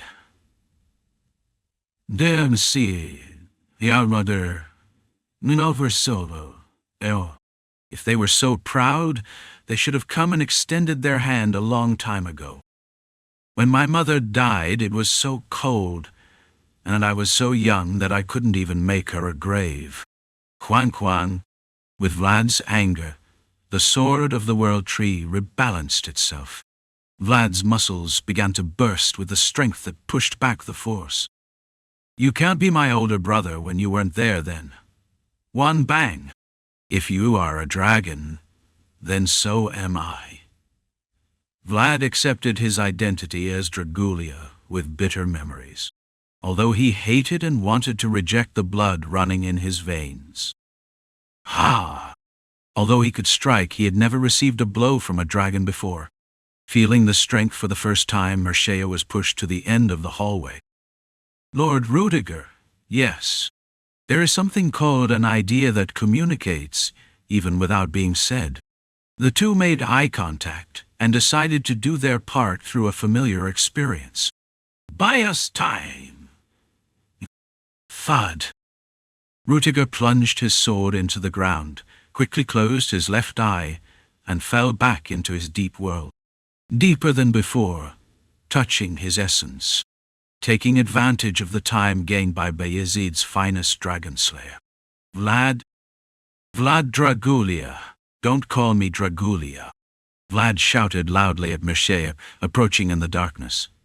He accepted the blood but couldn't bear to be called that, because that was the name they gave him. I will not live as you do. Vlad. Vlad, who had established the names he had gained, began to build his world, remembering the people who helped him obtain those names. The golden tree Vlad created rose above the land given by his mentors. I will live as a knight, not as a dragon. One step ahead of Jaeger, The Art of Forging Armor by Justia. The Optimal Path to Attack taught by August. The Solid Energy Surrounding My Entire Body by Ramond. And from now on, the technique of killing with a single blow by the knight among knights. from the Swordmaster. "Ooh!" With Vlad's powerful roar, the sword of the world tree began to glow intensely. That light was his deep world, carried by his pulsating heart alongside the stars. "Look at me, dragon. It's me. No longer with someone else's name, but shining with my own name." Chapter 194. The City Where the Dragon Roars. 2. It is said that the dragon sculpture was made by carving the most perfect dragon. Timur, the Lord of Iron, had been waiting for this group to follow him ever since he received the piece of Ravnoma from the pilgrims. Because dragons are immortal and constantly try to reunite to become perfect. Count Bayezid, Duke. Peter, gripping his sword, was watching Rutiger and Vlad fighting at the end of the hallway. My son and the knight are trying to fend off the approaching dragon. He wanted to rush towards them immediately, but Peter had work to do here. This is not the place. This is what we have to do. Every knight of his time has his own duties. Just as the knights of the current era have to fight in front of us, the knights of previous eras also have duties they must fulfill. We have to solve the root of the problem. Timur nodded to Fernand, and soon began drawing a large circle in the empty air. Then the secret passage started to reveal itself. The hallway that the wizard who deceived space had painstakingly hidden was revealed before Peter's eyes. "Take care of the pieces of Ravnoma as you promised before." The current situation almost began when the Western Ravnoma, the family that guarded the oath, collapsed. The pieces were becoming more perfect as they came together, and to resolve this situation, a new family was needed to guard the pieces on behalf of Ravnoma, and the only family that could do that was Bayezid. "Will Bayezid be enough, Duke? I would be very grateful if you were by my side." After hearing Timur's words, Peter lifted his head and looked at the ceiling, the sound of the dragons howling over the trembling city. The sound grew louder as time passed, and the vibrations from the fragments intensified. "All right. Those with power bear great responsibility." Peter, standing in front of the dark hallway, nodded in agreement. "I will become the guardian of another piece, for Bayezid and for my children who will carry on." For the sake of the next generation, Peter decided to pay his dues. Aha! It was so dazzling that the wide hallway seemed narrow. Golden residual images intricately intertwined on the floor, ceiling, and walls. In the feast of lines that continued at great speed, Mershea's eyes began to falter, unable to find the way. Now is the time. The secret behind the one-strike killing technique is its unexpected character. And the master who best understood the technique would be August, who shared the same swordsmanship. Who can control Dragulia? The path shown by August, the commander of the Imperial Guard, was so complex that it even deceived the dragon's gaze. However, although the path was complicated, what he wanted was clear. The swordsmanship of a duelist who wins with a single strike began to spread through Vlad's sword tip. Imperial sword. A man's sword that any dragonborn would hate. Mershea's eyes distorted brutally when he recognized the sword, but it was already too late when he saw it, and when he recognized it, it had already arrived. "I am not Dragulia." Thump, thump, thump. A golden image slowly spreads through the ancient hallway. As Vlad pushed Mershea, the waves engraved by Jaeger rippled with each step he took. "I am Vlad of Soara."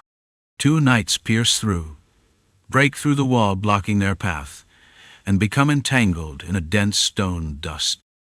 Mershea let out a suppressed groan as he received a blow from Vlad, who felt as if his entire body had been stabbed with a sword. This guy is also affected by the fragments, the power and speed that only a dragon can have. Due to his physical power that exceeds human standards, Mershea once again distanced himself from the dragon pieces. We must continue controlling the battlefield. What did Jaeger say before? The one-eyed Night Jaeger had spoken. Only attacks that flow like water can overwhelm the opponent. That means you must always be prepared for the next step. There's a limit to what you can look at. Mircé's sword began to extend as if it could no longer withstand Vlad's constant attacks. Mircea cuts off the momentum of the attack with a multicolored aura. His world, in which he clearly cuts off Vlad's progress in a straight line, could indeed be considered perfect. Don't evade it. However, perfection means there are no flaws. If there were no flaws in the other person, Vlad decided to become the flaw that would be engraved in perfection. The mud fight that would take place from now on was also the method in which Vlad had the most confidence. The shoulder armor that touched the sword was dented, and the breastplate began to crack. However, progress does not stop. Mircea's eyes widened as he saw Vlad taking the attack with his body alone. So this is the alley! Bastard! The sword deflects using the angle of the armor, and the resulting impact is resisted using rigid body techniques. A truly reckless and unexpected attack. However, the alleys of Sawara were a place where one could not dream of tomorrow if they could not endure the present. Kuhuk! Vlad's forehead seemed to flash, and soon filled Mircea's field of view. Intense pain that appears at the end of a flash. Today, Mircea experienced a headbutt for the first time in his life. It's like this. Yosef had said. The basics in war are not to give in to what the other side wants. Wherever you want, whenever you want, and however you want. Vlad's attack, which started from the mud below, gave Mircea none of what he wanted. Who am I? Say it again! He is fierce because he was born as a dragon and rough because he grew up in the alleys. However, what he wields is a noble imperial sword. From the roots to the fruits that grew, the unexpected that did not fit at all roared loudly in Vlad's name. Tell me, Mircea? Vlad's world is a multifaceted one. The name of Vlad, which changes depending on who sees it, was something that only he could define. The knights of Meringian are in front of me. Harquita. Build your defenses. Podmills and Rani, escort the wounded. The lords who rushed out of the meeting room hastily summoned the knights of their families. The Dragon Slayer knights and wyverns are still trampling Bastapol from the sky. However, the knights, including the lords, quickly began to form a formation as if they had finally found their place. Push! Keik! And from afar, a wyvern flies away with a chilling sound. There was a light that extended directly from the ground that had just been hit. It was someone's spear, faster than an arrow and sharper than a sword. It's Lord Volkov! Volkov the spear! The knights of Baranov began to cheer as they saw the helpless wyvern fall. Go and bring all my spears. Volkov was so exhausted that he trembled at the orders he had given. Blood stained with dust ran from his forehead to his wrists, and his armor was cracked here and there. But Volkov's eyes were not yet dead. According to the number of flies flying over there is a place for everyone. And for Volkov, the spear thrower, it was more appropriate to strike the wyvern flying above than to deal with the dragon called Mircea. Rumble! Rumble! The hallway continues to tremble even now. It was a mysterious corridor, but the dragon's sculpture ran wildly to the point that even the passage trembled. Let's begin. All right. The deepest part of a city made of steel. Timur and Peter, who walked through the dark corridor under the guidance of the wizard Fernand, finally stood in front of the sealed box where the dragon pieces were kept. Rumble! Diodiok. Sealed boxes containing dragon fragments. The seals, calling out to the dragons with all their might, began to howl even louder, as if they had noticed the presence of Timur and Peter. Timur's world flowed through his closed left eye. After breaking through the lock that only Baranov could pass through, the knight's sword touched the dragon piece. Thump! Cool! If the cry of an animal and a human were to mix, would this sound come out? The strange and indescribable screams made even the experienced Timur and Peter shudder for a moment. It has gone quiet. It stopped for a moment. A weak stream of blood escaped from the pierced sword. Timur nodded, looking at Baranov's ship, which had fallen silent alongside him. Now it's your turn. The dragons currently rampaging outside were under the influence of these pieces. These are the remnants that fell from the most perfect dragon, and the disasters that will continue to be caused by dragons in the future. Unless these things are stopped even for a moment, those born with dragon blood will continue to trample Bastapol. I'll cut it. I'm ready. Count I. Peter closed his left eye, looking at the strands of Ravnoma that could no longer function properly. Peter's world, flowing slowly, resembled the strong walls of Sturma. Ha! Quang! Peter cut the locks of the fallen Ravnoma, which had cracked completely. Then, the dragon sculpture trying to escape from the sealed box began to struggle. Hurry and swear in front of the Swordmaster's Ch. Fernand, who summoned mysterious power at that moment, summoned a huge and heavy space and began to block the top of the sealed box. Kuang Fernand's space, glimpsed through a distorted vision, looked like a very small and compressed mountain. The reason why the ground still trembles, even though it has a mountain on its head, is probably because the dragon piece is very desperate at this moment. I'll continue doing what I have to do where I need to be. Thump! With Fernand's help, Peter plunges his sword into the place where the lock was. The same strange cry as before began to resonate from the tip of his sword. The name that is responsible and will pay a fair price is Beizi. Peter's expression began to distort as he made his oath. Unlike Timur's time, this time his blood flowed along with the inserted sword. Until this name expires, Bayezid, I swear I will fulfill my task. No one can say the oath now. The only thing that can say that something will be protected is the guarantee of a powerful person.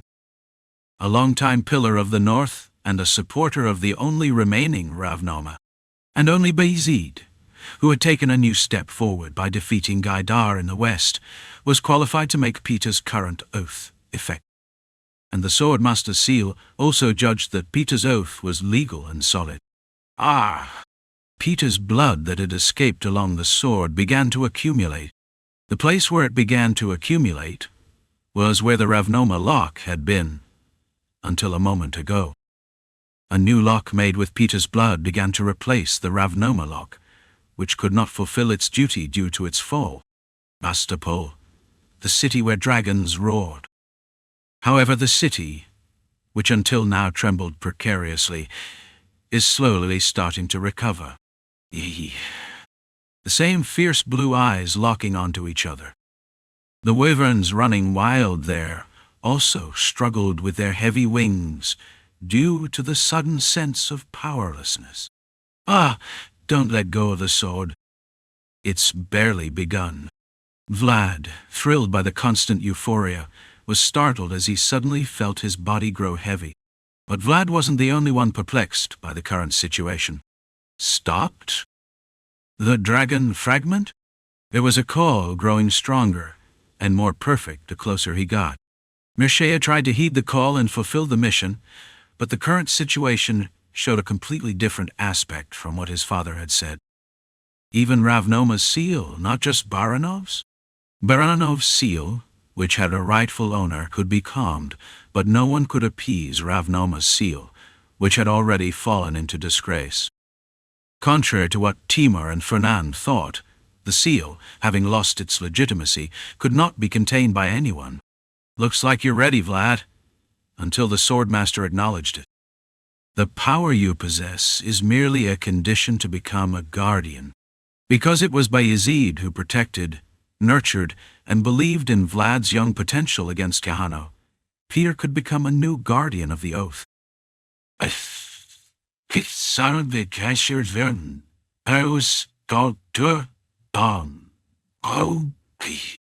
Vlad gritted his teeth as he felt an enormous heat emanating from his back. The hunter's task was to bring the prey before the hunter. Gazing at the target he had to capture until the end, Vlad gripped his sword tightly again. If you survived, tell that guy who calls himself my father. What? From the collapsed mansion, a blazing volcano began to emerge. The name of that volcano was Rutiger Bayezid. That one day I'll come looking for him. It was Rutiger Bayezid, the dragon hunter. Mirshia? A volcano that had reached the deepest world and was beginning to crawl into reality. The color of the world Rutiger painted was entirely red. Let's finish this. Rutiger's world, born in a field of pure white snow, but hotter than anyone else's, flew toward the dragon that had lost its wings, exactly to where the dragon hunter had cornered it. Quah! The unbearable heat began to burn Mershea's fingertips. Now that the call of the pieces had disappeared, what Mershea wore was just a human body. Kurk! This shouldn't be happening. He should have taken the piece from here, following the incessant call of the dragon. So, what exactly was the energy of the Swordmaster that my father felt? Hey! Suddenly, an inexplicable intuition crossed Mershea's mind. City of Moshiam, Swordmaster, Imperial Sword.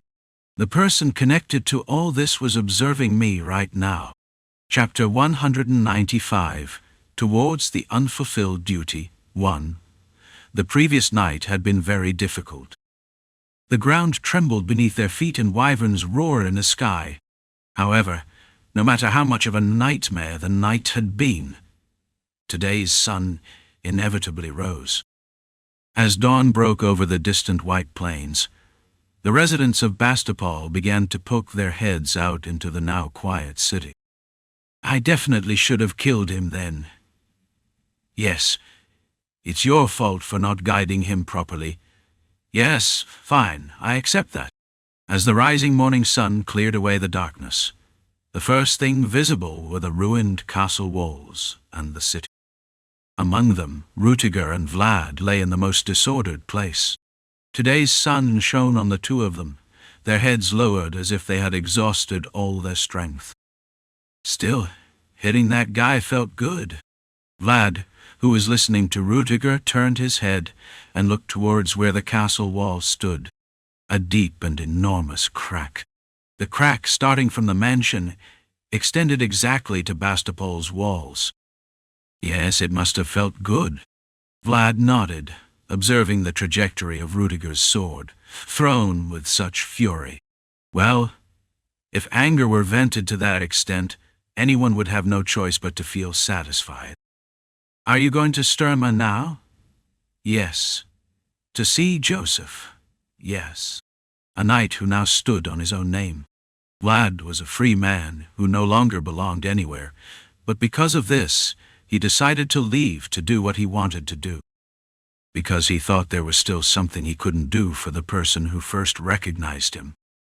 We worked well together yesterday, didn't we? Just a moment ago you said I didn't guide him properly. Vlad, knowing what Rutiger was trying to say, casually kicked a nearby stone. He couldn't see it because he had turned his head, but Rutiger was probably making a disappointed face. Yes. Take care. Aren't you coming with me? When Vlad asked if he would like to go to Sturma with him, Rutiger shrugged and continued speaking as if it was no big deal. The mother there isn't my mother. Neither you nor I have family to rely on. Rutiger got up as if it was time to leave, playfully ruffled Vlad's hair, and walked towards the mansion.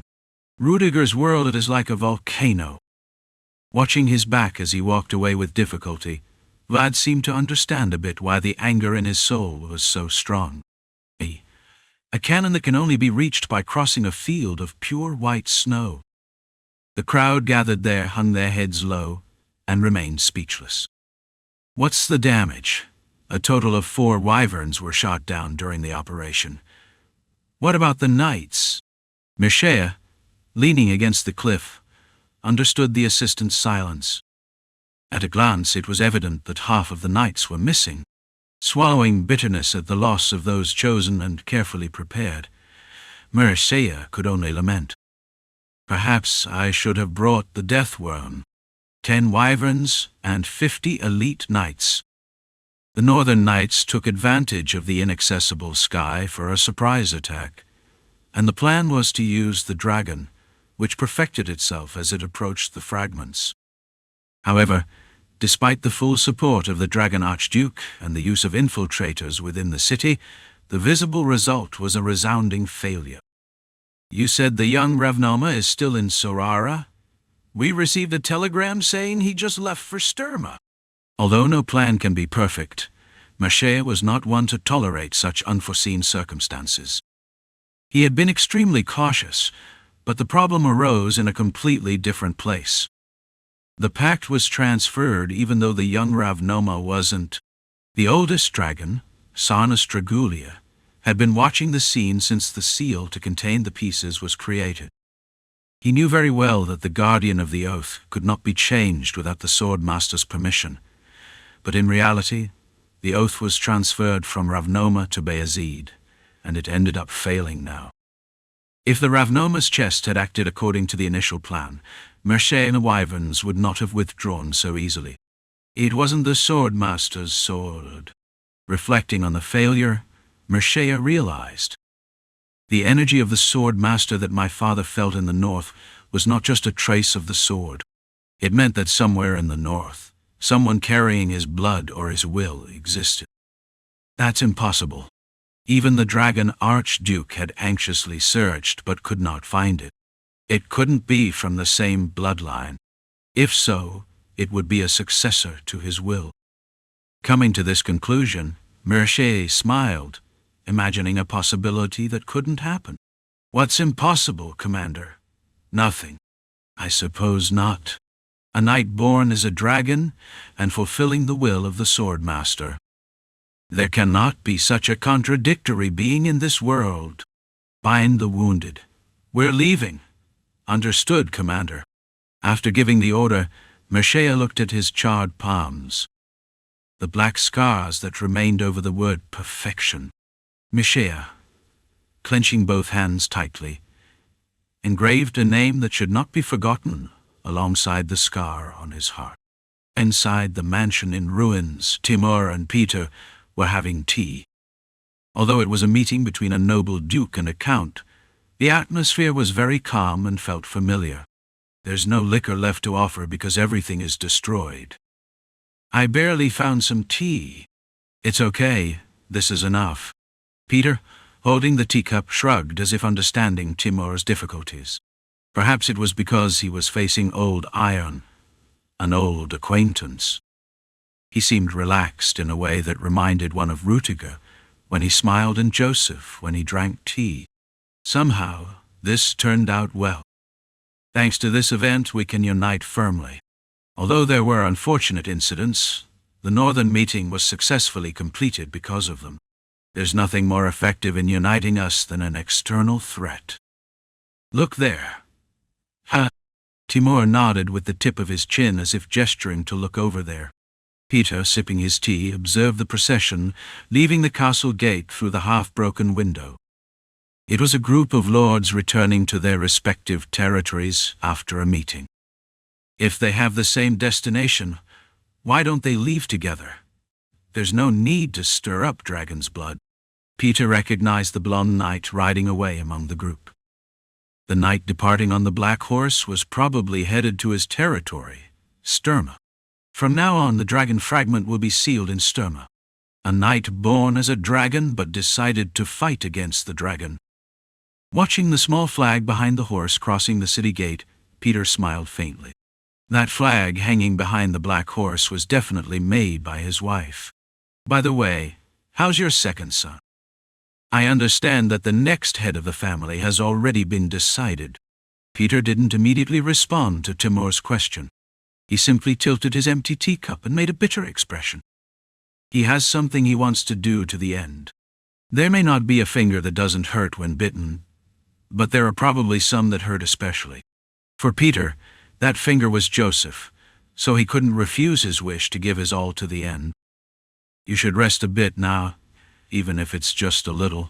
Hoping the blonde knight leaving the city and heading to him would offer comfort. The last sip of tea Peter took was incredibly bitter. Long ago, our ancestors made a promise to a man. Let us unite under the same banner to drive out the most perfect dragon. The promise at that time was true and honorable, and we, the lords of the North, have still tried to fulfill that promise. But what about the current empire? Do you remember the promise we made back then to become one? Do you remember the city that protected human pride to the end?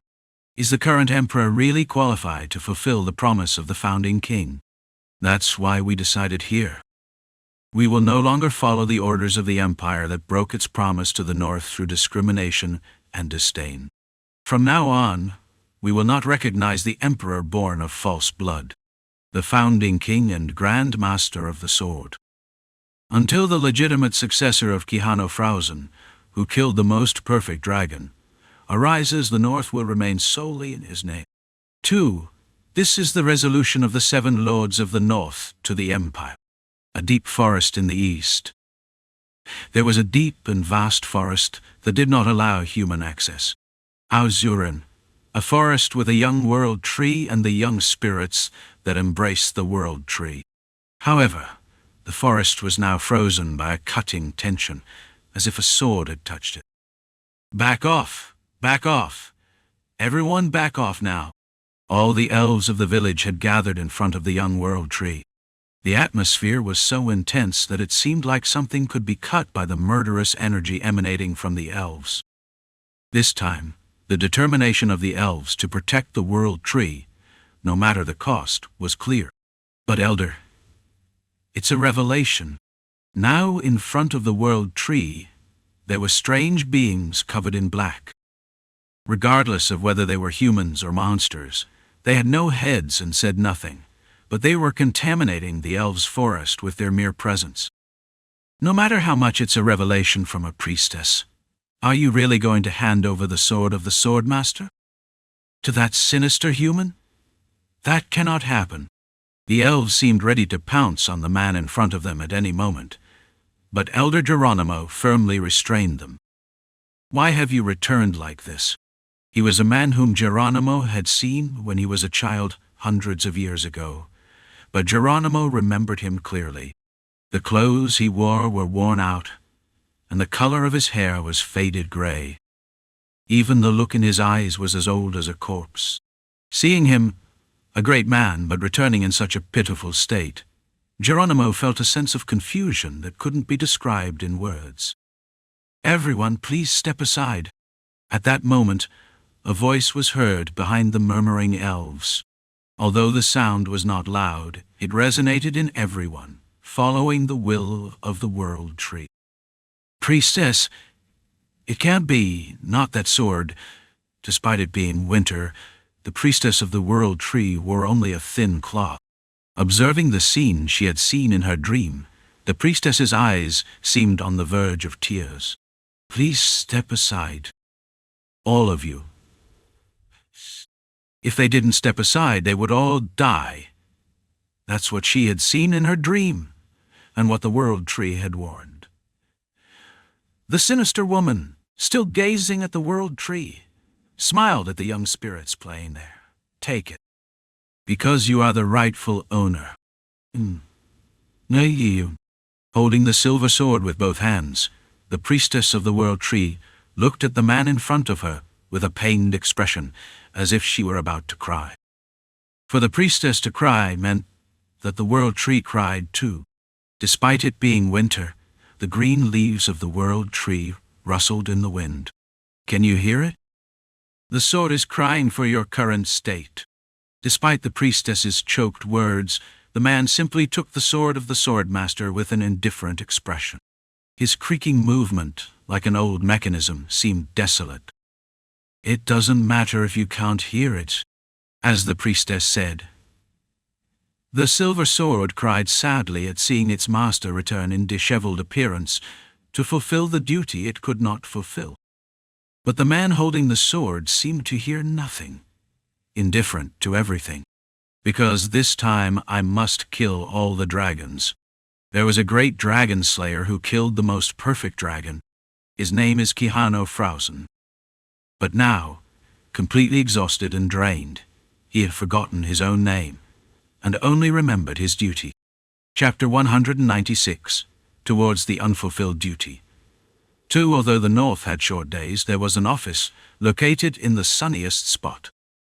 It was a place specially prepared by Countess Oksana, but now it was so disorganized that the sunlight streaming through the window seemed almost shameful. "Sir Joseph, I brought tea. Leave it and go. How about taking a break while you work?" Borden, who had personally brought the hot tea, sighed as he saw the cluttered office. "It's better than being depressed and shut in, but..." When Joseph first returned to Sturma, he locked himself in his room and refused to come out.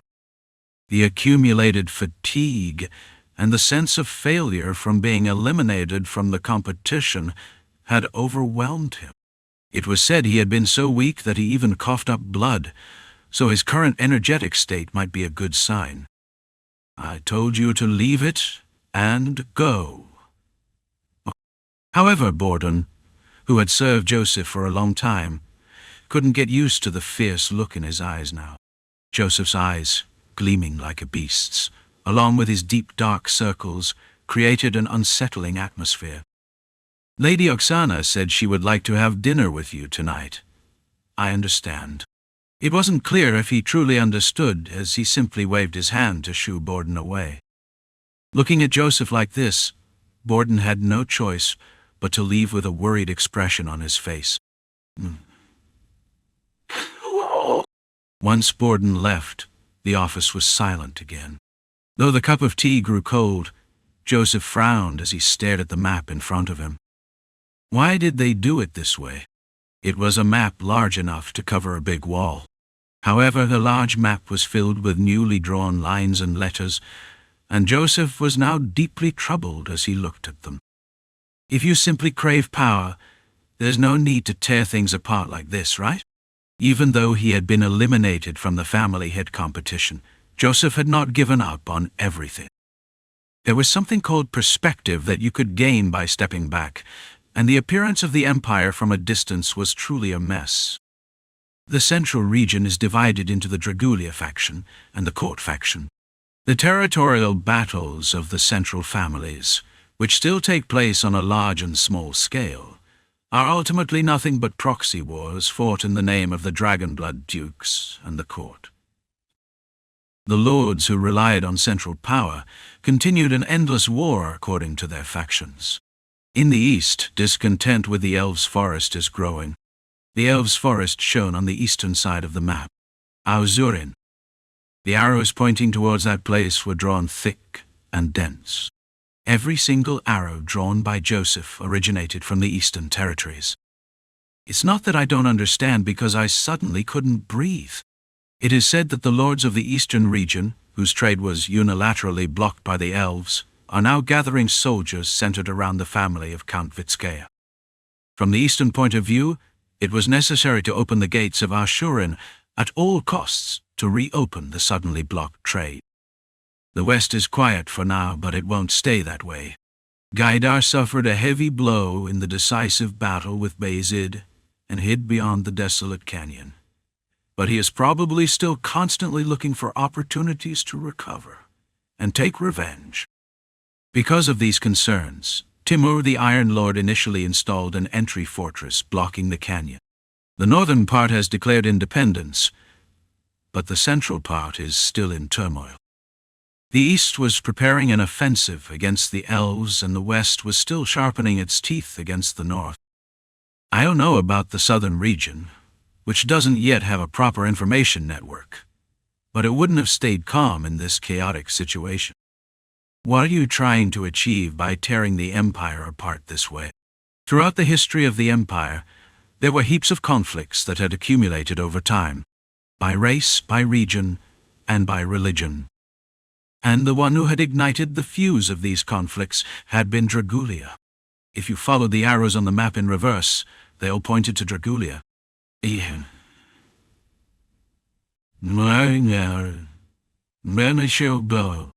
Only by knowing the opponent's intentions can you face their moves.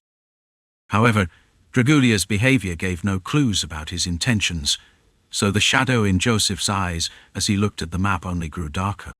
Although they departed at the same time, their destinations were different. Some headed west, others south.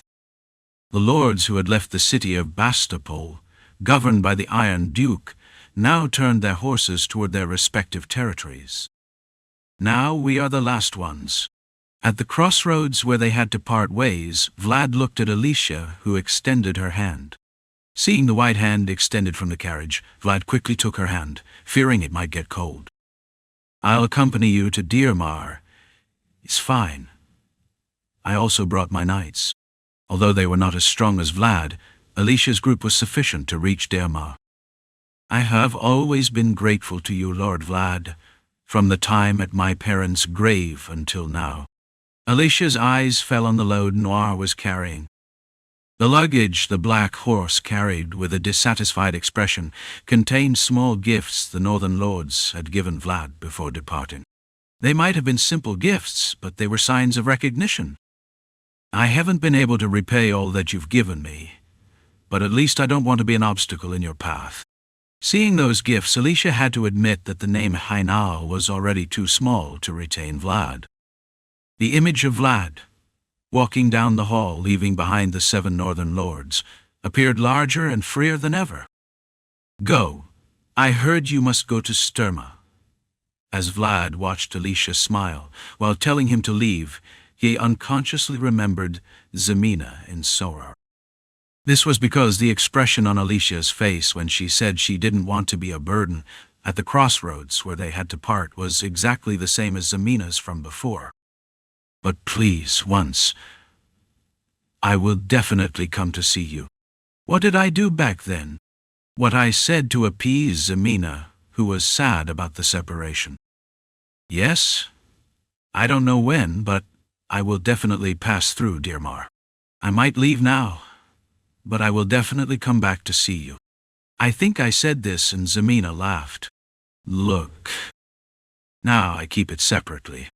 One Vlad took out a small cloth bag from his chest and waved it in front of Alicia. When he opened it, what he saw was a carefully folded handkerchief. Seeing that Vlad kept her handkerchief so it wouldn't mix with those of other ladies, Alicia couldn't help but smile despite her sadness. Even though the nest became small and the bird flew away, it would always return to the nest. One seeing Vlad, who considered Dearmar his nest in addition to the smile of the rose, Alicia couldn't lament the farewell at the crossroads. Even though there was no wind, the waves crashing into the port were strong. These waves were created by the enormous body approaching from afar. Devious, the butler of the Dragon Slayer Knights, raised the collar of his cloak as he watched the massive ship drawing nearer. "What kind of ship is that?" Some soldiers, upon seeing the approaching vessel, exclaimed in amazement. Even if you looked up, its size was overwhelming. The ship's growing shadow loomed over them as it drew closer to the shore. "Drop anchor! Lower the mooring plank!" The ship reached the port as the soldiers held their breath. When the recognizable red sail, visible from a distance, was folded, a long boarding plank began to descend from the ship to the ground. "Ha ha! I didn't expect you to come in person," a man said as he descended to the port with a loud laugh. His gruff demeanor was that of a typical sailor, but his clothes were made of expensive silk. "You look much better than the last time I saw you on my lands. Welcome, Duke Barbosa." Though the plank was wide enough for 2 people to walk side by side, the burly man took up all the space. He had the characteristic red hair of the South and a hearty laugh that only a man in his prime could have. "Thank you for coming from so far away. It wasn't a problem. This is a trip I make every day. Devious, bowing respectfully to Duke Barbossa, noticed that the man with his friendly laugh brought with him the salty smell of the sea. It's strange. I've been on land so long that I'm getting seasick. The man called Duke Barbossa pulled a bottle of alcohol from his pocket, saying that at times like these, one should drink. Though it's late, Duke Dragulia sends his congratulations on the conquest of the southern archipelago. I'll discuss that when I reach the capital. Duke Barbossa responded as if nothing had happened, but his achievements were truly remarkable. Unlike other regions where a strong power structure was already in place, such as Ravnoma or Baranov, the southern archipelago had never been governed by a single family throughout the empire's history. Anyway, I heard you've been having some trouble lately? That's right.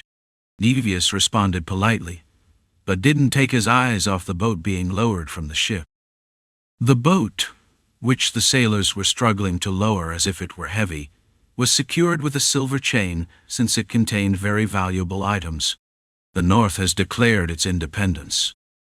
It seems the pressure from the West wasn't enough. The country is falling apart. Duke Barbossa took a swig from the liquor bottle he was holding and continued speaking while frowning, as if the bitter taste lingering on his tongue was strong. That's why I said Count Gaidar wasn't suitable. Although he had suffered a significant defeat, Count Gaidar remained the ruler of the West. However, Barbossa spoke of him with utter disdain. I told the Dragon Blood Lord that great things should be done with important people. Duke Barbossa carelessly tossed away the bottle he had just finished drinking. Ebony black waves approached from behind him as he removed his captain's hat. Coming from the distant blue sea, they were the private fleet that Duke Barbossa took pride in. So you won't fail this time with me. The Duke's narrowed eyes seemed playful, but the waves he brought were not so light. Because he was the only Duke of the South, the Golden Duke Barbossa. There are only 4 noble dukes in the Empire. The Iron Duke of the North, the Dragon Blood Duke of the Center, the Palace Duke of the Imperial family, and now the Golden Duke of the South. In an empire where only one emperor remained in name, these 4 powerful lords faced off. Their names alone were enough to establish a kingdom. Chapter 197. The Smile of a Mother. 1. 2 people were walking along a completely frozen path. Vlad and Nidavalier, who had previously been accompanied by a large crowd, now walked alone towards Sturma. It's cold. So cold. The winter wind, growing harsher each day, mercilessly hit Nidavalien's face. Being on an open road, there was no way to escape that wind, so Nidavalier could only clutch his coat and huddle up. How can you say it's cold? Winter in the North is just beginning. I don't like the North, but aren't beastmen usually covered in fur? Except for the ears and tail, my skin is just like yours, Lord Vlad. Really? I've never seen that. Seeing Nidavalier, who seemed to have lost his mind from the cold, Vlad could confirm once more that, although they had met in the North, Nidavalier clearly wasn't from there. Where are you from? With how sensitive you are to the cold, you don't seem to be from the North. Nidavalier took the bottle of liquor Vlad offered and quickly uncorked it. Then, the intense aroma of wood seemed to calm his shivering body a little. It was a warm fragrance that caressed his completely frozen nose. From the South. I'm from the South. That's why you feel the cold so much. Actually, I'm from an archipelago in the South, a very warm place, unlike here. An archipelago? A group of islands. On a road they traveled alone, sharing a bottle of liquor. The wizard, drunk from the cold, slowly began to tell his story. If you're from the sea, you must know how to swim. Nidavalier tried to respond immediately to Vlad's question, but the air outside his lips was too cold, and the liquor passing down his throat was very strong. The whiskey traveling down his esophagus made him feel every part of his insides, and Nidavalier could only frown. It seems you don't know. But most beastmen hate water. How can they hate water if they live by the coast? Just as the people of the north adapted to their environment, it was expected that the beastmen living by the coast would do the same. However, the aversion to water of these beings living by the sea piqued Vlad's curiosity. That's because originally our land wasn't an island, eh? Nibelung, who took another swig, began to straighten his ears as if regaining his senses. On the contrary, his melancholy gaze seemed to recall his now distant home. A long time ago, when our ancestors settled in the south, there were no islands. Really? So why is it an archipelago now? Although it had once been part of the continent, it was now a series of points in the sea. At Vlad's indifferent question, Nibelung tilted the bottle again. That's because, a long time ago, the most perfect dragon destroyed our land. The most perfect dragon. Every time Vlad heard those words, he felt a pang in his heart. He used to consider it a legendary creature, but now he understood what ran through his blood. The dragon's breath burned the lush jungle and sank the solid ground, leaving it as it is now. It's a very old story, but even so, Vlad, who received the liquor bottle again, felt Nibelung's gaze on him. Nibelung's amber eyes, now narrowed vertically, seemed to hold a dragon that knew nothing. That's why we continue to wander the continent, seeking the mysteries that fled from the dragon back then. After losing their home and seeing their mysteries scattered, the beastmen continued to wander the continent, aimlessly, even centuries later. Although it wasn't something he had done, the story, intertwined with his roots, made Vlad feel strangely complicated. Oh, I see a city there, huh? But even amid his confusion, their steps continued to lead them to their destination. A white city covered in snow could be seen in the distance. Sturma, with its enormous walls, welcomed them. The small flag hanging behind Noir began to flutter vigorously, as if recognizing the city where it had been born. The capital of Bayezid Sturmadotiki. The guards who patrolled the area recognized Vlad and greeted him with impeccable posture. I haven't even said a word, and they already recognize me. I've spent a lot of time here. Vlad smiled slightly at the memory of how he used to be, seeing Nibelung, who still wasn't used to such a reception, looking around nervously. You idiot! Aren't you going to put that away immediately? Jager's voice echoed as they rode. But at that moment he was excited. Finally, it was time to use the identification that Priest Andreas had given him.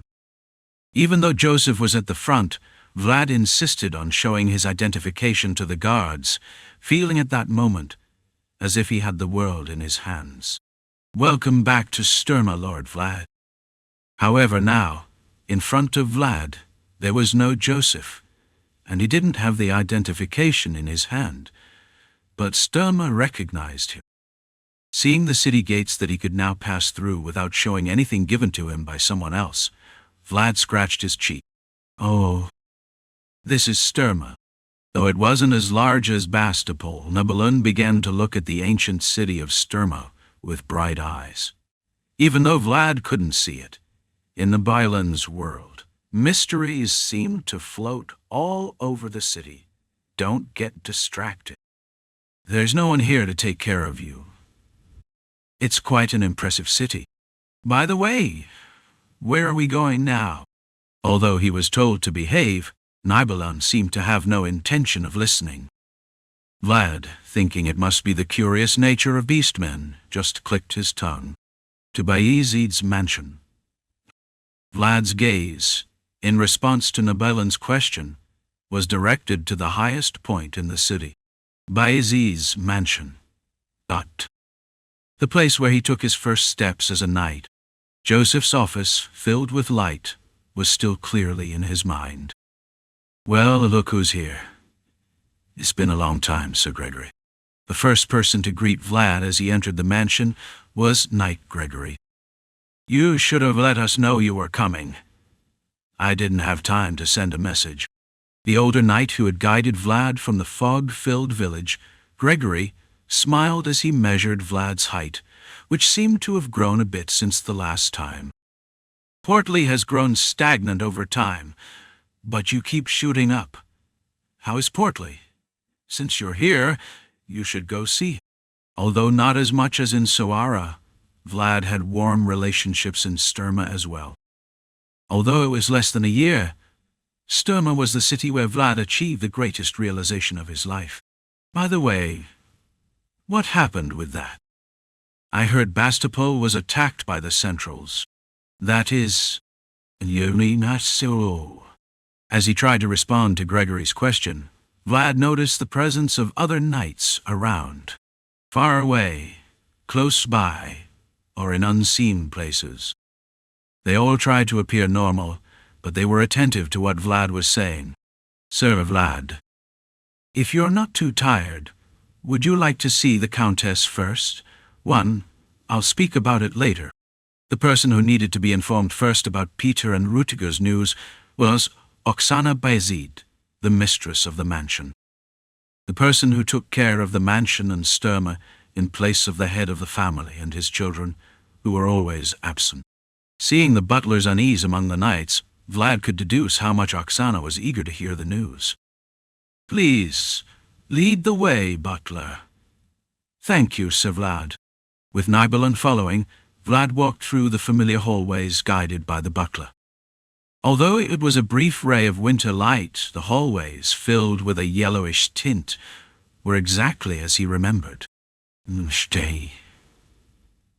Do I look presentable? What? Nothing's broken or out of place, right? Hearing Vlad's cautious question about his appearance, Nidavalier was a bit surprised. Vlad seemed more nervous than when he met the Duke of Iron in the north, which was very unusual. You look perfectly presentable. Completely. Apparently, Nidavalier's words reassured Vlad, whose face began to relax. Are you ready? May I announce you? Yes. In front of the door to the parlor, Vlad adjusted his clothes one last time and nodded to indicate he was ready. Knock, knock, knock. Seeing the door the butler knocked on, Vlad took a deep breath. But, even though he tried to brace himself, he knew very well that all his effort would be in vain in front of the woman behind that door. It has been a while, Vlad. As the door opened, a familiar scent filled the air. A scent he hadn't felt in a long time, but had always been deep in his memory. Maybe I should call you Sir Vlad now. Seeing the lady smiling with that scent, Vlad lost the words he had prepared and began to murmur. Although he had met many people since stepping into the outside world, he didn't know how to behave in front of this woman. Would you like a cup of tea? No, thank you. Lord Ramon recently tried growing tea in his territory. Even though he said no, it seemed the tea would be served anyway. For Vlad, who came from a cold day, Oksana began to prepare the tea herself. Who is this person beside you? I am Nidavalier, Vlad's new magical advisor. Under Oksana's gaze, Nidavalier bowed his head and began to observe the room silently, which was unusual for him. However, he soon seemed captivated by the various tea leaves arranged by the window. I heard you just came from Bastapol. How are the head of the family and Rüdiger? The news of the attack on Bastapol by the Dragon Knights was something that concerned Oksana. Knowing this, Vlad began to answer as detailed as he could about what he knew. However, while speaking, he tried to omit the most dangerous parts, only out of consideration for Oksana. It must have been hard for you. But if Oksana couldn't deduce what wasn't said, she wouldn't be the Lady of Bayezid. Understanding what Vlad had gone through, Oksana smiled with effort. By the way, it seems you've gained some weight since last time. Really. Having arrived with the harsh wind, Vlad looked down at Oksana's smile. Though Zemina and Alicia also smiled at him, Oksana's smile was different. When I first saw you, you looked all bones. Now you seem to have regained your form. Leaving the teacup, Oksana began to stroke Vlad's head. Though the spot where her breath touched tickled, Vlad looked into Oksana's eyes. I'm glad to see you're well. It's the first time I've heard that, even though I have 2 sons. Seeing Vlad worried about her well-being, Oksana's eyes curved in a smile. Knowing that the boy who once showed only thorns now knew how to be gentle, gladdened Oksana. However, though Vlad smiled with his mouth, he couldn't with his eyes, because he saw the worries on Oksana's face that were hard to erase. Joseph will also be glad to know you're back, really. The smile that once melted the cold winter seemed a bit weaker now, which saddened Vlad. A mother ages faster worrying about her child. That's why Vlad could now also see the wrinkles on Oksana's face. But still, seeing Oksana trying hard to hide her worries and smile, Vlad also tried to show only a smile. Chapter 198. The Smile of a Mother. Joseph's office was situated at the end of a hallway on the 3rd floor. Though it was a secluded place, it was quiet and allowed one to immerse in their thoughts. Vlad had always appreciated that space, where sunlight lingered the longest within the Bayezid mansion. "Mr. Joseph, I have arrived," said Vlad as he knocked on the familiar door. While waiting, he looked out the hallway window. The afternoon sunlight filtering through the glass was just like in his days as a squire. "Come in," a voice called from inside. The scene that greeted him upon opening the door was also familiar. Jaeger stood with his usual indifferent expression, and Borden was seated at the visitors' table, reviewing documents. "You did well to come all this way, Vlad," said Joseph. Although much had happened since then, the unchanged view of the office comforted Vlad. "I have returned, Sir Joseph," said Vlad, not realizing he was using those words instead of many other possible greetings. With each step he took, the scenery around him transformed, but that place remained the same as the first time he saw it. Well done. However, one thing had changed in that place where it seemed time had stopped. Joseph, sitting before him with the sunlight behind him, looked much more haggard than the last time they met. Seeing Joseph in that state added a touch of sadness to Vlad's smile. Joseph paused while taking out tea from the cabinet, and after a moment's hesitation grabbed a bottle of whiskey. He must have remembered that Vlad liked that whiskey. "You've already got yourself a mage. You're better than I am," said Joseph. "His name is Nidavalier, Sir Joseph." Joseph, who had brought the bottle, looked at Nidavalier with curiosity. It was hard not to notice the man with amber eyes and blue fur. "Are you from the south? A mage with amber eyes and blue fur," murmured Joseph, narrowing his eyes as he observed Nidavalier. Though he was gaunt, Joseph's eyes shone brightly. "You seem to be from the main island," he added. "Yes, you guessed right," replied Nidavalier, surprised. "No, I just deduced. And it appears I was correct," said Joseph. He was good at drawing conclusions from the information he had, and his intuition. Vlad, who had spent some time with Nidavalier and barely knew where he was from, looked at Joseph in amazement. "I've heard about your exploits. You accomplished something in Bastopol this time, didn't you?" continued Joseph. "It was nothing extraordinary," replied Vlad. There was no need to envy what one did not have, Vlad thought, as he also possessed things that Joseph did not. Both complemented each other like puzzle pieces, each providing what the other lacked. Destroying Mercia of Dragulia is no small feat. "That's beyond modesty," commented Joseph. "Really?" said Vlad, glancing at Jaeger as if seeking approval. He seemed a bit boastful, like a young man who had not yet fully matured. "What are you looking at?" asked Jaeger. "Nothing," replied Vlad.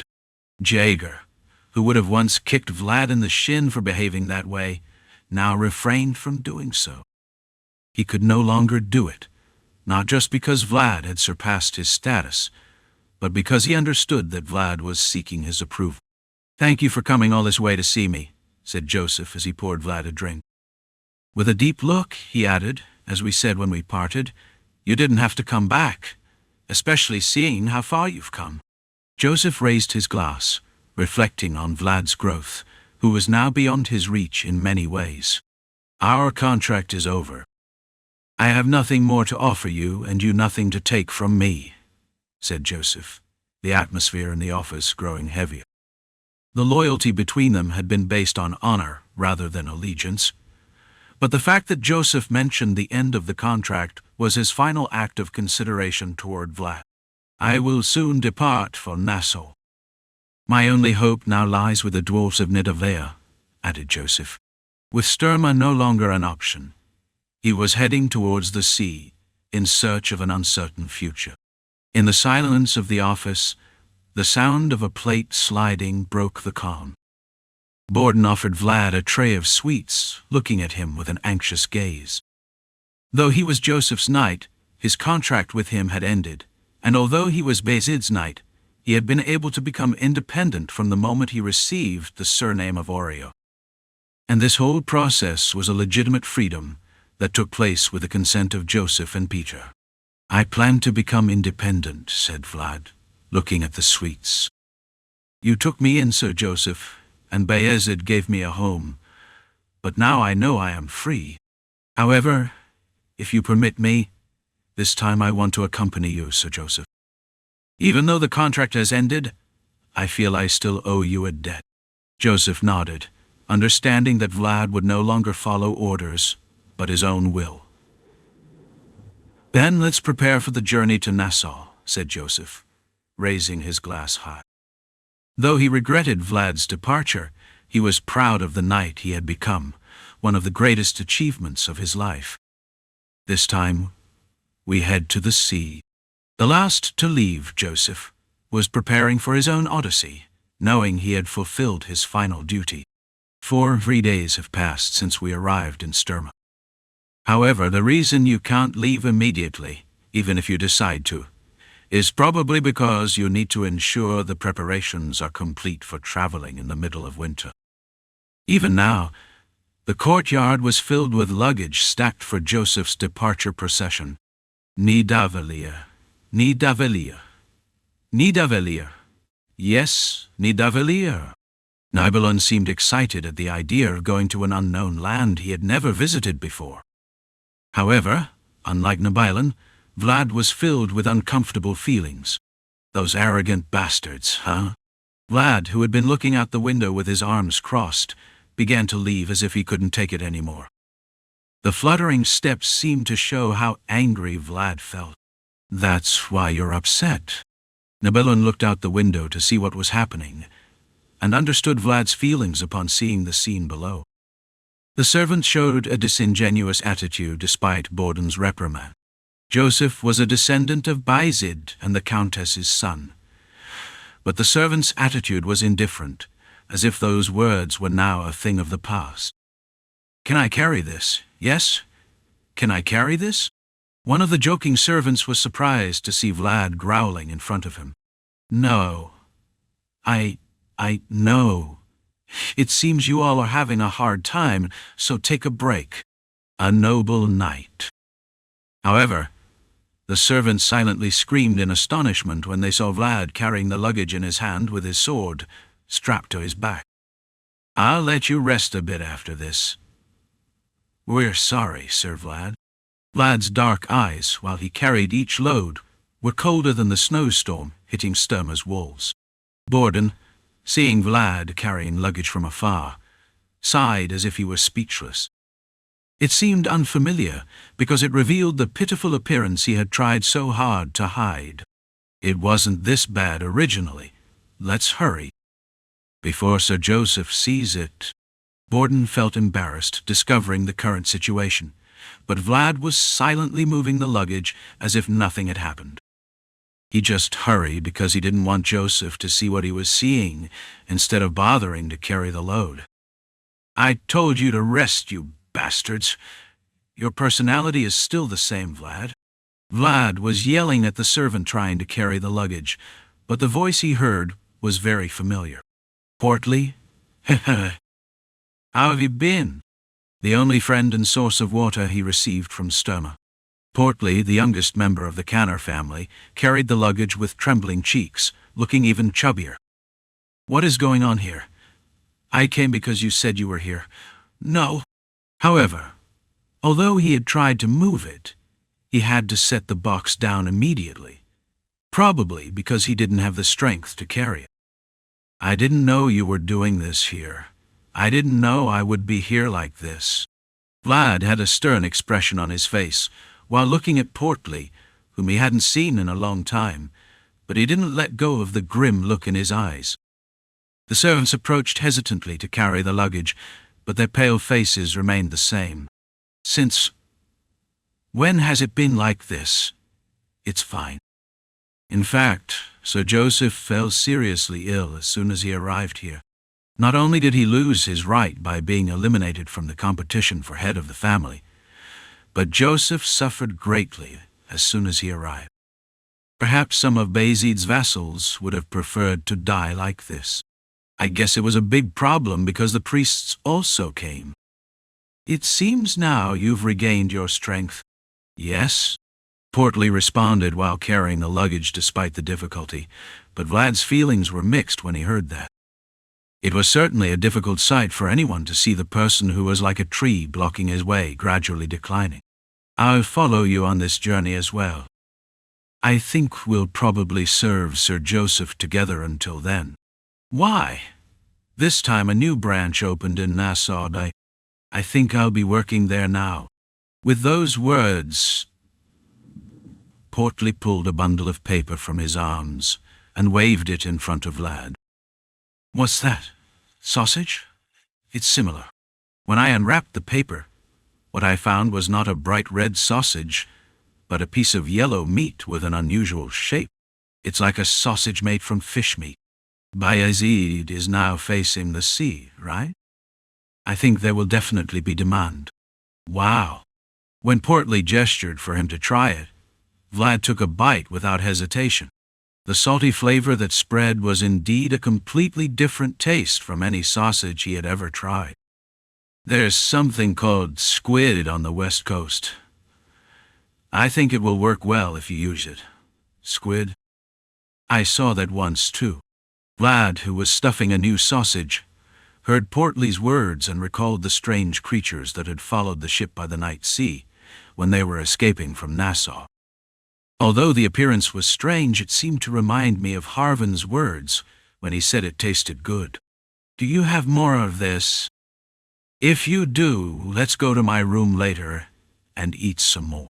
Now, looking at the servants moving quickly, Vlad pulled out a familiar bottle of liquor from a nearby box. This was here.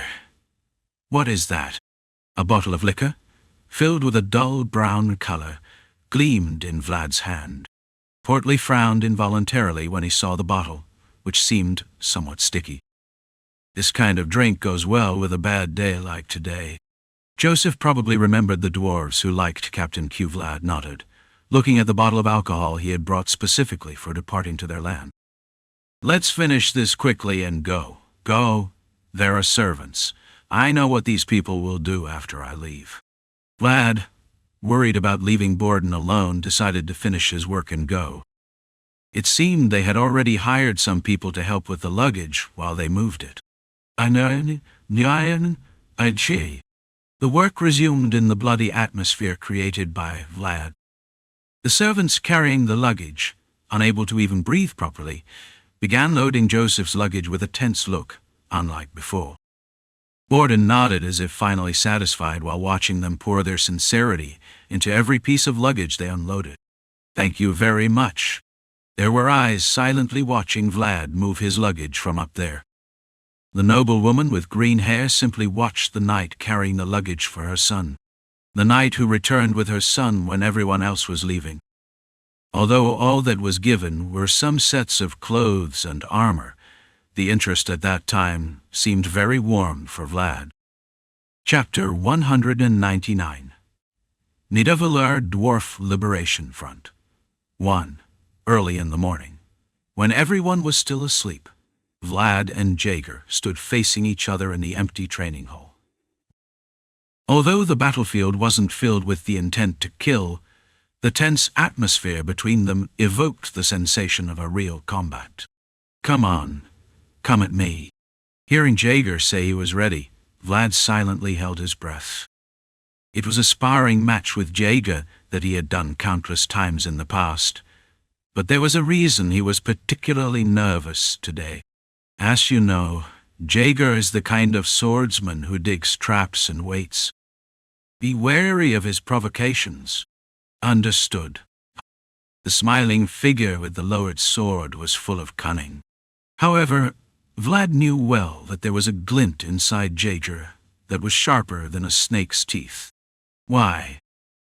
Do you want me to attack first? It's not always necessary for swords to clash to begin a fight. There are variables determined before a battle begins, and Jaeger had taught Vlad to secure as many invisible variables as possible. It was as if he was mocking Vlad with a sneering expression. I should attack first. You're getting on in years, and your joints must be weak. Impertinent. And who taught me to be like this? No, you always had the seed of insolence. The position of the toes, the angle of the raised sword, even the constant shifting glances and gestures. Though the swords hadn't clashed, Vlad and Jaeger were already fiercely fighting, trying to deceive each other with traps and feints. Finally, at the end of this preliminary duel, Vlad's sword began to gleam under the moonlight. Then here I come! The heap of dirt thrown behind Vlad bounced loudly into the night sky. An unpredictable speed. Though he wasn't using aura, the explosive power of Vlad's charge was something Jaeger hadn't anticipated at all. What the hell? Clang! With a loud crack, the frozen ground began to fracture. Jaeger was pushed back, unable to withstand Vlad's force, leaving a trail in the ground. You've learned a charming trick. This is just a rush. Through the vibration of his trembling sword, Jaeger could see Vlad's eyes. His eyes were bluer than when he was a child, and had gone beyond the ferocity of his youth, now reaching the realm of fierceness. They say he has the blood of a dragon. Though he wasn't using aura, Vlad's world felt palpable. Vlad realized who he was and accepted his identity as Dragulia.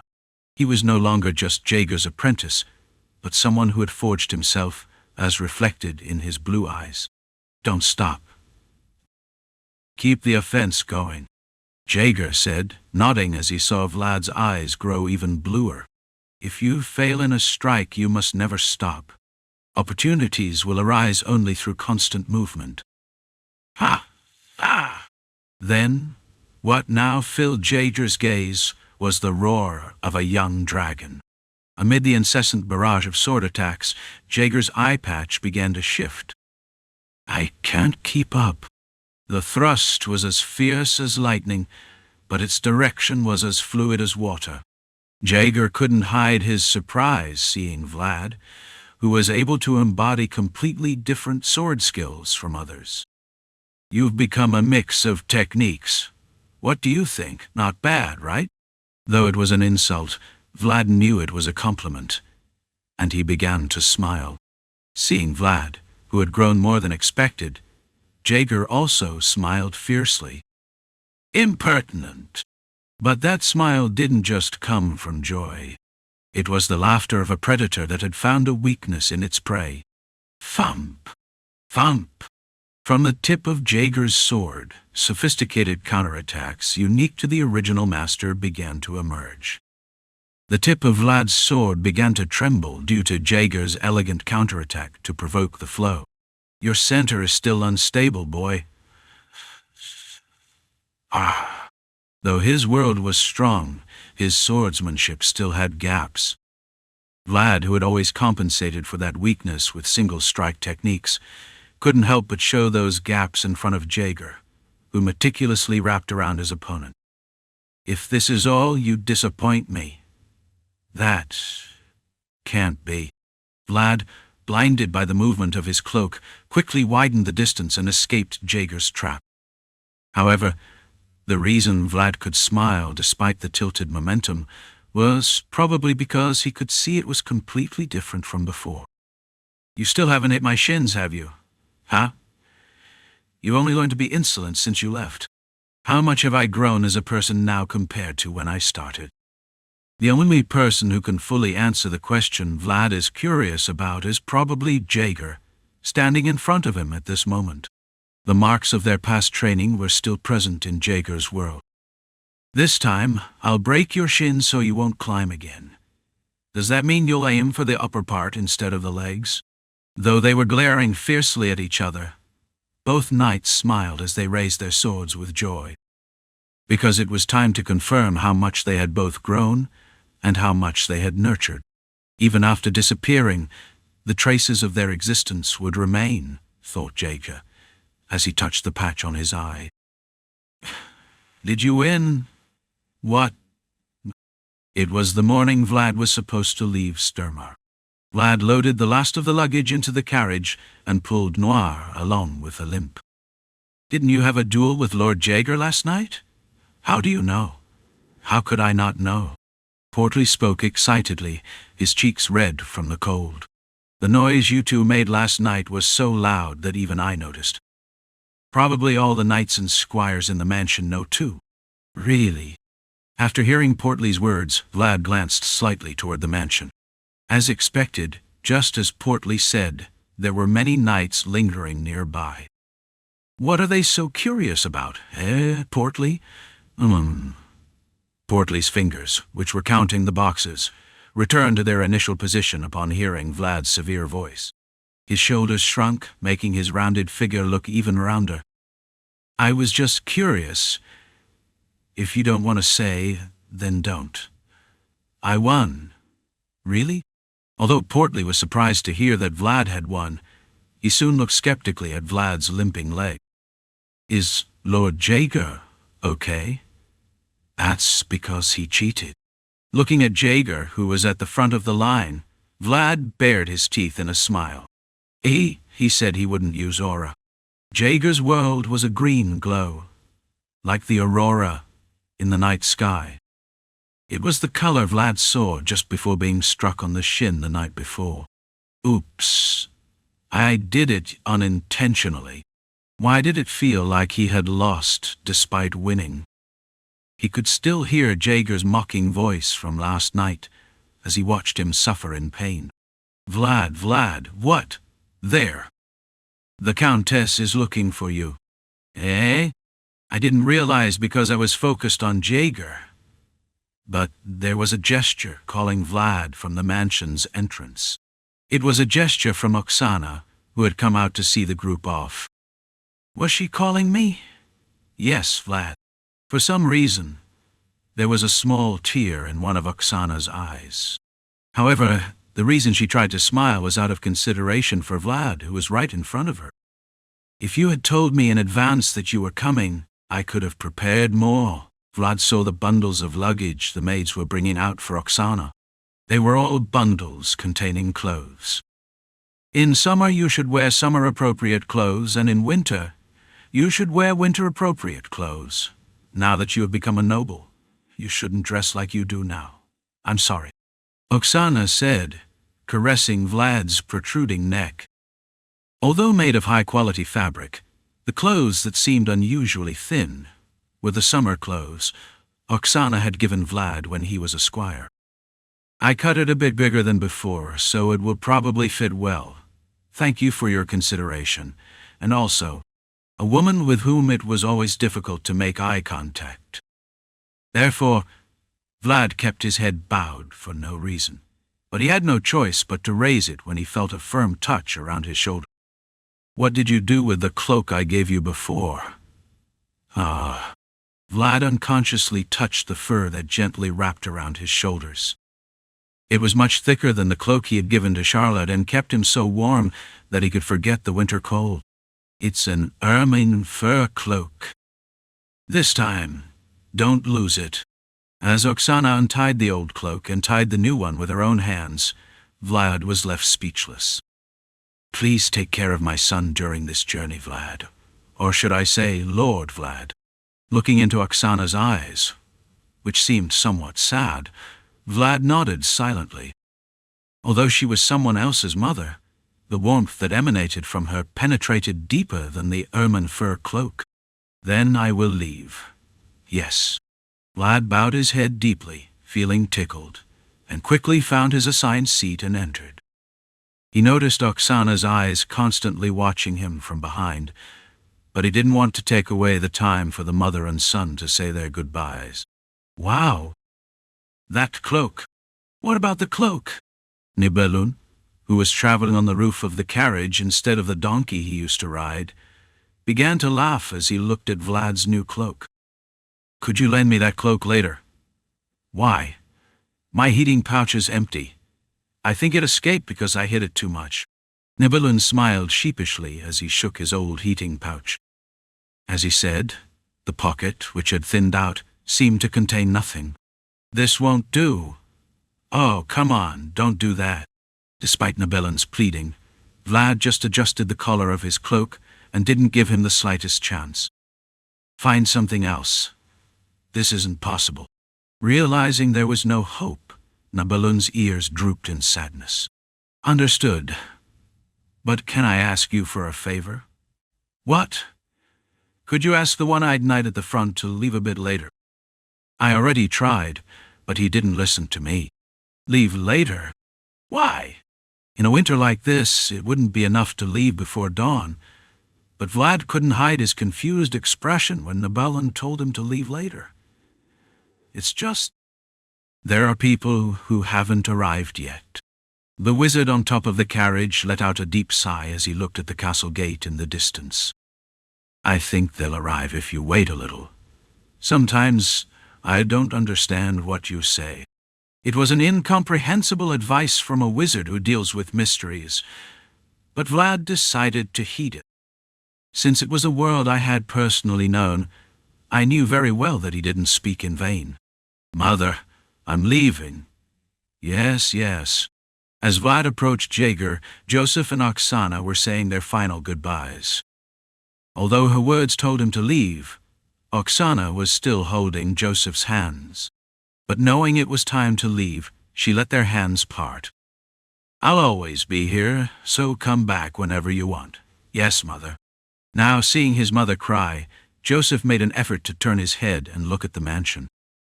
The morning sun shining over the castle walls illuminated the mansion where he was born. I'll come back.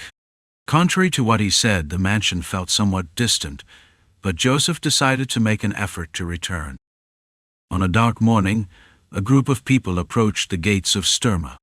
The men wearing thick hoods pulled up over their heads, constantly exhaled white breaths, as if unaccustomed to the cold of the north. This is Sturma. A man who seemed to be the leader of the group began to look at the walls of Sturma with deep eyes. As they got closer, the majesty of the castle's tall and strong walls left a deep impression on anyone who saw them.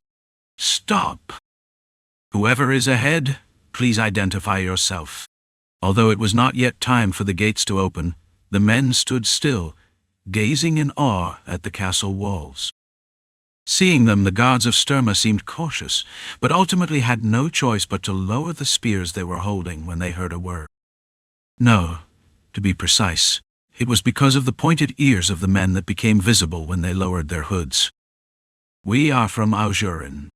Upon hearing the now familiar demands of humans, Baradis, the leader of the Rangers, searched inside his chest and raised a document. The emblem of Hainal was drawn on the beautifully sealed exterior of the document. Elf? This is a letter of guarantee written by Baroness Alicia Hainal. The guards seemed quite bewildered when they saw the elves in front of them, who were said to be difficult to see even once in a lifetime. This is because Sturma is a place where it is hard to see not only elves, but even the beastmen who roam the continent. And if the Night Lord Vlad is in this city, I would like you to inform him that we have arrived. The elves seek out Knight Vlad with the certified guarantee from Baroness Alicia Hainal. The people whom the clairvoyant mage had been waiting for were now standing in front of the gates of Sturma. Chapter 200. Nidavalier Dwarf Liberation Front to Trinova, a western city. There was a mansion located in the city center, avoiding the desolate sands that wandered the wasteland. It was a large and spacious mansion that was clearly visible even from a distance. But it had a dark feeling, likely not just an illusion. That's why I hate coming to the West. There's no decent food, nothing to drink. Anyway, there's no fun in this town. The gold merchant Barboza took off his boots and shook out the sand inside, muttering as he did. It didn't match the luxuriously decorated room and was not courteous to the person sitting in front of him, but he acted comfortably as if nothing was really wrong. By the way, your complexion seems to have worsened a lot since the last time I saw you, Count Gaidar. It's inevitable, I suppose. Barboza, who put his boots back on over the sand he had scattered, looked at Count Gaidar with a malicious smile. Despite the smiling, bright face, the Count's slightly tilted head seemed to convey a strange sense of pressure to anyone who looked at him. After all, it's not surprising you're in such bad shape, considering you lost around 5,000 men. On top of that, you also lost Godden. I really felt sorry for that friend. Stop it.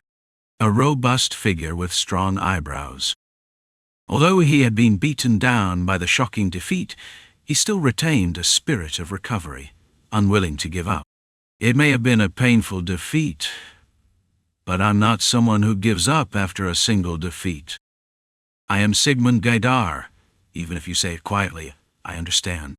However, Barboza merely covered his ears with his fingers, as if making noise, ignoring the Count's vigor. What brings a busy person like you all the way down here to the south?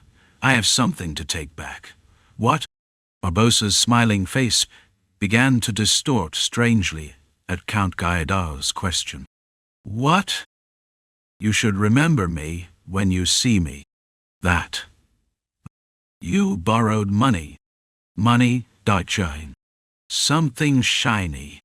For a moment, Barboza's head tilted forward and suddenly found itself under the Count's chin. He looked like a venomous snake. It was money you borrowed to feed, clothe, and arm 5,000 soldiers. Isn't that right? Where do you think you could find that money in this miserable town? I borrowed that money from Dragonblood. To be exact, it's the money that Dragonblood borrowed from me. Barboza, interrupting the Count with a fierce smile, pulled a document from his pocket and tossed it to Count Gaidar. A sheet of eerily bright red paper. It was what was called a final warning, the paper most feared by those who had borrowed money from the House of Dragonblood. And besides, the debtor is you, from Ravnoma to Bayezid. For an impoverished Count's family to end up as the loser in the West, they would need proper support. However, Dragulia's support, which devoured as much as it starved, finally halted Gaidar. So just leave it at that. Barboza, lifting the red paper with a familiar gesture, held it up in front of Count Gaidar's eyes. I only need one city. If the calculations are approximate, is that okay? Though it was an absurd pressure, it was true he had borrowed something. Count Gaidar, trembling only with his lips, dared not say anything, because the report he had received before Barboza entered stated that a fleet had come to take over his city of Torchia. Isn't it wonderful to have good neighbors?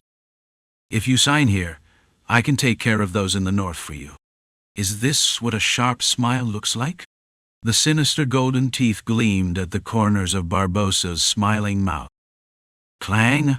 A harsh sound came from the worn door, as if the owner didn't care. But what irritated Vlad more wasn't that sound, but the fierce glares from the sailors sitting in the bar.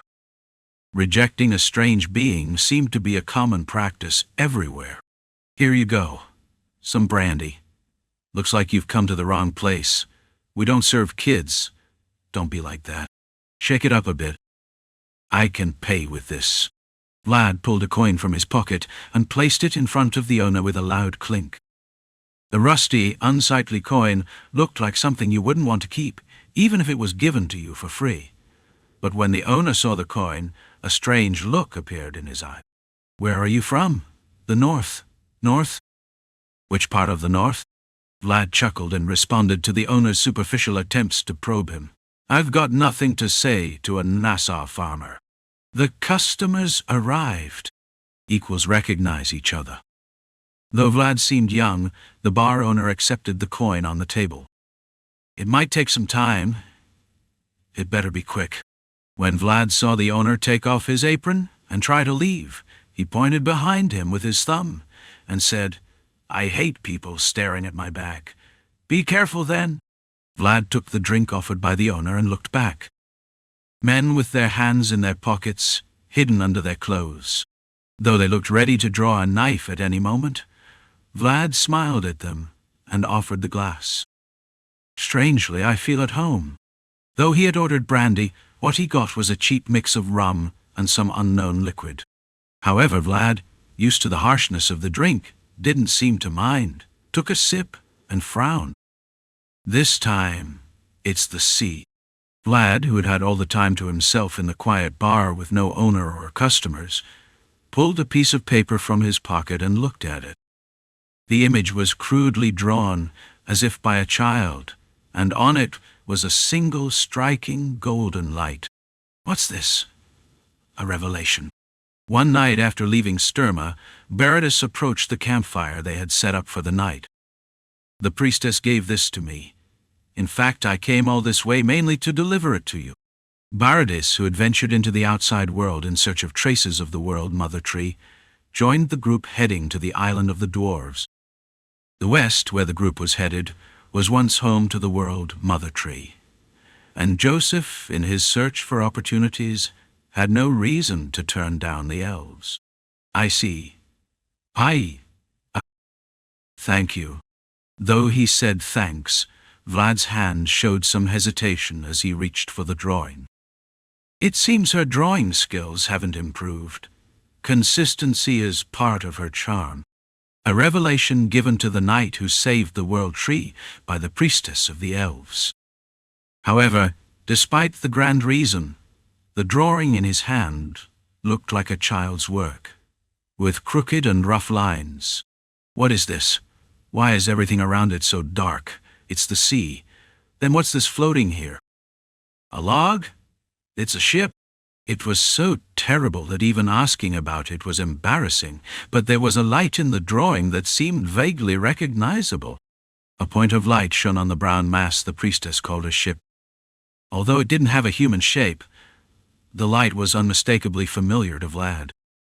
Could this be me? As expected, you recognize it at a glance. Baradis, a bit excited that Vlad recognized the drawing made by his younger sister, smiled and nodded. A knight lighting a beacon on a drifting ship in the sea. Nabalun, who had silently approached, murmured as he looked at the drawing. Judging by his bright eyes, it seemed the revelation delivered by the priestess had sparked great interest in him. "I've never seen such a clear revelation before. Whoever the prophet is, their level is extremely high. Clear."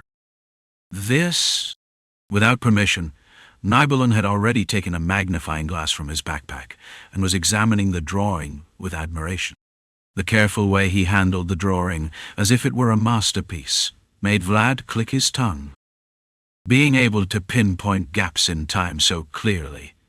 "Someday, I really want to visit the Forest of the Elves with Lord Vlad. I really want to go. Let's go together. Please." When Baradis said Vlad had to come along, Nidalar clasped his hands as if begging. The pupils, characteristic of the beast people, gradually became wider and rounder, but Vlad wasn't really looking at Nidalar. "This time I'm lucky." "What?" A light flickering precariously over the dark sea. Vlad rummaged through the crackling fire, looking at the color that clearly depicted him. "Because the revelation points to me. In the city of Moshiam, there was a canary that sacrificed itself for me. One, she was the bird that illuminated the darkness, guiding me on the right path." Having buried the pain of Justia's death in his heart, Vlad felt relieved that this time the curse was directed only at him. "Here's the map, and this too. The port of Nassau at sunset. The western sea, much warmer than when we left Sturma a month ago, was starting to spread out. What is this? The secret contact the bar owner had provided looked like a common dock worker. He, who had been carrying loads as long as his weathered face suggested, now stood in front of Vlad, patting his hunched back. It's a seashell. Isn't it big? What is a seashell? Ah, that's right, you said you came from the north. It was a strangely curved object. Vlad's expression wrinkled at the sight of the shell. Hard to believe it was once a living thing. In any case, use it as a horn. You know what a horn is, right? Then will they come? In response to Vlad's question, the old dock worker only shrugged. I don't know. The only sure thing is that the place marked on the map is shrouded in fog, a place even experienced captains avoid. So I can't guarantee you a ship. What he had in his hands was a rudimentary map and the remains of an ancient shell. But these were the only clues to reach the island of the dwarves, so Vlad had no choice but to nod. The ship is fine. We've already secured one. That's a relief. Realizing the meeting was over, the old man lifted the flagstaff he carried with great difficulty and bowed his head. Until a moment ago, he had been the secret contact, but now he looked like a simple dock worker. Nassau, a land of Bayzid, but still with Western customs. Helping the dwarves here was something that had to be kept secret. Then, let's not meet again. Here you go. It was Vlad who tossed a gold coin to the old man for his hard work, but he simply shook his head and quietly handed it back. I've already been paid by the dwarves. One. Vlad scratched his cheek as he watched the old man leave with difficulty, carrying his sack. Though he seemed an insignificant old man, he appeared to have something that couldn't be replaced by gold coins. So the other ships don't want to go. After the old man left, Vlad walked toward the dock, alone in the port. Now, the western sea where you could even feel the scent of spring. In the deepening twilight, Vlad took out the drawing the priestess had given him upon seeing a familiar shadow. Seeing it like this, it looked similar. At first glance, it only seemed like a brown mass, but upon comparison there was a certain resemblance. A small body with a tall mast, and a white triangular sail fluttering at the top. A small ship entering Nassau's port with the sunset. Recognizing the familiar ship that had set off from Sawara, Vlad raised his hand and waved it high. I'm here, Harvan. Liberation Front of Dwarves Nidavalier. The ship that would take the group there was the red-haired Zemina, captained by Harvan.